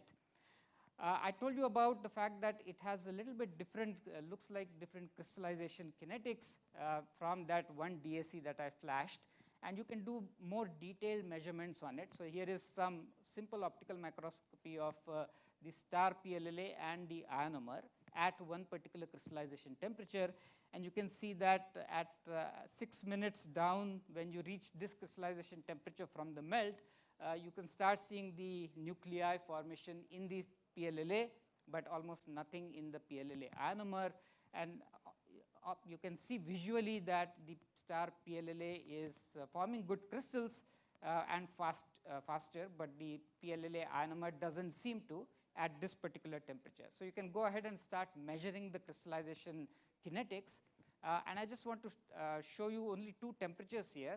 At lower temperatures like 90 degrees, the bold line, which is the base polymer, the star PLLA, has actually a slower crystallization kinetics than the star PLLA, which is the red dashed line. But if you look at the higher temperature, the trend is reversed, and now you have the ionomer that crystallizes much more slowly compared to the base polymer. So there's an interesting change that seems to happen between the temperatures, and you can take these data, you can do the standard Avrami plots. You get very nice lines which suggest that it follows three-dimensional crystallization. You can look at the Avrami, you can derive the Avrami constant and the Avrami exponent. Okay. And so the Avrami exponent seems to have values which are, which suggest that there is a three-dimensional crystallization anywhere between 2.5 to 3. Ideally, you should get about 3, but due to many other non-idealities, you get typically values between 2.5 to 3. So it is certainly a three-dimensional crystallization. But then if you look at the T half from each of those sigmoidal curves, and you plot the T half versus the crystallization temperature, you see this shift happening. So beyond a certain temperature, so first of all, these curves are the standard inverse bell curve, very textbook crystallization kinetics that you will see. But beyond a certain temperature, the ionomer has a higher T half, which means it crystallizes slowly. But below this temperature, the trend reverses. The ionomer seems to crystallize a little faster than the base polymer, and this was a little surprising to us. And so what we did was to look at the Hoffman-Lorenzon theory for crystallization kinetics. You have to assume that the growth rate, which is G for the crystals, is roughly the inverse of the T half. Okay? And T half is a measurable quantity from the crystallization kinetics. So if you are to assume that, the kinetic expression gets you basically this, which is you can then plot the T half versus this factor here, which is the temperature of crystallization, the delta T, which are all defined here, and they are all measurable quantities. So you can plot that equation here, and what it tells you is the regimes of crystallization. Okay? And so these three regimes, 1, 2, and 3, which are shown here, are basically the regimes where in the R1, you are near the melting temperature, which means the growth rate is much faster than the nucleation rate. Right? That's because the chains are very mobile. The temperature is close to the melting temperature. It doesn't have the right thermodynamic driving force for nucleating out, but once it nucleates, it grows very fast. And the opposite is regime 3, where the reverse happens. The growth rates are very low because the temperature is so low close to the TG, chains are not mobile enough, but you are far away from the melting point, so the thermodynamic driving force is very high for nucleation to happen. So you have nucleation rates greater than the growth rates. And what you see here is, this is the low TC, the lower temperature of crystallization. You'll see that while the star PLLA base polymer hits regime 3, the PLLA ionomer is still at regime 2. Okay? And that's the reason why at lower temperature, the PLLA ionomer has a higher overall crystallization rate compared to the base polymer, and it sort of changes as you go to higher temperatures. So we roughly understand how the crystallization happens, and I want to end by showing just 3 slides on something very strange that we figured out, particularly for the DL lactide, that is the copolymer, the star PDLLA copolymer. So we are looking at this particular polymer because we wanted to have the rheological measurements over a much wider range of temperatures, right, from Tg to well above the melting temperature for the PLLA. And this happens for PDLLA because it's an amorphous polymer. The fact that you have D and L monomers copolymerized lets you, beyond a certain ratio of D and L, this polymer remains amorphous, it doesn't crystallize at all. So this is confirmed by the isothermal crystallization kinetics, the polymer remains amorphous, and that allows us to do measurements at temperatures very close to the Tg and well above the expected melting point for SPLLA. So when we do this melt rheology for just the base polymer, it shows the standard expected behavior of the viscosity decreasing with temperature, and this polymer having very low molecular weight, 10,000, beyond a certain temperature the viscosity is so low that you can't rely on that data. But then as you go to the PLLA ionomer, what you see is very unexpected. So as you increase the temperature, beyond a certain temperature, the viscosity suddenly has an inverse temperature dependence. And there are very, very few polymeric systems that actually show an inverse temperature dependence. So this is very strange that as the temperature increases, the viscosity also increases. Okay? Typically, you see an Arrhenius dependence such as this. Here it's exactly the opposite. And it seems to start off with the Arrhenius dependence, but then goes to a very interesting anomalous behavior. We wanted to also do this to make sure that we are not making any mistakes because of some rheological instability. So we did standard viscoelastic measurements where you do oscillatory shear at low strain amplitudes and at whatever frequency. The star PDLLA shows the usual Arrhenius behavior where the viscosity decreases with increase in temperature. What we saw for steady shear rheology also seems to happen for the linear viscoelastic behavior. And in this case, both the G prime, the G double prime, all of them show this, both of them show this anomalous behavior. What is more interesting is that we can start looking at how this anomalous rheology builds with time. So this is the storage modulus as a function of time at one of the, at different temperatures, but in particular temperatures which are above this point, right? This is about 120 degrees C.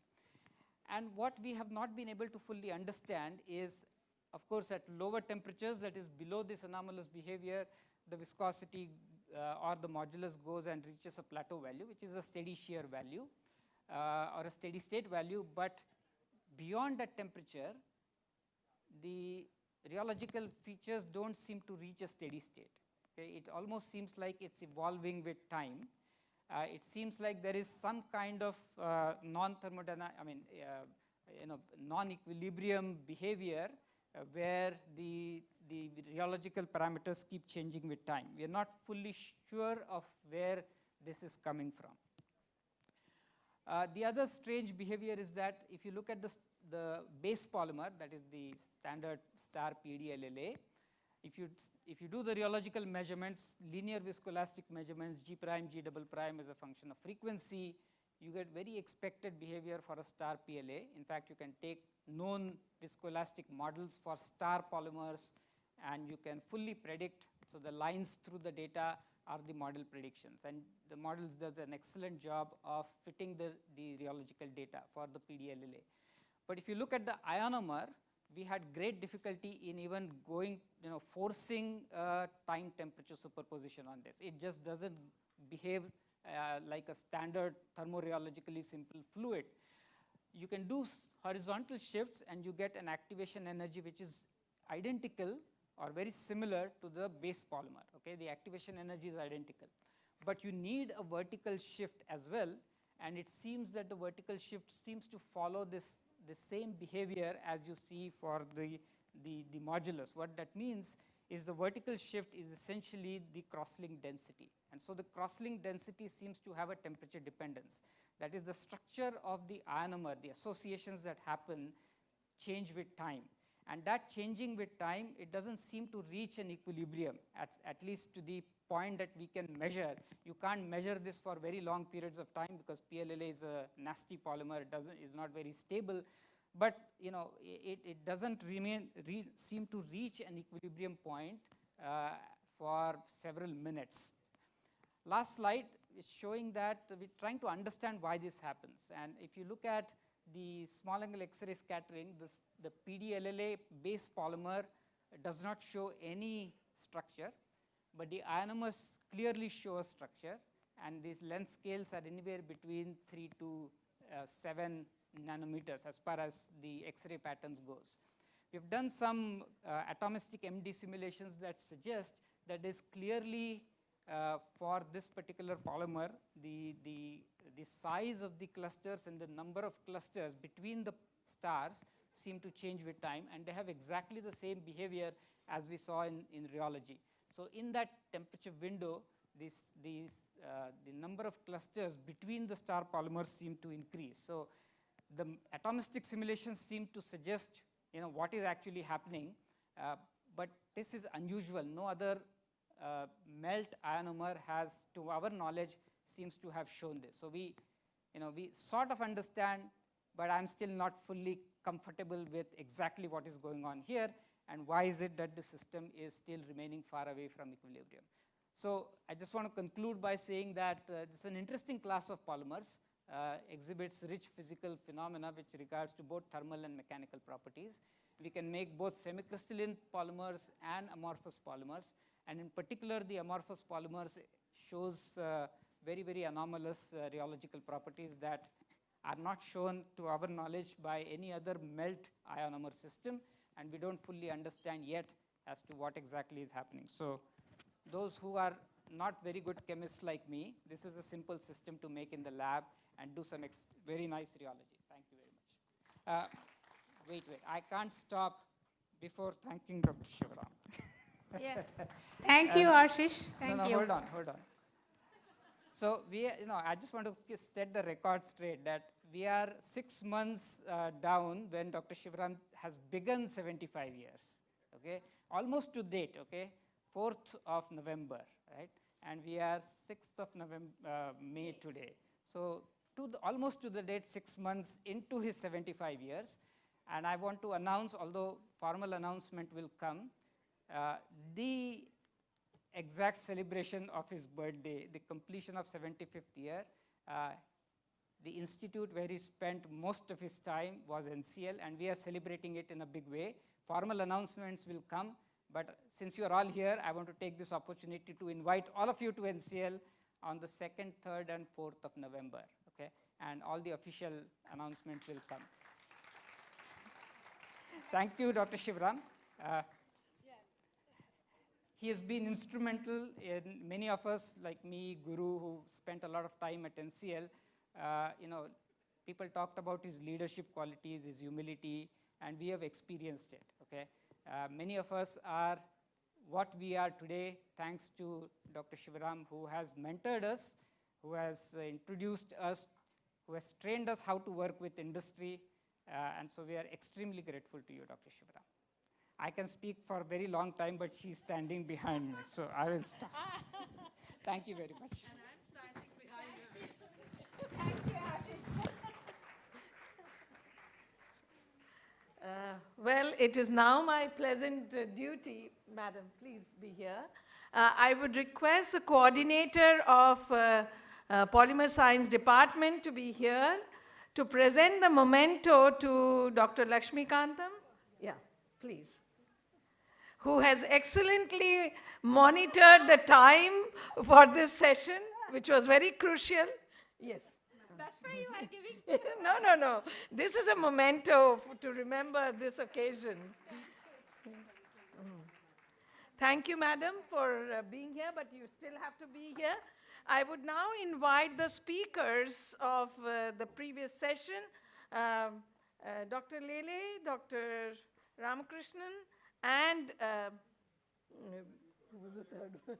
Oh, Dr. Ashok, Ajay Ghosh. Please be on the dais.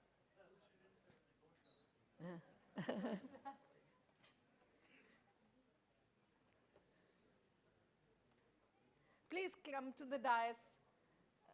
Yeah. Dr. Lakshmikantam would present the memento and shawl to, yeah, please, hand over.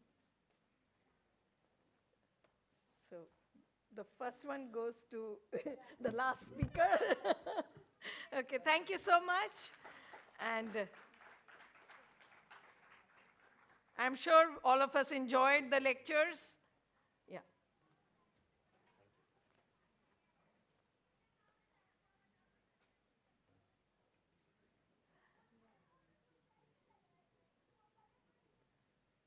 Thank you, sir. Thank you, madam.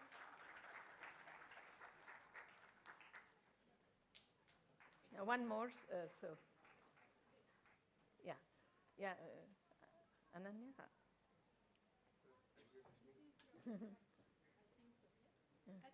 Yes, yes. Thank you very much, ma'am. So 2 quick announcements. The lunch is right behind this auditorium. You can take the back exit. And the lunch break is only for 45 minutes. Please stick to the time. So I know all of you are very hungry, and we have delayed, but that's how it is always. Thank you very much.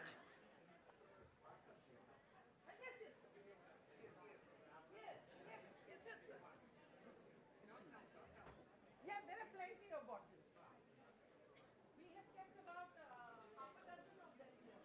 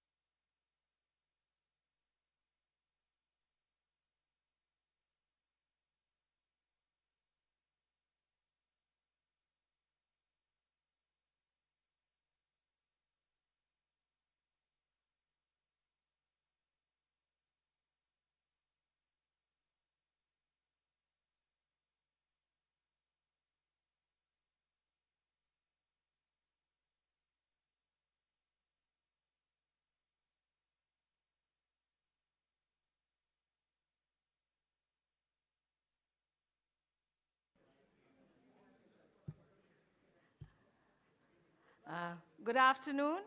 I hope that everybody had a sumptuous meal, and we are now back to the technical session 4.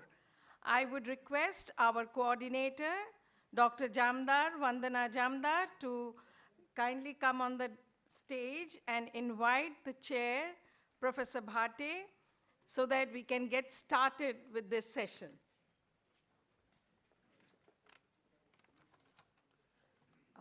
Very good afternoon to all of you.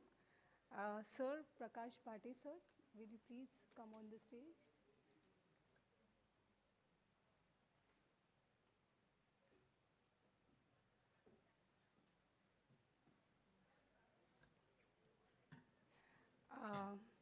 Professor Prakash Bhate joined ICT as professor in dyestuff technology after 23 years in R&D departments of ICI India Limited, Atul Limited, and Technova Imaging Systems Private Limited. He holds a BSc Tech from UDCT and PhD from Ohio State University. His research interest includes fiber reactive dyes and carbohydrate chemistry. Professor Bhate retired from ICT in 2018. So now let me welcome Padma Madam to give a token of our appreciation to Professor Bhate.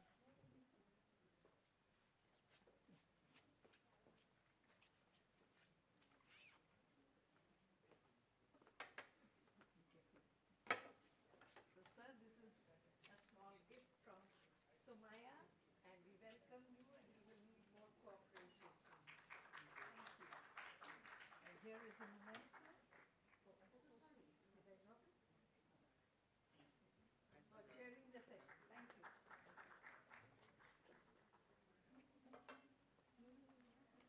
So now I would invite the chair to invite the speakers one by one, and we will officially start the next session. So,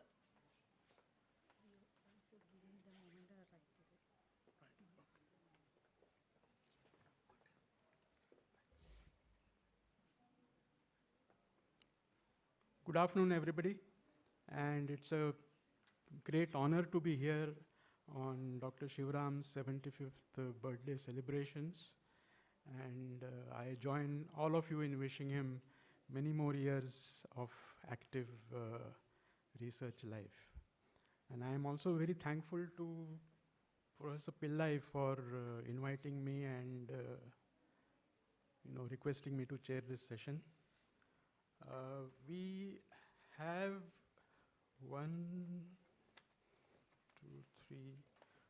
4 speakers were scheduled, but I think one of them is excused herself. That's Dr. Achala Danait.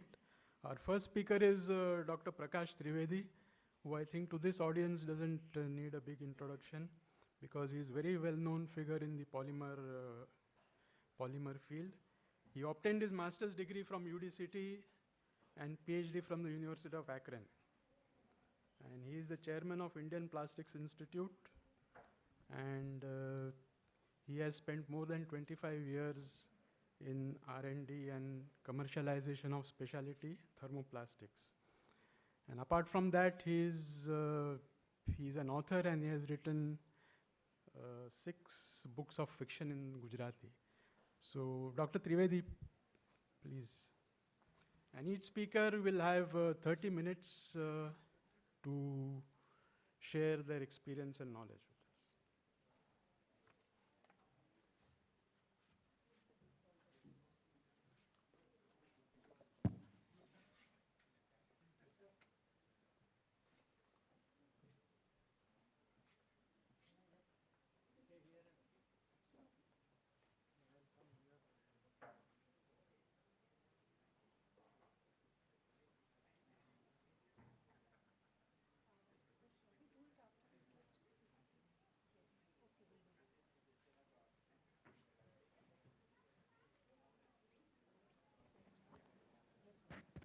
Hello.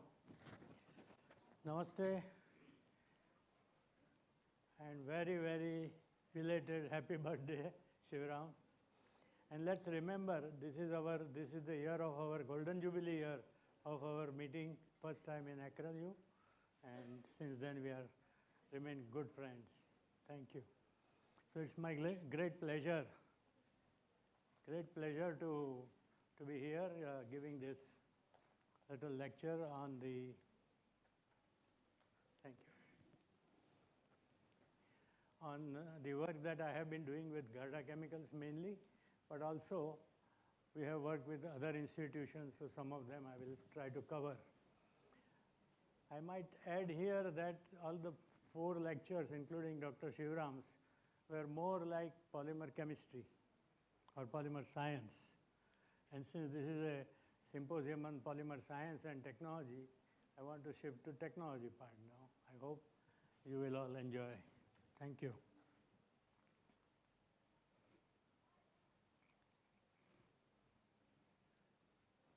I'm not. Okay. So this is the thermoplastic pyramid. All of us are familiar with it. And what we are going to do here is to cover the topmost 4 polymers, mainly PEK, polyether ketone, polyether ketone, PBI. ABPBI means it's a single monomer based PBI, and PBO, for which we are just going to start working. PEI is very much in the in our what should I say, in our strategic plant for making it. Probably next year it will come in a big commercial plant. Okay, just to give you a little idea about what these polymers are and what sort of properties they have. The yellow part are the one which we are going to deal with here somewhat. The polyether ketone, you can see, let me concentrate only on the melting temperature, which is about 370. Then we have 3 different type of PEKK, which has the melting point of 306, 334, and about 360. And what it says, PEK second, which means we are the second manufacturer in the world making this polymer. First is Victrex in UK. The PEKK, we are third, which means this compositions, we are after Solvay, which is in USA, and also in India, the Rallis used to make it for them. And of course, Arkema is the big brother, which is in France as well as in USA. So we are third, but PEKK, this ratio, TI means terphthalloyl chloride versus isothalloyl chloride, 100, no isothalloyl chloride, with a TM of as high as 395 degrees C. We are the first one and the only one in the world today. Thank you. It's not that people didn't make it in the lab. They made it, but they found that with 395 degrees C kind of melting temperature, and you know, you have to go at least 20-30 degrees higher for processing. So processing anything at 420 degrees C, first, whether you have that kind of extruder or injection molding machine, and secondly, whether you have enough good material which can withstand all that temperature and shear and what have you. So we had to do a lot of work to make that work, and I'm happy to say that we made it work, we commercialized it, we are selling good amount of 30% carbon fiber filled this PEKK to Europe, and it's a pretty interesting thing. I'll skip this slide, but it generally says that everything in PEK or PEKK family is just outstanding. Temperature resistance, radiation resistance, etc., etc. Only thing is probably little bugging to some of our customers is the price, but we are not going to discuss price here, right? So I'll skip that. This is the 100-0, which I already talked to you about. We made it melt processable. It's a superior flow type of material.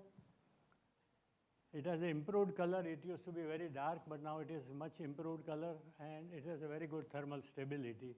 So available in powder form, in granular form, as a filled or unfilled, 30% glass filled, 30% carbon fiber filled, and also alloy, which I should have mentioned, but I forgot. We also make film, so that is another one, and stock shape to some extent. So these are the processing that generally PEK and PEKK go through. The coatings, compression molding, which is a big brother here, compounding, 3D printing, which is getting increasingly important, composites, which we will discuss later on, injection molding, stock shape, etc., etc. Okay, this gives you some idea about thermal stability. And you can see that for about 30 minutes, there is very little change. Yeah, Ashish, do you agree? Very little change in the viscosity, melt viscosity over a period of time of 30 minutes under fairly rigorous condition. This is at 380 because this one is a low TM PEKK. But these are the kind of tests that you have to go through for these polymers in a routine way. You know, it's like a first step of QA. Now, properties, you can see here that the unfilled, this is all 100-0 material. And let's just concentrate on tensile strength. And the tensile strength, as you can see, is unfilled is 86 megapascal, 30% glass fiber is 168, so it is almost double. And when you go to 30% carbon fiber filled material, it is still higher. We have now done some work with long carbon fiber compounding as well as injection molding, and that has shown about 250 megapascal tensile strength. So it's one of the top kind of material that we can think of. Elongation, of course, you start adding carbon or glass fiber, elongation goes down. Tensile modulus has also significantly improved. And, oh, I'm sorry, I forgot to put, but the unfilled impact strength is, oh, notch, unnotch. Unnotch is not breakable, so that's why it is not there. But you can see notch is 51, 71, and 60. So adding this carbon fiber or glass fiber, you are improving the impact strength. This is not very usual. Many times, like for example, polycarbonate with a superior or PPSU with a very high impact strength, put some 10% of carbon fiber or glass fiber and impact goes down precipitously. Just to give you an idea, here we have PEK, which is blue, EK, which is the standard material in our this region, or this, what should I say, league. And the green is PEKK 100-0. And we have done the tensile strength, we have done flex strength also, but I don't have that slide here. 250 degrees C, you can see it is about between say 20 to 40 megapascal. Now that is the kind of tensile strength you have for ABS or of PP at room temperature. So you get a feel that how stable and how strong these materials are at high temperature, and that is what makes them specialty plastics. There is another slide, little bit comparing with metals. You can see that 30% glass carbon fiber and 40% carbon fiber pack, they are almost equal to or higher than aluminum, and certainly going steadily towards steel. I don't know, I have to do it before claiming, but probably the large fiber, carbon fiber filled PEKK might give me something nearer to steel. Of course, steel, this is a specific flexural modulus, so we are dividing it with specific gravity, and steel is what, about 4 to 5 times higher in specific gravity than these materials. This is another way of looking at it, the storage modulus in dynamic mechanical analyzer. And you see the blue curve is for unfilled PEK. Then comes PEKK, again unfilled, but that change of composition from one carbonyl and 2 ether to 1 ether and 2 carbonyl, you already get a fairly large jump, not only in the TG, not only in the basic mechanical properties, and then when you add 30% glass fiber, you see that is a order of a magnitude increase, and carbon fiber still higher.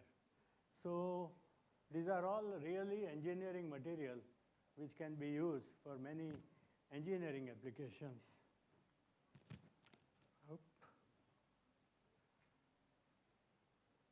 Okay. What you see here as a red, that red star, is PKK with a PBI blend. PBI is in small amount here, but that gives you about 185 or thereabout TG, 184, 185. But 3%, only 3%, and sorry, this is at 3% we are, but 3% of adding multi-wall carbon nanotube, specific one multi-wall carbon nanotube, there is a jump in HDT to 228 degrees C.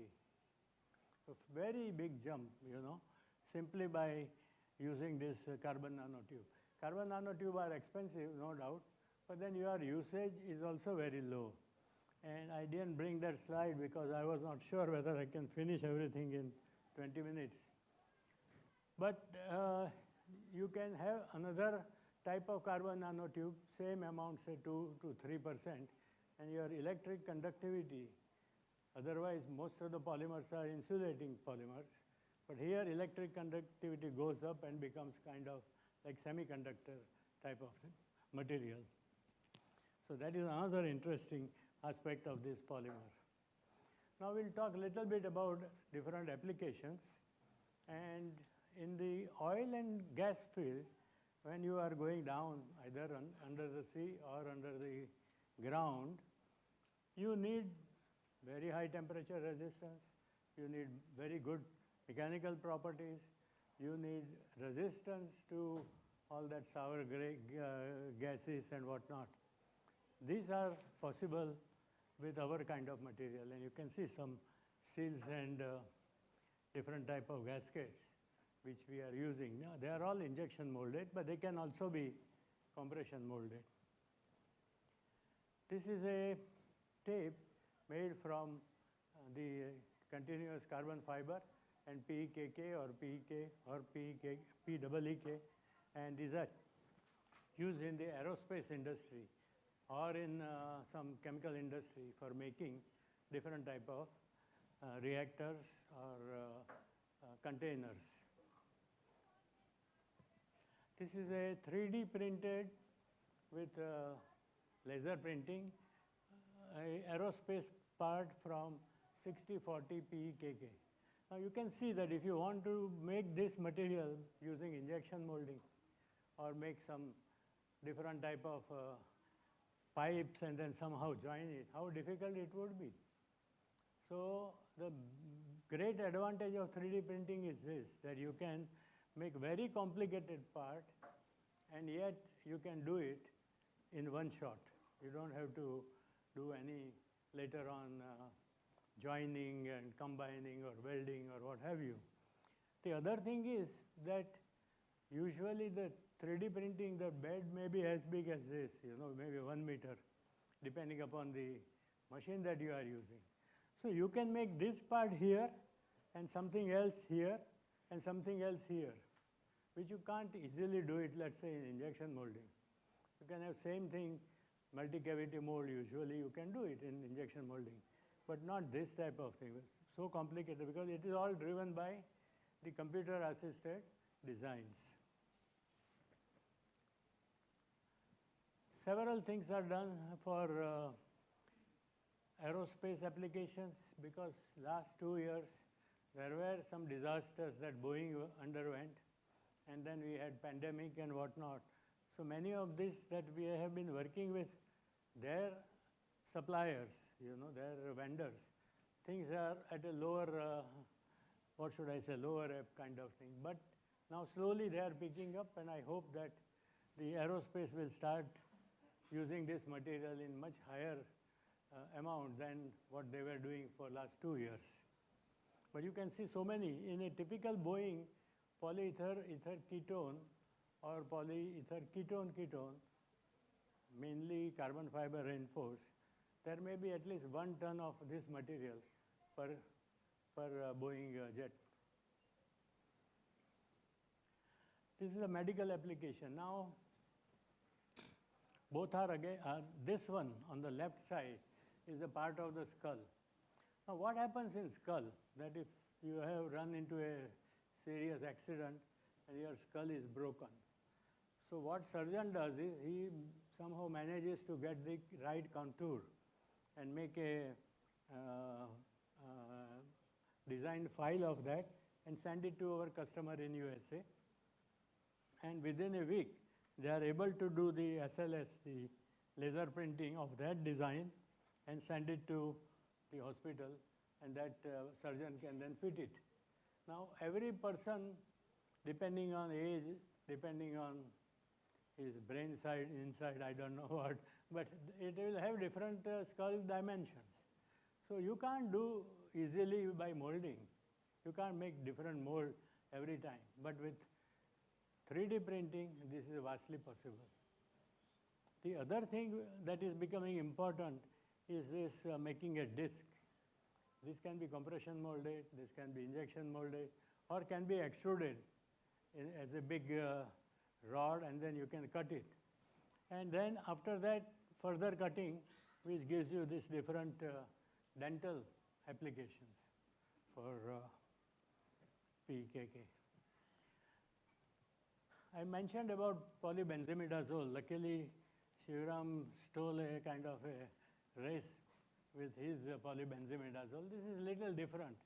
In fact, I am going to claim that this is far better than the PBI, which is now made in USA by PBI products.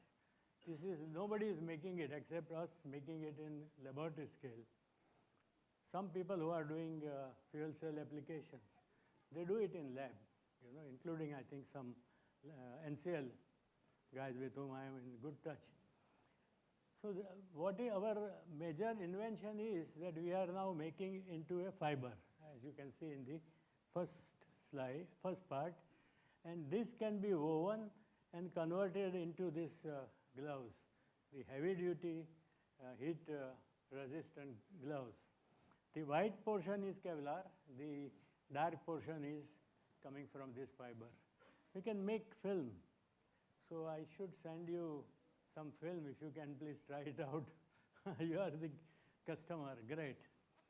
And our next project, which we have not started, but I am going to show you one fantastic application of that, which is the PBO fiber, which is again made by only one company in the world, in Japan.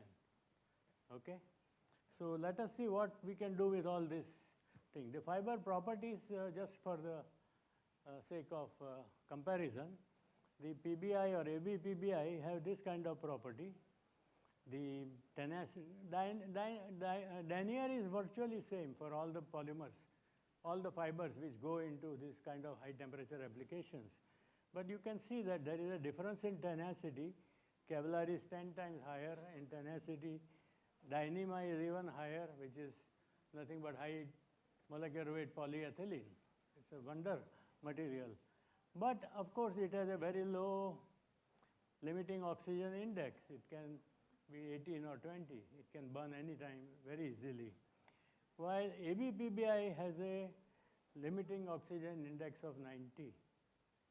And if you remember, only one other polymer has that kind of LOI, which is Teflon, the fully fluorinated polyethylene. PBI has 41 or thereabout. Even Nomex and Kevlar has relatively low LOI, so they can burn rather easily.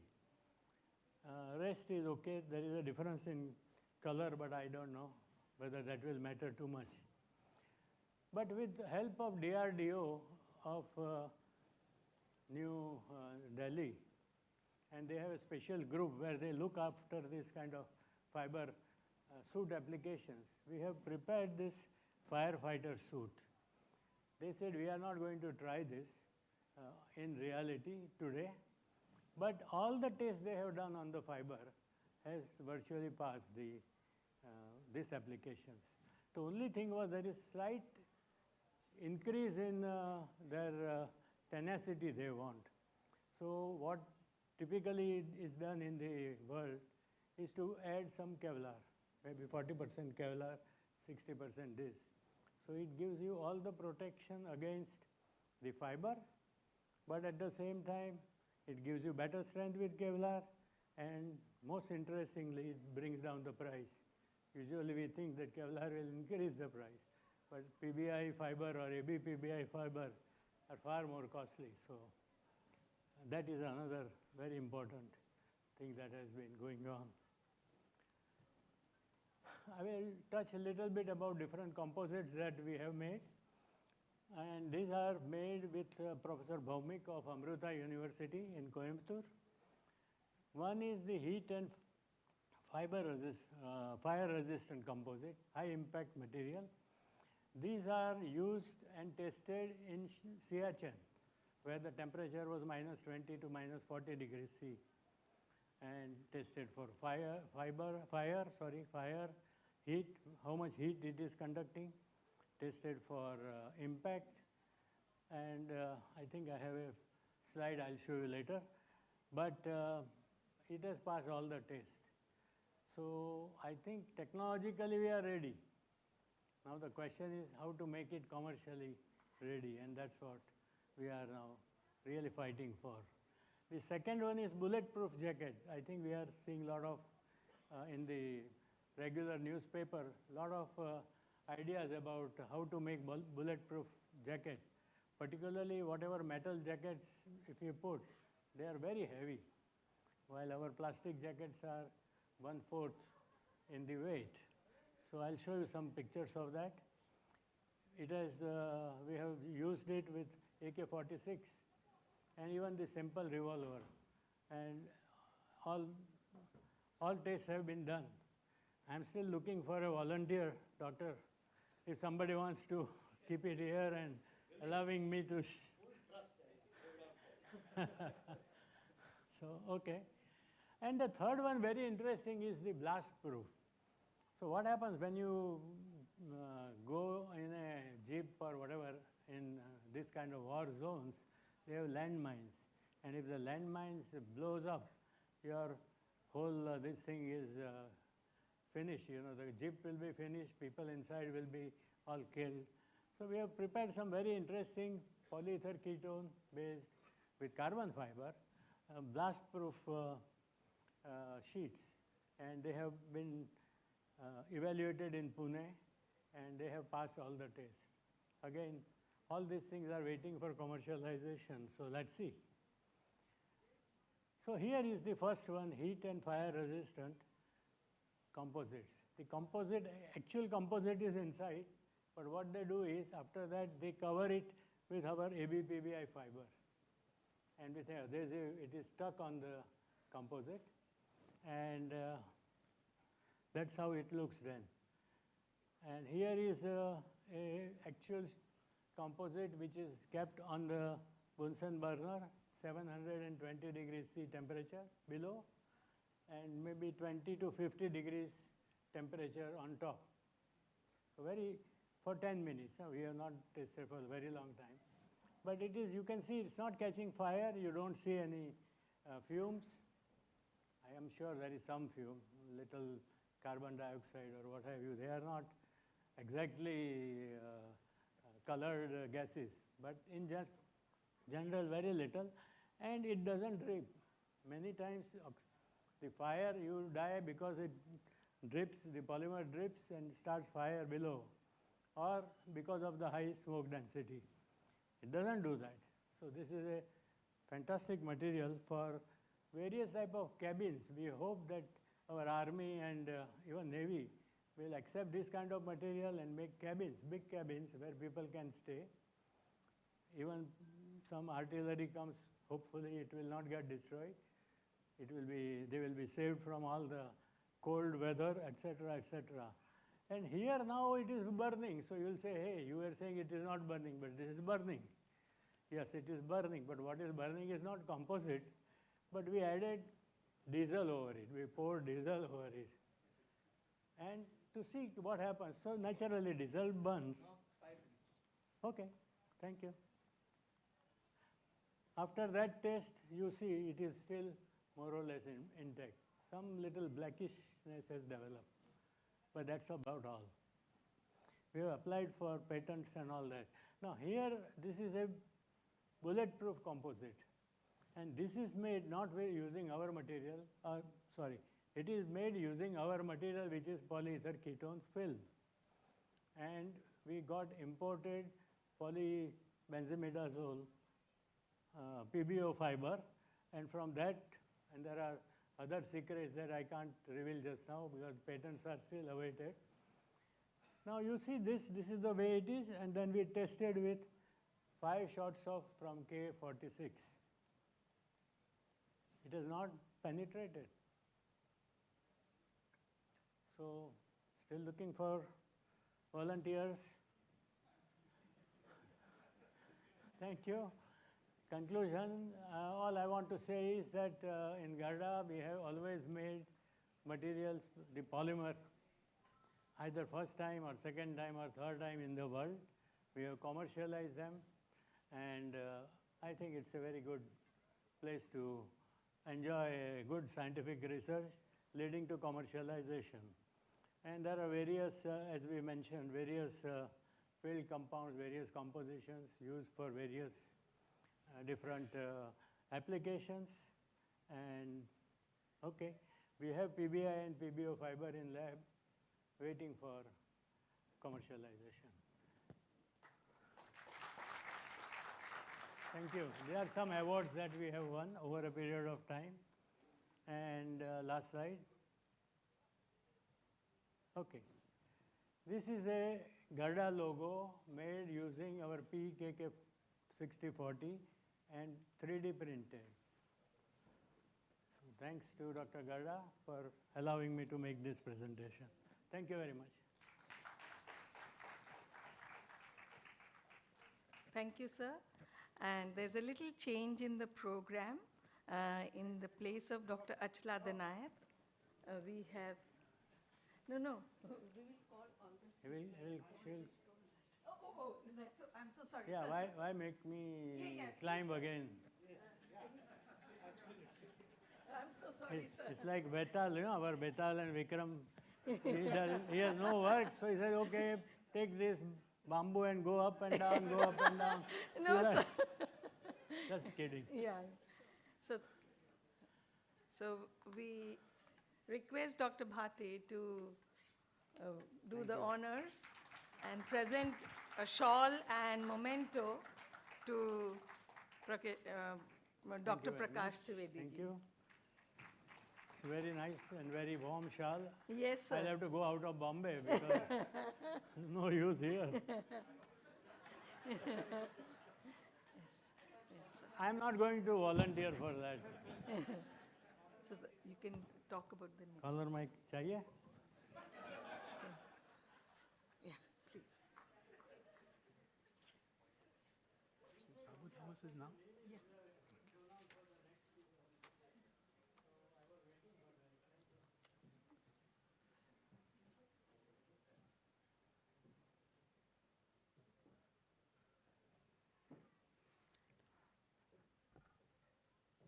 Like Dr. Vankar has said, there's a slight change in the program. Instead of Dr. Danite, we have Professor Sabu Thomas of Mahatma Gandhi University, Kottayam. He's been teaching in the area of polymer research, polymer science and technology for over 3 decades, having done his BSc from Kerala University, BTech from Cochin University, and PhD in rubber technology from IIT Kharagpur.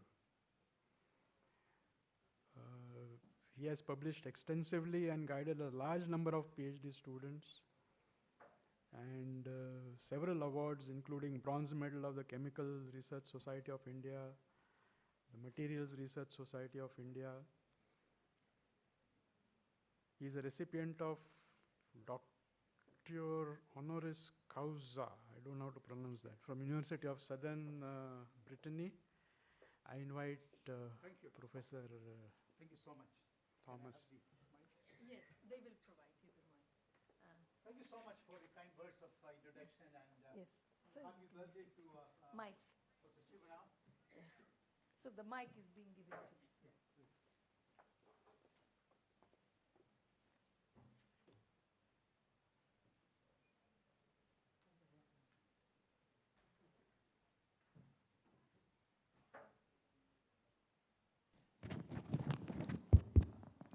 Thank you.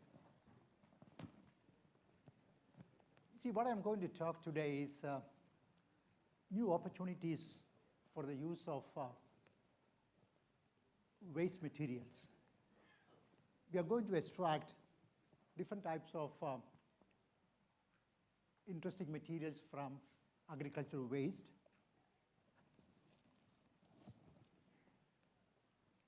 Before starting my presentation, I would like to dedicate this lecture for the 75th birthday of Professor Shivram. I remember I met Shivram for the first time in 1997 for the evaluation of one of his students, JRF to SRF. Subsequently, I had a joint project with his younger colleague, a DST project, and we worked for 3 years. And I was really excited by his excellent research in polymer chemistry, a very good administrator, institution builder. Large number of colleagues were molded by him. And one of his actually colleagues is working in my university as he's a brilliant chemist. Let me also show you another picture. It's not moving.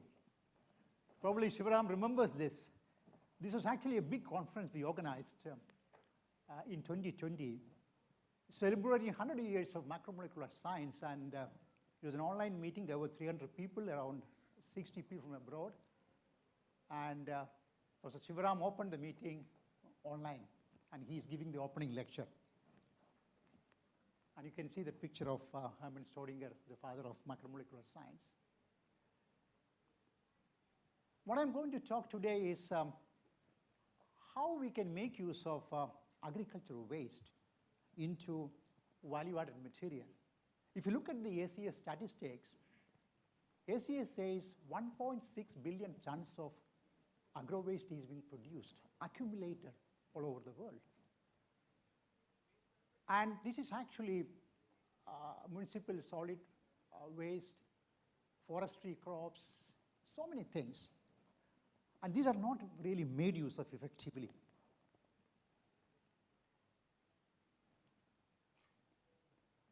If you look at the agricultural waste, we have sugarcane bagasse quite a lot after the production of sugar, wheat bran and rice bran, corn cob, wood flour, variety of materials. Jute, coir, pineapple, variety of fibrous material. Waste starch, waste from fish industry. If you look at, again, statistics I've taken from American Chemical Society, if you look at the worldwide production of this material, you will see that the wood flour is number 1, followed by bamboo, cotton lint, jute, kanaf, quite a lot of agricultural waste. There are lots of exciting features for this material, environmentally friendly, they're cost-effective, quite abundant, and non-abrasive to machineries. If you look at glass fibers, they're quite abrasive. Excellent acoustic and thermal properties, very high specific properties. And dear colleagues, these are underutilized. Countries like India, Brazil, South Africa, a lot of natural fibers.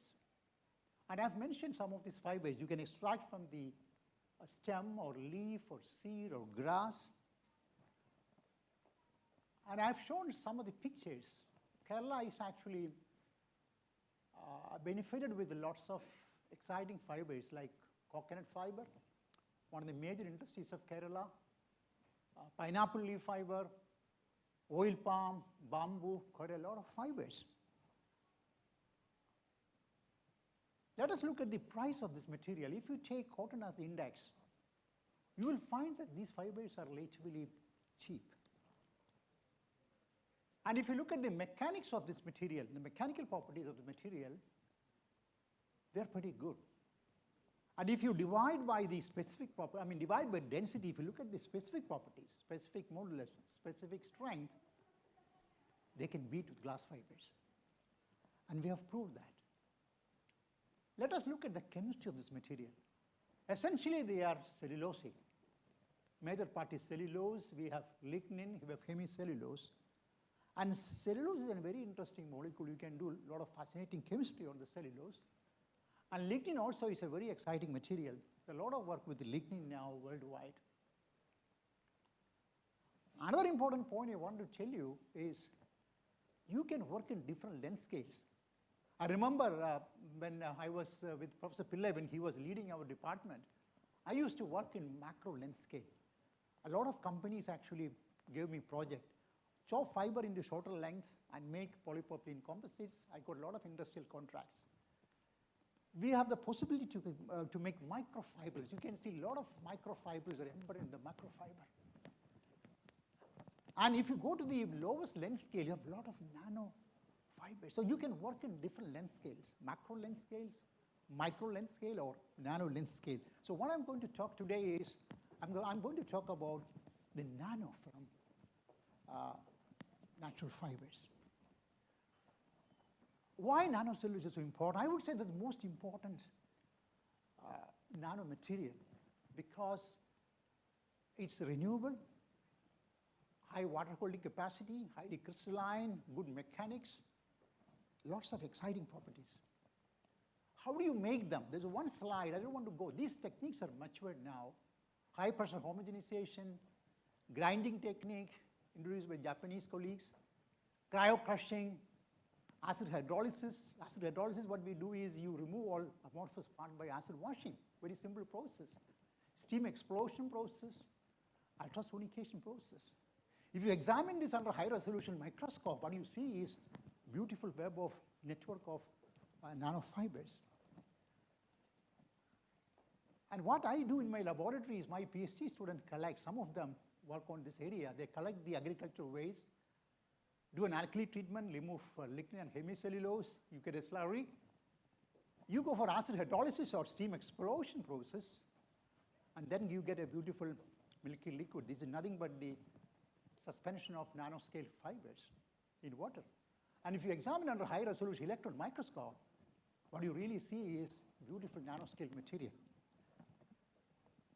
Another important point is if you use a strong acid, you can kill all the amorphous part.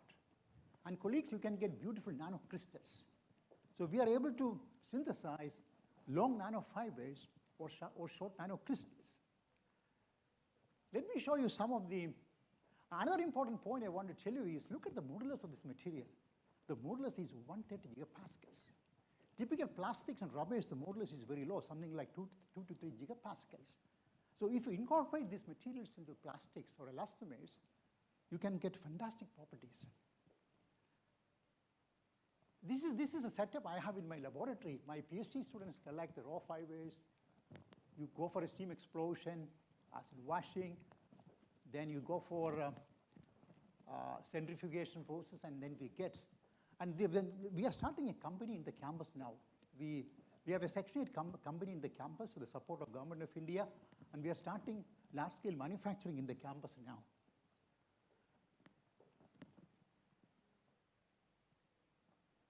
This is some of the nice nanoscopic material we have made. This is from banana stem. We have made nanomaterial from a variety of agricultural resources, and we are able to commercialize this now. This is something we have done with Sweden. I had a long, still we have a Swedish program. Sweden is enriched with a lot of wood industry. So we have made quite a lot of different types of nanofibers from wood flower. We have a series of patents with the Swedish government and Swedish University of Stockholm. This is with the Brazilian corporation, with Sao Paulo. We made a series of study on pineapple leaf fiber, and we made nanoscale material. Now, dear colleagues, we can do a lot of chemistry on the surface. We can do grafting, we can do esterification, We can do tempo-mediated oxidation process. We can introduce fluorescent labels. We can do cellulation reaction. Now work with Apollo tires doing cellulation and make it compatible with the natural rubber to make tartrate. We have a huge program with Apollo tires. We can do cationization reaction. I will show you something what we have done recently for water purification. One of my students, he did a very small chemistry on the surface of nanocellulose. We made nanocellulose from banana stem, reacted with meldrum acid, cooperated with my organic chemist, and we introduced this carboxyl group on the surface. So nanocellulose modified with meldrum acid, and we have introduced carboxyl groups. And what we did is we looked at the commercial filters. Our idea is to remove dyes from water.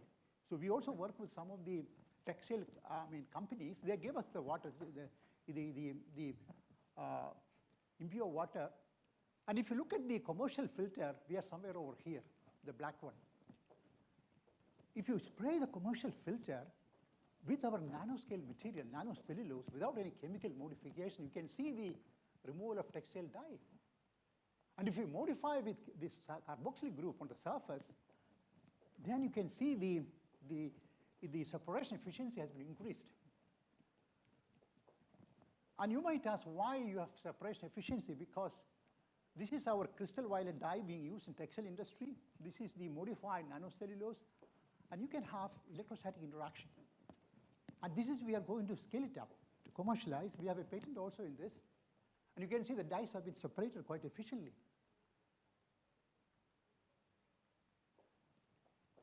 We can also remove suspended particles, from water.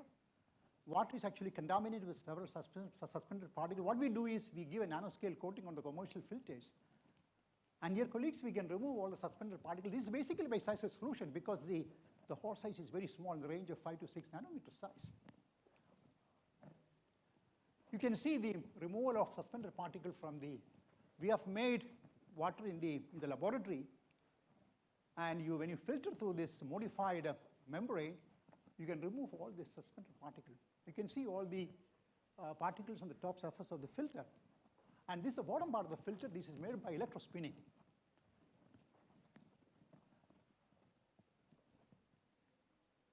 I will remove this, skip this. We can also remove heavy metals. You see the removal of chromium-6 by modifying the commercial filters with nanocellulose. We can also remove other heavy metals, nickel, cadmium, lead. So several heavy metals could be removed by making use of this filter. We can also remove bacteria and viruses. See, dear colleagues, the bacteria is quite bigger. You can remove by size of solution principle, because the hole size is so small. So bacteria could be removed. But if you want to remove viruses, then you have to do some chemistry on the surface. The best chemistry you can do is you introduce amino group on the surface of nanocellulose. Quite simple chemistry. And once you do that, you can remove viruses. So we could do such modification on the surface of nanocellulose. So if you do a simple chemistry polyvinylamine reaction on the surface of nanocellulose, you can put amino groups, and then you can have electrostatic interaction between the virus. Virus has got a negative charge on the surface, then you have electrostatic interaction, and you can remove viruses.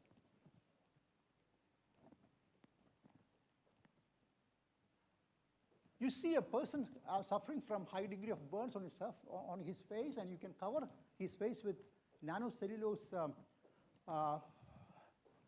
gel. We can make gel out of it, and you see the tissue growth is quite rapid because it's extremely porous.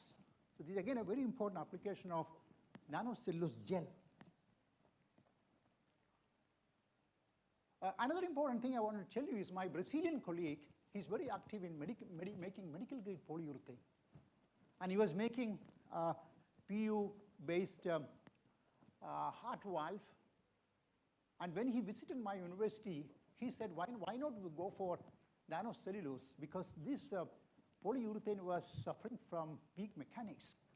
So we put just 5% of nanocellulose into polyurethane, and you see what sort of strength we got. 37.5 became 992.4, so enormous increase in strength of this material. And eventually, my colleague in Brazil made a series of work in a Brazilian hospital, and he made nanocellulose polyurethane heart valve, prosthetic heart valve. And we have joint patent also with them. Now, we applied for a NSF program, DST NSF program with 5 universities in India and Georgia Tech. What we did is we proposed a mask. And the outer layer of the mask is electrospun, which is coated with an anti-adhesive layer, polyelectrolyte. And the middle layer is actually made of a nylon engraved with nanocellulose, which is positively charged. And the innermost layer is actually made of cotton. And when coronavirus comes, this is actually a hydrophobic coating, and this can repel coronavirus. And suppose if you are careless in wearing the mask, if coronavirus is getting into your mask, this layer has got a positively charged nanocellulose, and it can have electrostatic interaction, and you can kill the virus. And the innermost part is the cotton. So this is a mask design we have made with Georgia Tech. And we made a few masks, but we also made by 3D printing. Let me now tell you some of the work on wound healing. My group is very active in wound healing. I was talking to Professor Pillai that we can have very active cooperation because we have a very big wound healing group. Nanocellulose is also an exciting material for wound healing. So what we can do is you can introduce antibiotic into nanocellulose platform. You can make hydrogel, you can make aerogel, and you can have very beautiful sustained release of antibiotic. And we also made nanocellulose collagen composites, very exciting material. Nanocellulose collagen material. This is again a cooperation with the Chinese group. And another interesting work we did is PhD student of mine made nanocellulose from banana waste. Then he introduced aniline, went for in situ polymerization of aniline. And colleagues, what we made is a conductive nanocellulose paper we have made. Very good conductivity. And again, we have a series of patents with the Department of Electronics because this is funded by the Department of Electronics. You see our process is very simple. In situ polymerization of aniline in nanocellulose. You go for a vacuum filtration, hot pressing, you can make flexible, conductive nanocellulose paper. And you might ask, what is the use of this material? It's extremely useful for EMI shielding. We can use it for mobile phones. Or electronic gadgets, we need to have EMI shielders. So we have made fantastic EMI shielders. These are some of the microstructure of this material. You can see this is conductive because you have polyaniline on the surface of nanocellulose. It's very lightweight, and you can see the shielding efficiency. We could get up to 24 dB shielding. And we have a big group on EMI shielders using biological waste. We are also into chitin chitosan. We collect the shell from the fish market, and then what we do is we make nanochitin. This is a structure of chitin, very interesting material. And by simple acid washing, you can make nanochitin in the laboratory. This is also, we are going to start a production in the campus because we have a Section 8 company. We can make nanocrystals or nanofibers. If you use strong acid, you can make crystals because you wash away all the amorphous part. If you use a weak acid, you have nanofibers. I'll show you one slide. This is again a very exciting material, nanochitin. You see, this is actually nanochitin. If you do a small chemistry of the nanochitin, if you introduce alkyl group on the surface of nanochitin, very simple reaction, and you can progressively transform into hydrophobic structure. And you can make nanochitin into hydrophobic nanochitin. And you see this is nanochitin contact angle. You will see that as you increase the number of hydrophobic groups, the contact angle is progressively getting increased. And colleagues, we can make contact angle of 158.2 super hydrophobic surfaces we can create using this material. Another interesting thing, we have some cooperation with Slovenia. A PhD student of mine went to Slovenia, and we did some hybrid structures, PVDF and nanochitin hybrid structures, and we went for electrospinning, again for the removal of dyes from water. Typically, the industry in Slovenia was using PVDF-based filters, not very efficient. But if you use a hybrid structure of PVDF and nanocellulose, the efficiency goes up. The efficiency goes up to something like 88%. So nanochitin is a very fantastic material for removal of dyes from water. Dear friends, we are also making use of waste starch. My students collect waste starch from the agriculture to harvest time, collect them. It could be potato, it could be tapioca, or it could be rice waste. We don't touch the food sector at all. Kerala has interest with a lot of cassava. So again, what we do is we do acid washing, simple acid washing. You can make nanocrystals of starch. These are nanocrystals of starch, thanks to Dufresne from Grenoble. We cooperate with him. And I will show you one slide. A PhD student of mine is working on natural rubber and nanostarch. This is neat natural rubber, latex. And if you put in increasing concentration of nano starch, you can get beautiful, quite strong material. Coming to the concluding part of my lecture, agro waste could be transformed into advanced functional green nanomaterials. It could be nanocellulose from plant waste. You can make EMI shielders, you can make reinforcing fillers, you can make use of water purification, wood dressings. Chitin is again a fantastic material. You can make nanochitin, starch. You can make nanocrystals of starch. And my last slide is, can we become a zero waste planet? The answer is yes. Don't throw away the waste. We can make use of them for making exciting materials. And I would like to thank all my colleagues and friends, my collaborators. Particularly, I'm thankful to Professor Rao for generous funding from the Nano Mission. We got quite a lot of funding from Nano Mission. International funding from PIX France, India, Sweden, India, Slovenia, GWA's funding, India, Brazil. DuPont funded me for 4 years. General Cable, United States, Surface Street, Czech. So many companies also support me in this endeavors. And many thanks to all my collaborators, MRF Tires, Apollo Tires.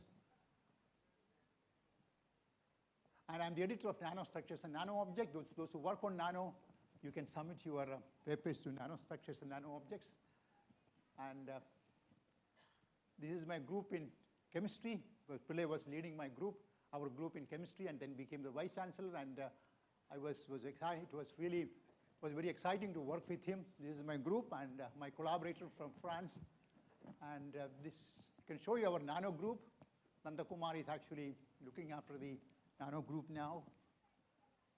And most welcome to our international conference coming up in 12th, 13th, and 14th nano meeting we are organizing.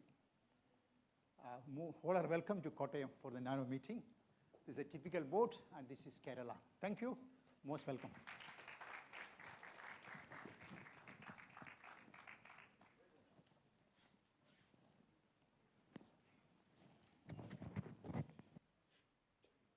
Thank you very much, Professor Sabu, for sticking to the time limit. Thank you. I skipped some of the slides because I wanted to be on time.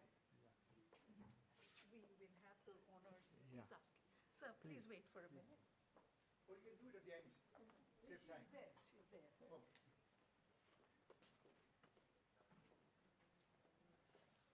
So Professor Bhate will present a shawl and a memento to Professor Sabu Thomas. Thank you very much. Thank you, Professor Rashid Billay, for the kind invitation. Thank you. Professor Shivram, all the best. Thank you. We'd like to have you sometime in our campus. Thank you. Sir, the next.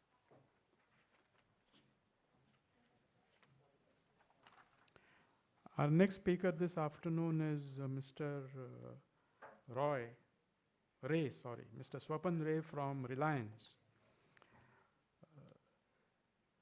He worked with IPCL for some time before joining Reliance, and he superannuated from Reliance in 2016 as Senior Executive Vice President after working in various capacities. He is currently mentoring the newly formed sustainability team at Reliance. He worked as past chairman of the Governing Council of Indian Institute of Packaging, and he is a member of Editorial Advisory Board of Polymer Communique, a trade publication of plastic industry.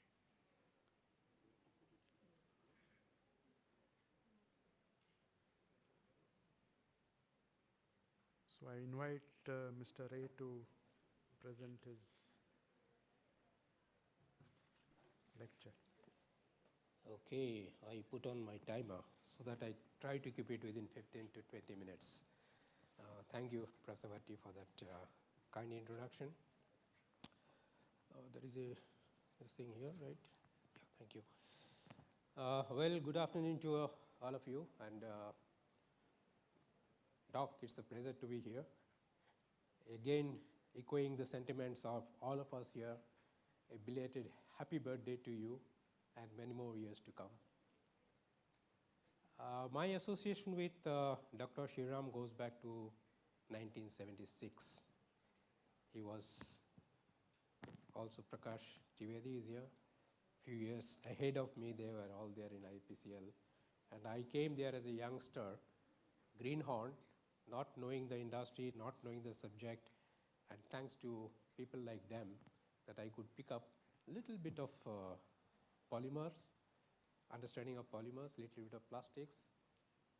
Nevertheless, I must admit that I am an outlier here, looking at all the sessions that we have so far. It had been very, very enriching for me. So pardon me if I take a major departure from the talk that we had so far, and bring in a whiff of the world outside this auditorium.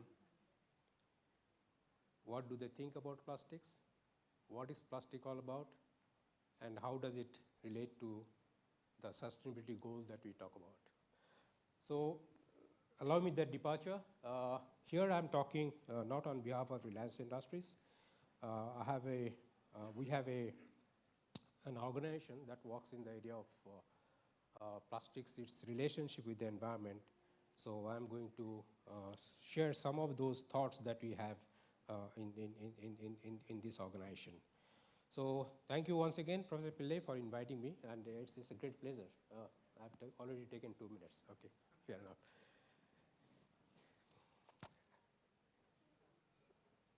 This is the one, no?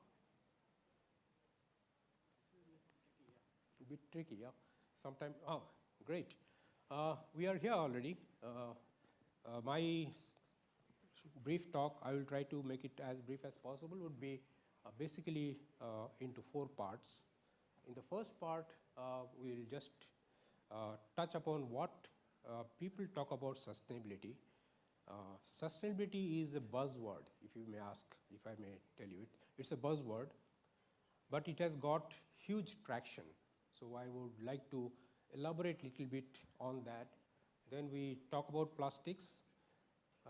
In our days, we used to say that I'm going to tell about my aunt story to my mother. The group here knows plastics much better than me, but nevertheless, I'll try to touch upon few points which the outside world talk about plastics, and for their understanding. As a matter of fact, I won't be surprised if some of our polymer science students who are present here may have a different view on plastics than what the polymer scientists or the practitioners they think about it. Polymers are harmful to the environment. All of us, we agree? Yes, no? Yes, I got a support. it's harmful to the environment, so we need to understand why and what we need to do. So let's go to that, trying to understand how it relates to sustainability, and then in the epilogue we'll talk, summarize the whole thing. So let's take this journey. As I said, sustainability is a very new term and not fully understood by most of us. It is something like, it's basically an abstract concept, if you see. It's an abstract concept. People will have their own perception, own definition of sustainability, and in the industry it is no different. There are different perceptions of sustainability. In academia there is a different perception. If I talk to a environmental scientist or economist, they have different views. The business has different views on sustainability. So it is still, I believe, is something which is abstract in nature, and being abstract, what is this? It's not me, huh? It's something to do with the laptop. Okay. Does it move? Okay. Plain definition, ability to sustain or endure. Okay, that is the plain definition. But as I said, it is an abstract concept, and the definition which often is widely accepted is the one which I have picked up here. I think you have to help me out with this movement of the slide, okay? Is here, put one more, stop, yeah. One more.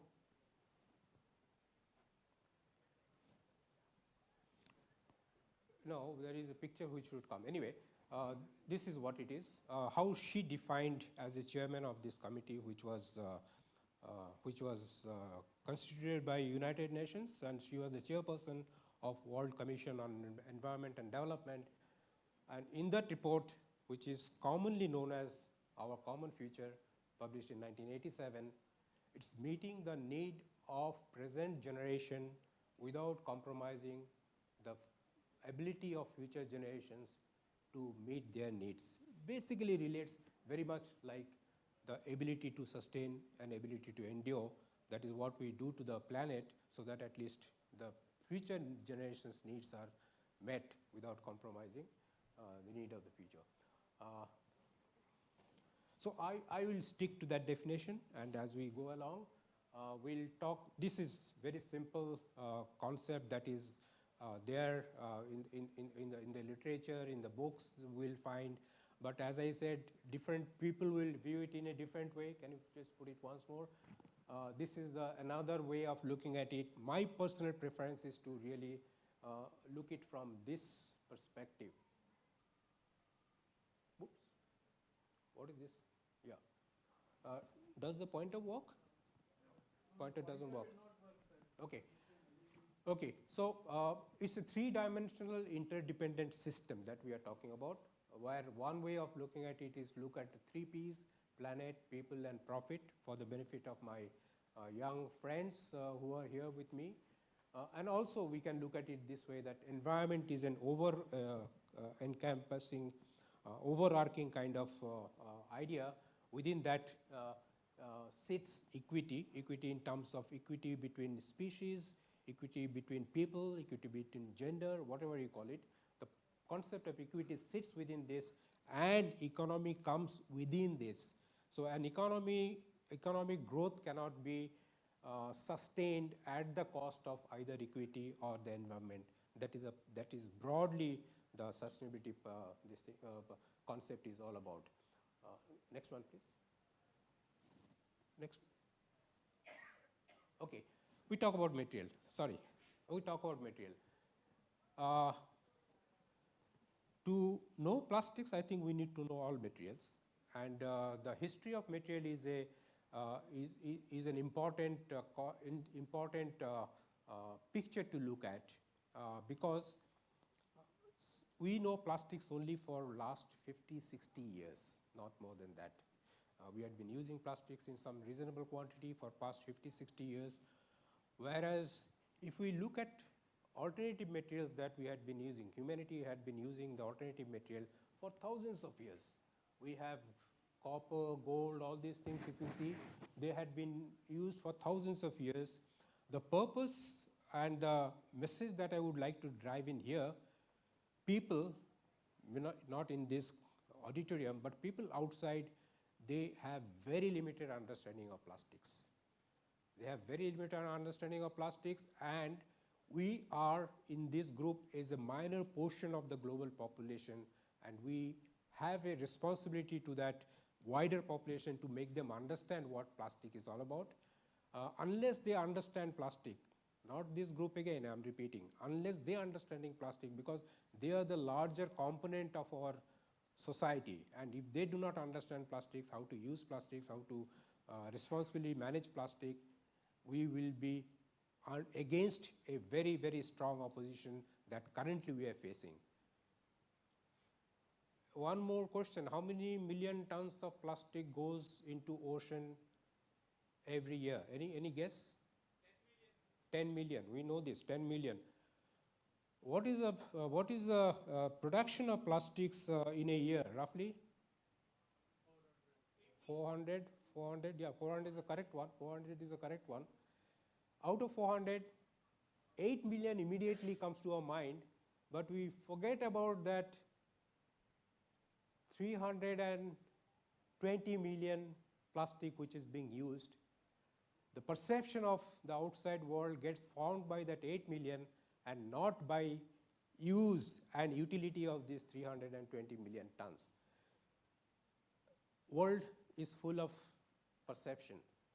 Perception has to be really looked at very critically to understand where the problem lies to get a solution. So my friend, just press it. Same product we were using with alternative material. Like my young friends here, I used to go to college, I used to go to IPCL initial days. We used to carry our lunch in a lunch box like this, metal box, and cutleries of steel cutleries. Today, we are using plastics. Not that there is a person called S.K. Ray who has developed this item out of polypropylene, and since it is out of polypropylene, and a person like S.K. Ray, Chopin Ray, has developed this application, it has become popular. No. We all wanted some functionality at an affordable cost, and that is the reason we shifted here. And plastic products are affordable products. I'll come to that later. But the point that should be driven home is that plastic is not a one material. It is like a family of material. From polyethylene, I make different products. A whole range, some of them are captured here. From polypropylene, I make different products. Like with metal, steel, I make a different set of product than what I make from aluminum or other metal. So it is a family. First of all, I would like to drive home this point. It is a family of material and not one product. So when someone tells me ban plastics, I get confused. Which one to ban? Do I ban my computer? Do I ban my, actually, I must thank Professor Sharma. Professor Sharma has made my talk little easier to really narrate. These products are used by us for their utility values, and they are doing much better job than the traditional material, and that is the reason the demand for plastic has grown, and not that some industrialist or some scientists have pushed this material for us to use. So that distinction, I think we have to make. It's important to differentiate between materials and products. Okay, this is an important message. I think I should like to leave with my young friends here. Next. Very elementary slide.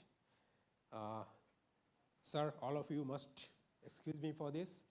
Very elementary slides, but hopefully it might be useful to my young friends, and definitely it is useful to people outside this auditorium. I have noticed we use plastic for their attributes, for the functional attributes. Insulation properties, thermal, electrical, go on. barrier properties for this we use. It is lightweight, and this one was mentioned in one of the earlier talk, that this being lightweight makes a huge impact on the environment. And I will share some of those thoughts with you. It makes huge impact on the environment. And then its durability, water resistant, corrosion resistance. My packet of chips or snack food remains fresh for much longer period. So that is how that is the reason I use plastics, and we cannot, it is ubiquitous in our life today. And finally, but not the least, it is safe and hygiene, and we did hear mention of COVID and the role of plastics in combating COVID pandemic globally with the help of a lot of plastic products.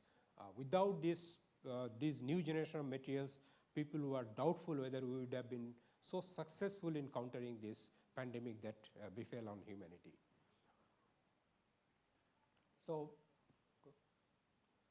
some of the products these are all very, as I said, very elementary for all of us. We use them for all these properties. Next. Used for the functionality and their affordability. This is the bottom line. The punchline is we use plastics not because somebody has invented plastics or somebody is producing plastics. It is because of their functionality and because of their affordability. And in poorer country like India, the affordability factor actually is a very, very critical factor. And we need to be mindful when we talk about when you have a narrative which ignores this affordability factor in our narrative. So broadly, this is what I thought. Let me just talk to you, and just next one. Major usage, I don't think I should dwell much on that quickly. These are some of the uses most of you would be familiar with, so I'll not waste your time on this. Come to this section on sustainability. To leave this planet in a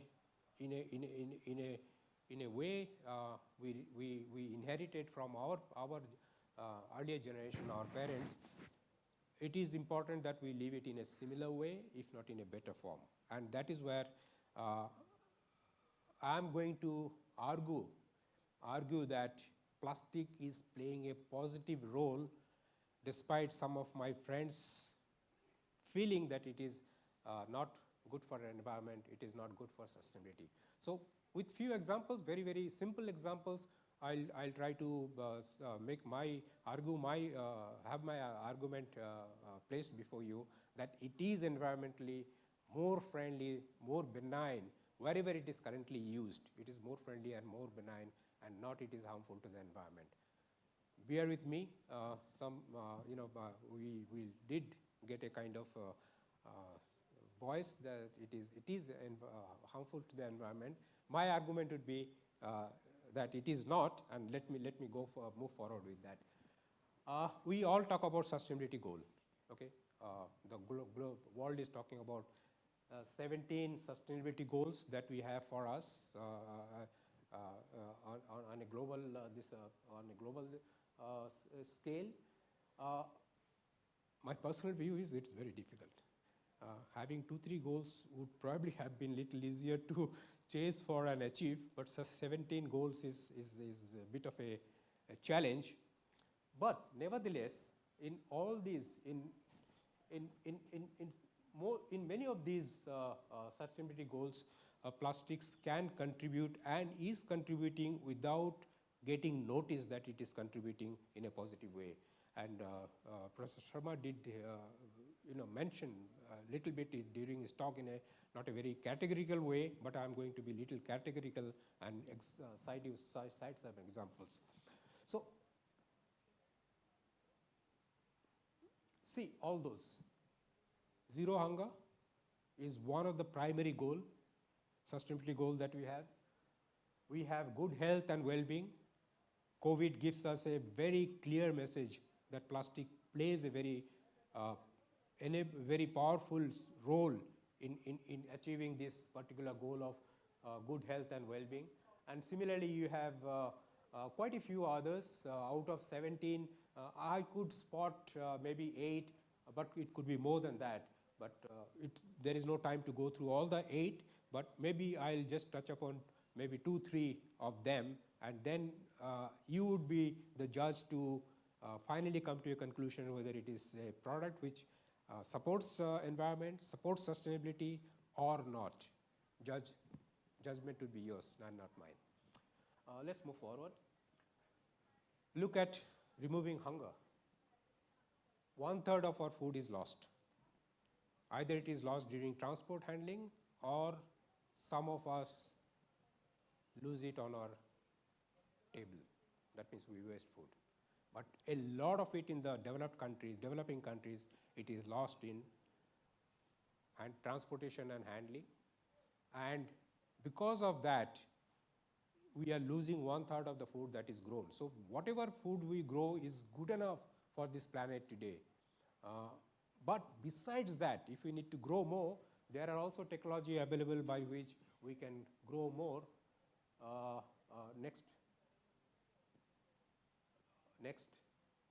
Because when we are using this advanced technology for growing food, we can reduce the amount of water which is required by anywhere between 70 to 80%, 50 to 70%, 50 to 70%. Same is the case of nutrient. That means we are using less water, less nutrient, and in that conversely we can really cover more land for growing food and grow more food.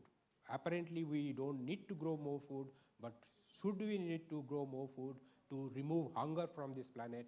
Here is a solution which is available with this advanced material. We can adopt advanced agricultural practices, and no wonder countries like Israel, it's in desert. They produce their food not only for themselves but also for export. So removing hunger, plastic products can play an enabling role in removing that hunger. So shelf life of processed food can be increased by months, even some cases it can be by years. And this is my submission, that plastic helps realize sustainability goal number 2, which is one of the most critical goal that we have set for ourselves.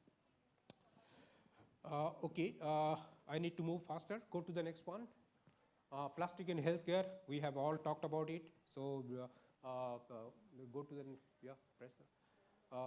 So it clearly indicates that the realization of SDG goal 3 can be achieved and is being achieved with use of plastic products.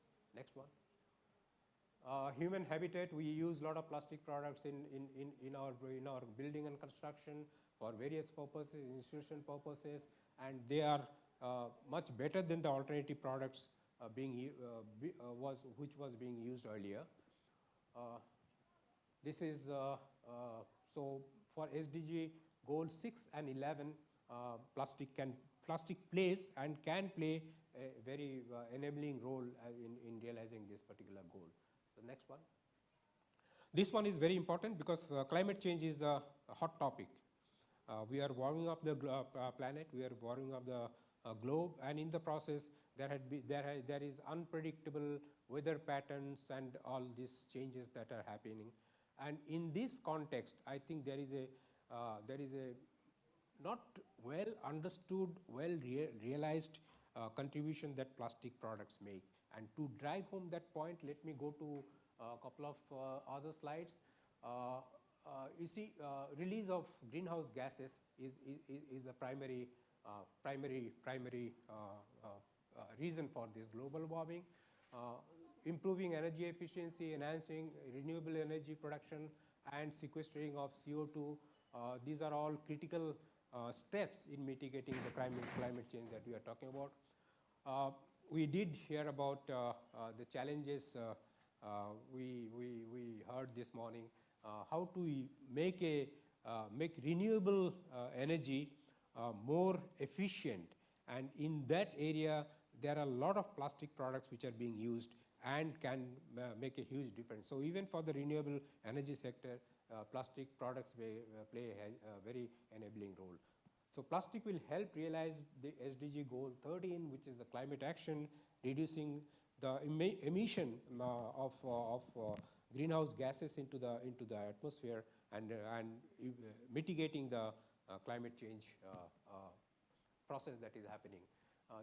This is a quick one, just a, this is how I understood why climate change is happening. First of all, when I was born in 1950, the population here on this planet was 2.5 billion people. Only 2.5 billion people were on this planet. Today, as we are meeting in this auditorium, it's close to 8 billion. So you can see the number of people have grown. So in that process, their needs, their requirements for living, everything has grown. Their demand of the product has grown. Number two, the kind of affluence that we had in my, I come from a very poor household. In my home, I had only one table and one chair. So when dad used to come, it used to be monopolized by him. It used to be monopolized by him. When he was not there, some of us, we took turn in sitting there and studying. So today, all of us, we have some study table, we sit comfortably, we are able to study. So in terms of material needs, in terms of needs various things, it has grown. So number of people have grown, our affluence has grown. In the process, we are consuming more material, more energy, and if we are consuming more material and more energy, obviously the resultant output is your high greenhouse gas emission. Yes, sure. And then global warming and finally climate change. Okay, let's move forward. So this is very basic thing. Let me not waste your time on this. Sources of this is fossil fuel combustion, and natural gas and all this. They are the main primary sources for release of this greenhouse gas. This one, I'll spend 2 minutes on this and then rest 3 minutes on other slides. We used to have our milk in milk bottle. Today, most of us, we get our milk in a milk pouch. And in the process, what has happened in terms of material usage, you can see 650 grams used to be the weight of the milk bottle. Today, for packing the same 1 liter of milk, we are only using about 5 grams of polyethylene film. So not only because of the density difference, but also because of the packaging material difference, packaging product difference, we have been able to drastically bring down the material usage.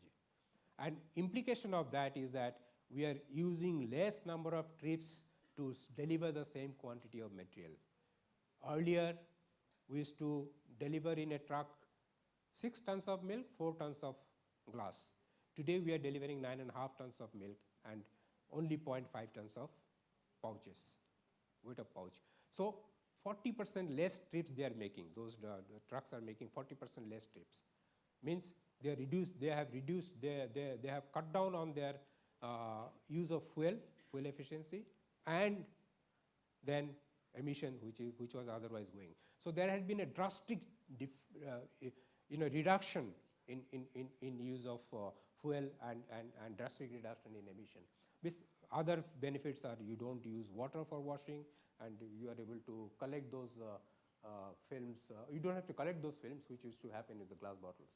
So the point that I'm making here is that because of its properties, because of its design flexibilities, we have been able to achieve in most of the places. Here is just an example. In most of the places, huge savings in resources and less emission into the environment. Next one. Next one.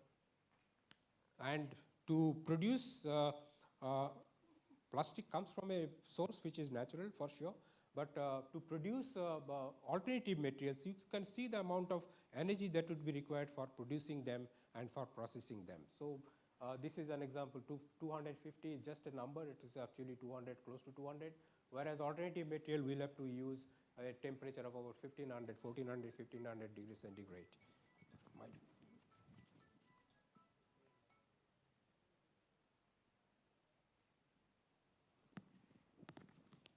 My apology. Next one. This was one study which was done, and a quick look at that quickly. If we shift all the packaging from plastic packaging to a next best alternative, this would be the implication of that. Material usage would go up by 3.6 to 4.5 times. Energy usage would almost double, and greenhouse gas emission would be again more than 2 times. So this is what we'll do, what will happen if we shift from plastic packaging to alternative packaging, and that is the reason. Conversely, this is the benefit which plastic products have brought in the packaging sector. Next one. Next one, yeah. Fortunately, there is some misconception. Many of us, we carry this misconception, some plastic cannot be recycled. Absolutely not correct. It's not true. All plastics technically can be recycled, and here are some of the pathways for recycling. Dr. Lele's institute, they have, NCL has recycled all those plastic masks, right, for COVID, this thing. So basically, I think that we have to remove it from our mind that plastic cannot be recycled. It cannot be recycled if it cannot be collected. If I take a bottle of water and throw it on Khandala, no way somebody can collect that bottle and recycle it. And here is an example. That bottle has come back to me in this shape. A beautiful carry bag, you can see, PET bottle, right? So, my friend, it is not a technical problem. It is more than a technical problem. It is also a societal problem that we need to address. Okay, I have almost come to my end. Maybe another slide or two. Yeah, well, let's quickly go back. These are some of those examples of product which can be made from plastic waste, recycled product. IPL team jersey, you can see that is made from recycled PET bottle. So this is just a next one. We did talk about circularity. I think circularity is critical not only for plastic but also for all material. In other places, I think we have achieved some degree of circularity. In Indian context, the problem is that we have not been able to address this huge leakage that takes place from consumer to the environment. This has to be addressed. Once we address this and bring it back into the loop, it is a virtuous cycle that we will be able to achieve. Transition to a circular economy can mitigate the climate crisis. Next one is an epilogue. Just we have to maintain this. This is the key to sustainable growth. First principle, reduce any material, any energy, any resources as much as I can reduce it. That's the first step. Second is reuse as much as I can. And third one, as I said, don't throw your PET bottle in the open, put it in the bin, and you will be rewarded with a product like this. Thank you very much for your attention. Thank you.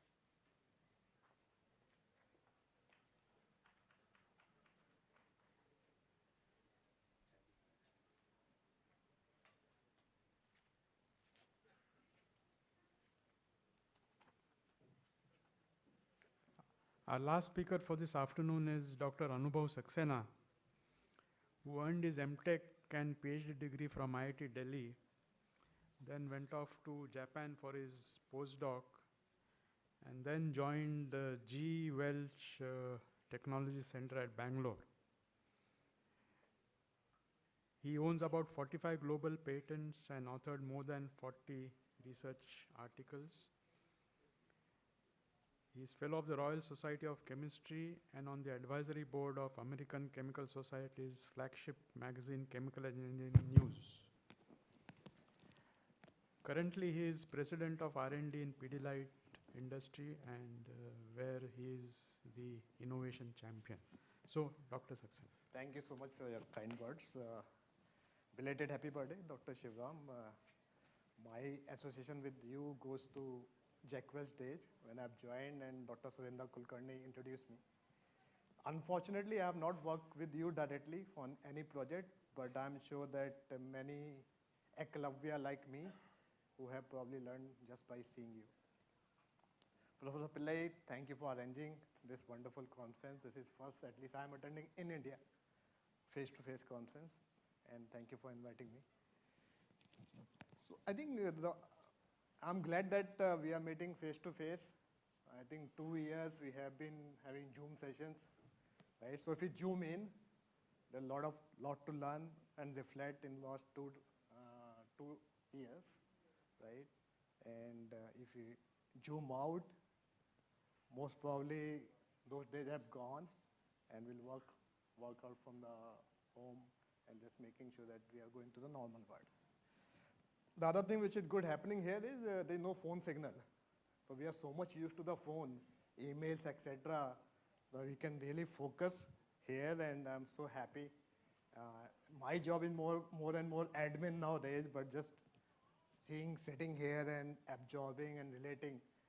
The first session was very inspiring. I think we learned a little bit more about Dr. Shivram. But in the second session, which was really very inspiring for me as a polymer scientist, where Ajay Ghosh, RK, and Ashish, I think they talk about the power of the non-covalent interaction and the polymer design. If you combine those, then it can touch the wonders. And I can recall my research is more on the inorganic polymers while leveraging the non-covalent interactions. So it's a wonderful interactions, whether it's ionomers, which are made based on ionic interaction, hydrogen bonding, right? So it was very, very refreshing and very encouraging. And this session, I think, is more on the industry people. Dr. Trivedi, thanks for sharing wonderful work. Peak, I think I have a little association, and I have some SABIC colleague I saw and sitting here. When I joined Dr. Shivram G, I was a part of the advanced material business, and that time the CTO, he said that we need to have we have a polycarbonate siloxane copolymer. Since my background in silicon, and say, okay, you make peak siloxanes. And how can you make peak siloxanes at 340-degree melting point while the TG of the siloxanes are in the minus 100 plus, right? So even at the 100 degrees, it's like a water. But then we made some efforts, and at least from the lab and scientific curiosity, we did some work, and we could not commercialize it. Obviously, it's a lot of challenge, which you know. But at least I thought I'll just mention. And also inspiring, I think you are the first one probably from the industry who got the Dr. Sandappa Award, if I'm not wrong. So which is good to see that we have an industry veteran like you. So I have been discussing with the Professor Pillai that what should I talk about, and I can talk about what Pidilite does, different type of polymers which we use, whatever adhesive coatings, etc. I can talk about a little bit about my research. And personally, if you ask me, and the students especially, a lot of work which I have done, a lot of scientific problem which I have solved, right? 45 plus patents, but not everything commercialized, right? So over the period of time being in industry, I realized that it's important to identify the right problem. If we identify the right problem, and if we scientifically solve that, it's much more valuable. Personally, and also from the industry point of view, and also from society point of view. And also realized that in Somaya Vihar University, I think they have a design thinking course as well. So I thought it'll be good for me to just reflect a little bit on design thinking method and how it can be used to identify the right problem. Right? And also in today's world where the inspiring India, like want to be more Atmanirbhar, a lot of startups are coming. Most of those startups I see also in the COVID days, a lot of nanomaterials, a lot of polymeric materials started coming in, but not in India. Still we are far from the startups like the Tesla and the Apple, right? It will happen someday, but I think if especially young people start thinking about in that fashion, I'm sure that will happen. Yeah. So before I go there, just a couple of slides on Pidilite. Most of you may know Pidilite, but we started this journey in 1959 where in just one line, if you want to define Pidilite, Pidilite is the one who creates new categories. The applications which are not in India, right, we have introduced. For example, before 1959, when we introduced the white glue with the Fevicol, before that, animal-based glue has been used. Right? When we come to the waterproofing, no one else was doing waterproofing in a systematic manner in India. So we are the number one in waterproofing, number one, 80% market share in the white glue, in the Fevicol for wood-to-wood business. And earlier it was run by the family, I think the Parekh family, I think most of you may know. But then 2015 onwards, it decided this should run by the professionals. And then Bharat Puri, who joined us as a MD in 2015.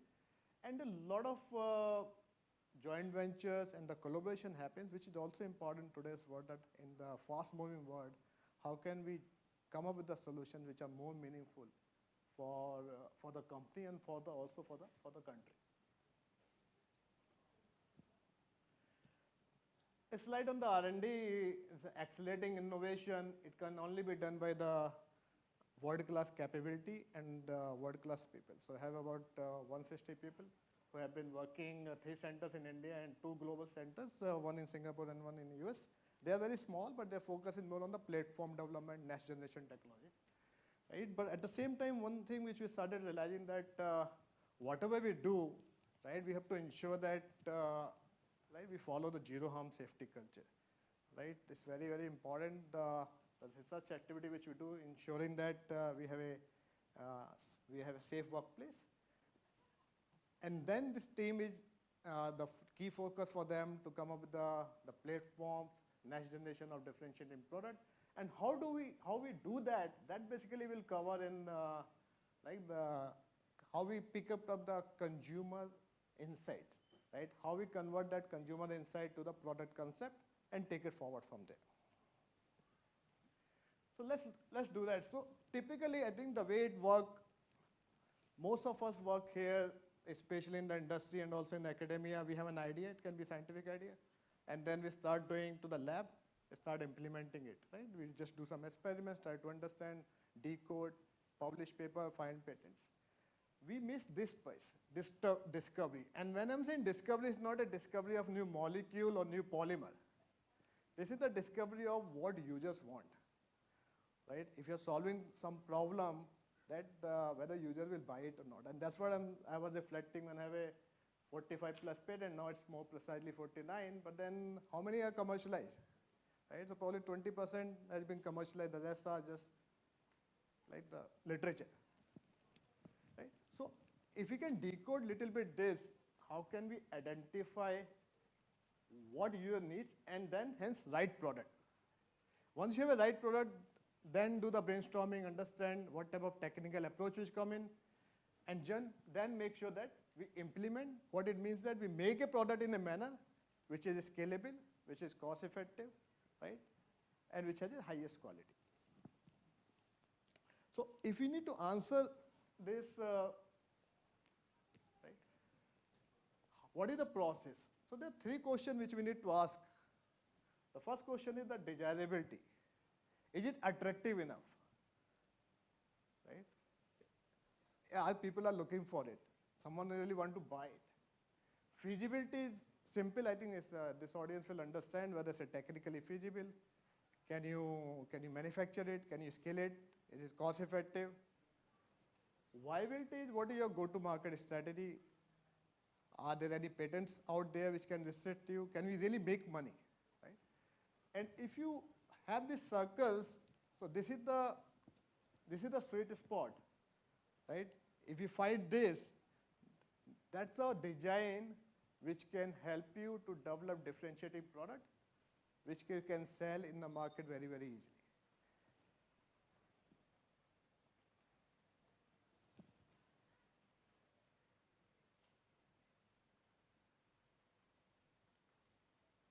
Yeah, press it. Yeah, these are the 5 steps of the design thinking process. Design thinking is just a common sense in my opinion, but I think this has been coined in late 80s, and in last 1 or 2 decades it has been practiced very, very rigorously. Product development is the one element, but you can use this for any processes. The first step is the empathize, right? To really understand who your target users are, what's their unmet needs. They will not share all the details upfront with you, but then how can you decode and then you define the problem statement. Once you define the problem statement, then brainstorm, come up with the ideas, and then solve and implement, right? So I'll talk about a little bit more in detail. Yeah. So the first step is detach yourself. Detach yourself with your own learnings, right? Whenever I'm in the market, whenever I'm talking to some scientists, whenever I'm having interaction, first step is detach. And just try to see that, focus more on what, not why, right? So what action and behavior you notice whenever you're in the field, whenever you're talking to, whenever you're seeing some experiments, right? What actions and behavior you see? What are some quotes or defining words? What people are saying, right? What you see and then what people are saying. Sometimes they may feel, but they will not tell. You have to understand a little bit of their body language. They probably may not be verbalizing it, but at the same time, you may get to feel that what are the emotions, right? I will talk about a little bit more in detail this slide. Just go to I think this is the whole process, how to do that. I think it's all about whenever we're having certain conversations, it's a closure models work. And here the trust is the one element which is very, very important. So start with the chat. So any conversation, if you have, I think Dr. Shivram talked about, if it is transactional in nature, right, you are just shutting down. The discussion will not go that far. You need to start that when people started engaging with you. Whenever, whoever you're talking to, you have to just ensure that, right, you start with some general conversations. It can start with the weather, local news, cricket, anything else, right? But you have to just first build a bond. You just say that, oh, I need this. That probably may not work, right? The another important thing is this point: don't intimidate by the dressing or by looking, right? This is why my experience when I joined Pidilite. So Pidilite, the most of our revenue comes either someone making home or repairing home. While my previous job with the GE, where my customers are healthcare customers like J&J, Novartis, L'Oreal in cosmetics, right? P&G. So I used to visit even Apple in the electronics, or Audi. So I used to visit those customers when you have a jacket and tie. And when I joined Pidilite, they say, okay, you have to go to the customer. I happen to ask, okay, go to Banaras. And you have to meet the ABC person. And I went there and I realized when I'm sitting in the car, I'm now going to interior, I'm asking that the person with me, that where we are going, they say, it is a furniture house. And when I realized that this jacket will not work, right, then you have to just take it out. It will intimidate basically, right? Then you have to also, you should not behave where the people can't relate with you, right? So they will typically ask you, take a water, right? And now you're used to having bottled waters and so you can say, like, then there's a way to connect. And this has to be mentally prepared little bit, right? So you can always say that, and this is just an example you have to build by yourself.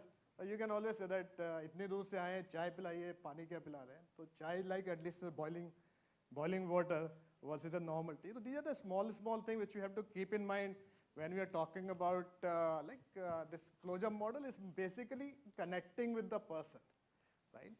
And then I think these are the simple things when saying listen, I think which I mentioned the previous slide, listen, observe, be more sensitive.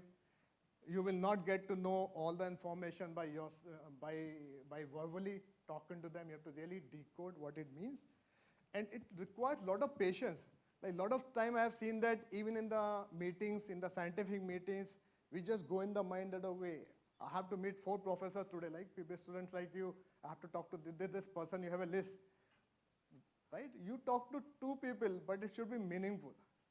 You can talk to others later, but I think this happened in industry very, very often where people say, oh, I have 4 meetings to complete today, but if you're rushing in the meeting, it will not be productive, right? So you have a lot of patience to just ensure that you get information what you want. Now you have at least you empathize, you really understand, right, what you saw, what you observed, what you felt, then pick it up and develop the insights, right, and have your point of view. So there are some examples, very famous examples, when Coca-Cola had a tagline, "Thanda matlab Coca-Cola," correct? So अभी हम पुराने अभी अब if you still recall घर में like लोग पूछते हैं आपको ठंडा चाहिए गर्म चाहिए, right? So they just have that insight. Whenever someone is coming visiting your home, right? People ask ठंडा चाहिए तो ठंडा मतलब Coca-Cola, right? Cadbury, खाने के बाद कुछ मीठा हो जाए, right? When I was young, there were no chocolates, all mithai, right? In the Diwali, in the any festival. Now it's getting replaced. You get a lot of chocolate boxes in the Raksha Bandhan and the Diwali or any other festival. Surf, daag achhe, and our own todo nahi jodo. Right? These are the insight which you build in. Once you know that, right, you can replace the market, you can change the market, right? Now you have an idea, you have a problem statement, you know really what really want to do it. Now it's important to have lot of ideas on the table. Look at from all the angle how you are going to solve this problem. Right? Sometimes you have in mind that, okay, for example, transdermal patch, right? You can take couple of different type of polymers. Contact lens, right? The acrylic chemistry has been used, but you can use different type of monomers. Paints, those are acrylic monomers has been, you can use the Viova monomers. There's so many different ways you can solve the problem, right? So you should have a list of the idea, do the brainstorming session, and then do certain level of prioritization. And this is very simple. This is not the only way of prioritization. This is a very simple matrix 2 by 2. The idea, innovation is all about, I think as a student, I used to think differently. Like if we're solving complex problem, then we are doing something good, right? It's not necessary. We need to find a way where we can solve the problem in the simpler manner, right? And eventually the smart innovation is where you can relate, where the users can relate, is easy to use, cost competitive, and from the company point of view, we can make money, right? So in that manner, if you look at that originality of the idea and which is easy to implement, if you can prioritize from there, that's a wow idea. And then look at that, what are the 2-3 ideas you prioritize from there and move forward.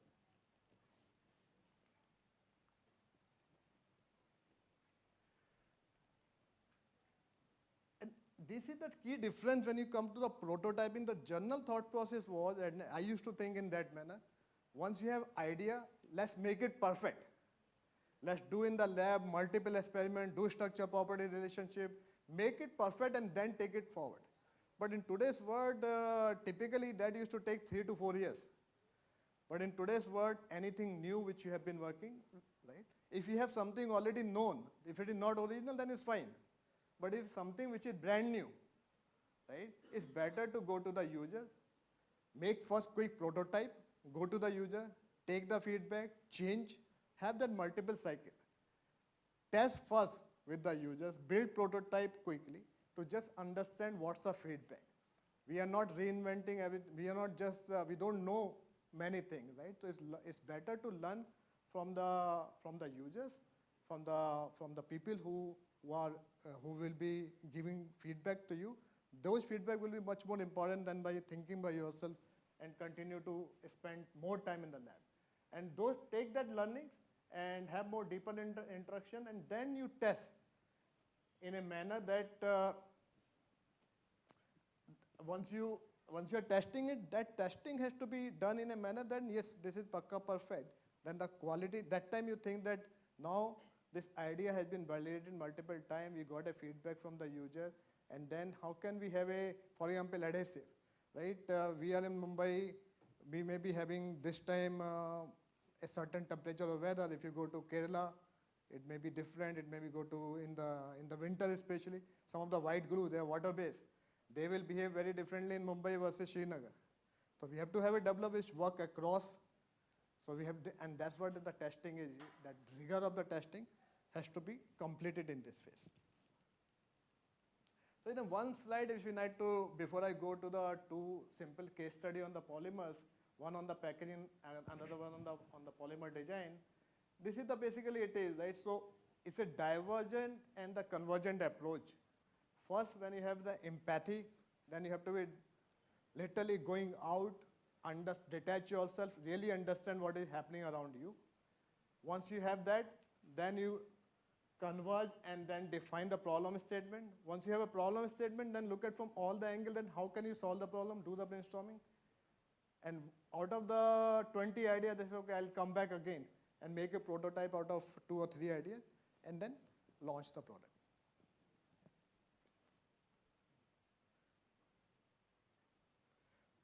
Just, I think this Pidilite has been using this since many, many decades. We have this Fevicol Chairman's Club, which is pretty unique. We have 5 lakhs carpenters associated with this.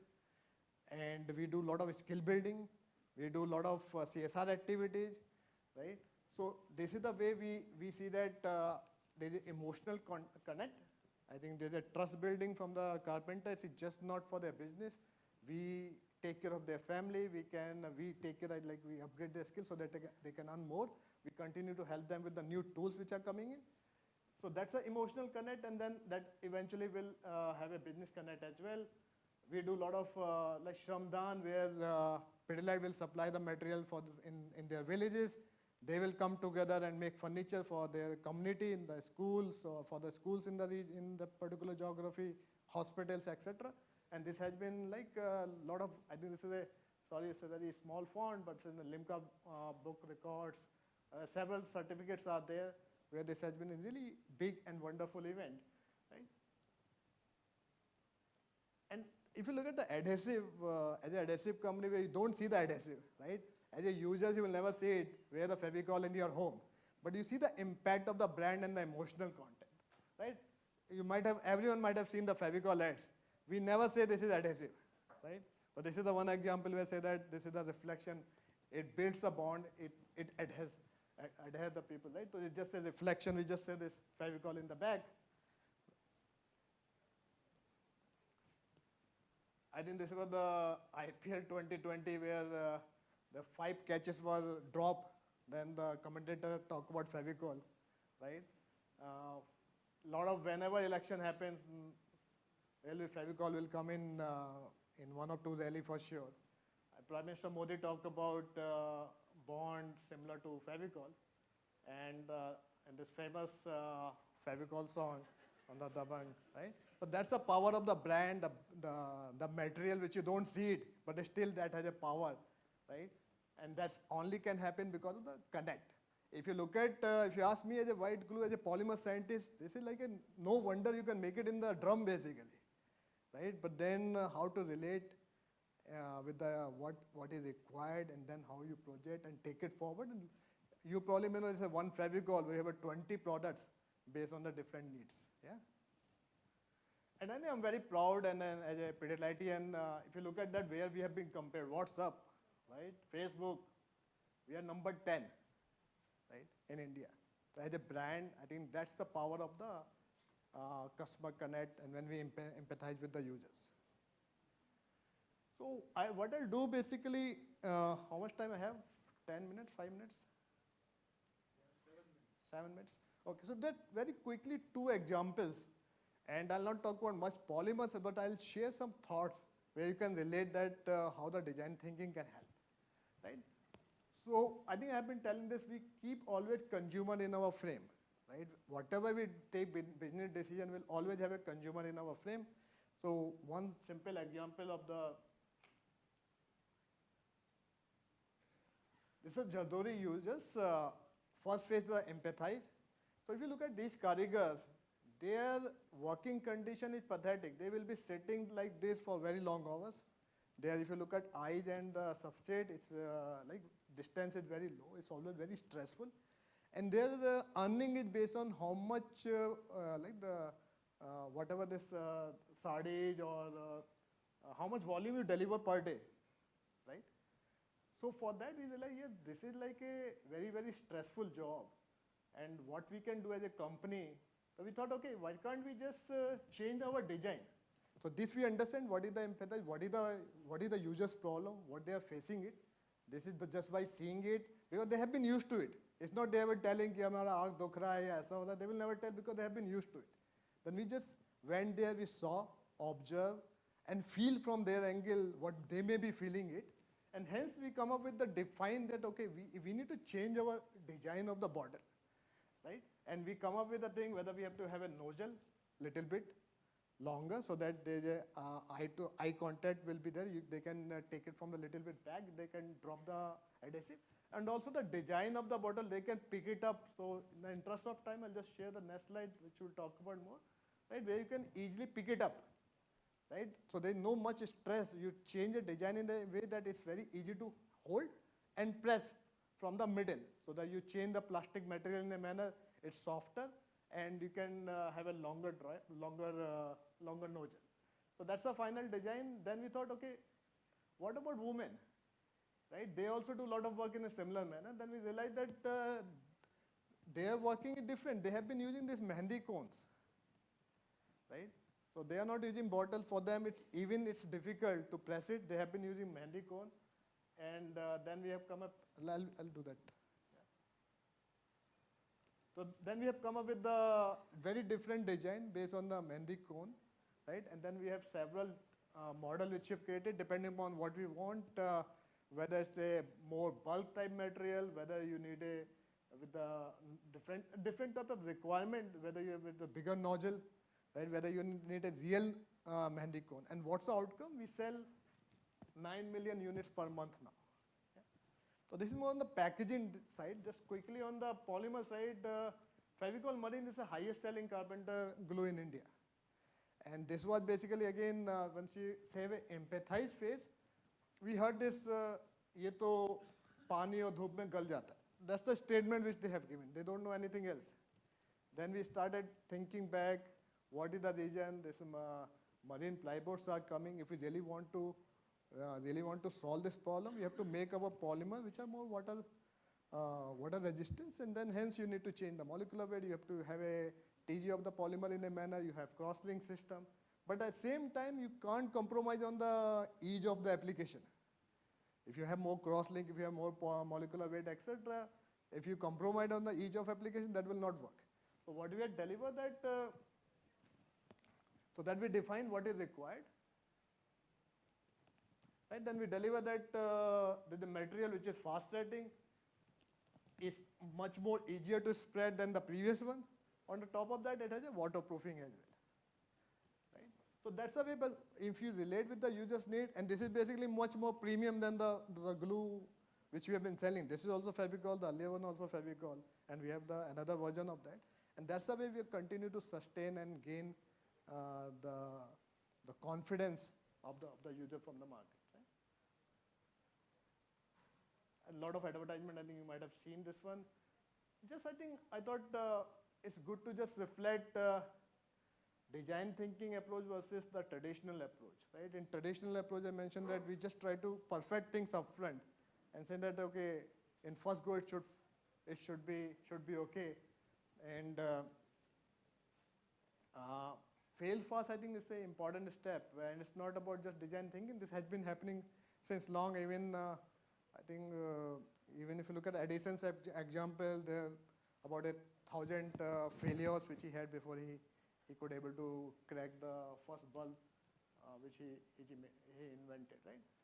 Flawless planning versus learn from you fail to succeed basically, right? Rigorous testing is important versus analysis. Learn more from the doing testing and hard time what's the real results are. And then in current set of scenario, there's something or the change. I think the electronics business, you look at that how phones changes. We are developing the product, it will change, then you have to accept it and then quickly see that, okay, what can be done, right? So embrace the uncertainty. So just to summarize, I think it's important if you have a idea that does anyone care, we talk about can we make it, early prototyping, fail to succeed, look at the intellectual property upfront. And I think intellectual property, just from my perspective, we should file a patent which you can find out that someone is infringing, you can figure that out. So sometimes we have seen in India, a lot of people file the process patent.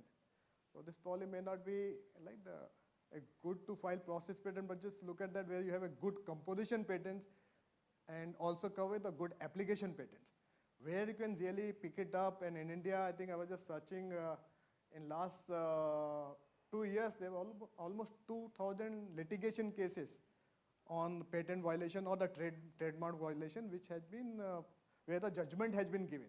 So India is changing basically. So just look at your intellectual property, find right validation partner who can give you the feedback on your prototype, right? And assess the, obviously I think without a scalability and the cost performance does not make sense. And from the academia point of view, I think you look at that, there can be licensing opportunity, it can be industry partnership, or if you get a funding, you can own your own startup, yeah? So I think that's it from my side. I thought it's a different topic, but I thought it will give you a little bit different perspective than if you have your own ideas or if you want to join industry, even if you want to start your own startup, etc. Think big. I think India is changing, and without your contribution, especially the young colleagues here, we all need all your supports here, right? And thank you again, Professor Pillai. Thank you, Dr. Saxena. Now I would request Professor Bhate to present the shawl and the memento.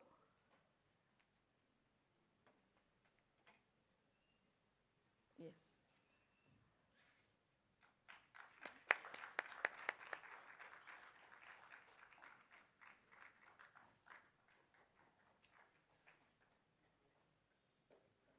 Thank you, sir. We will break for tea for just 15 minutes and we will be back for the last session. So please abide by the time so that we can finish the last session timely. We have another event happening soon after that. Thank you. The tea is again served on the back side. So, thank you.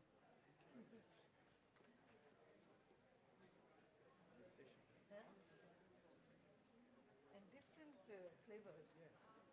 And I really enjoyed his lecture very much because, it's related with my innovation.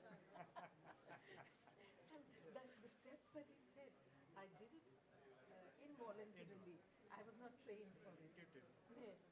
No, I think I was kind of moved into it. You have to see the, end application, the person who is going to use, how easy it is for him to use, and things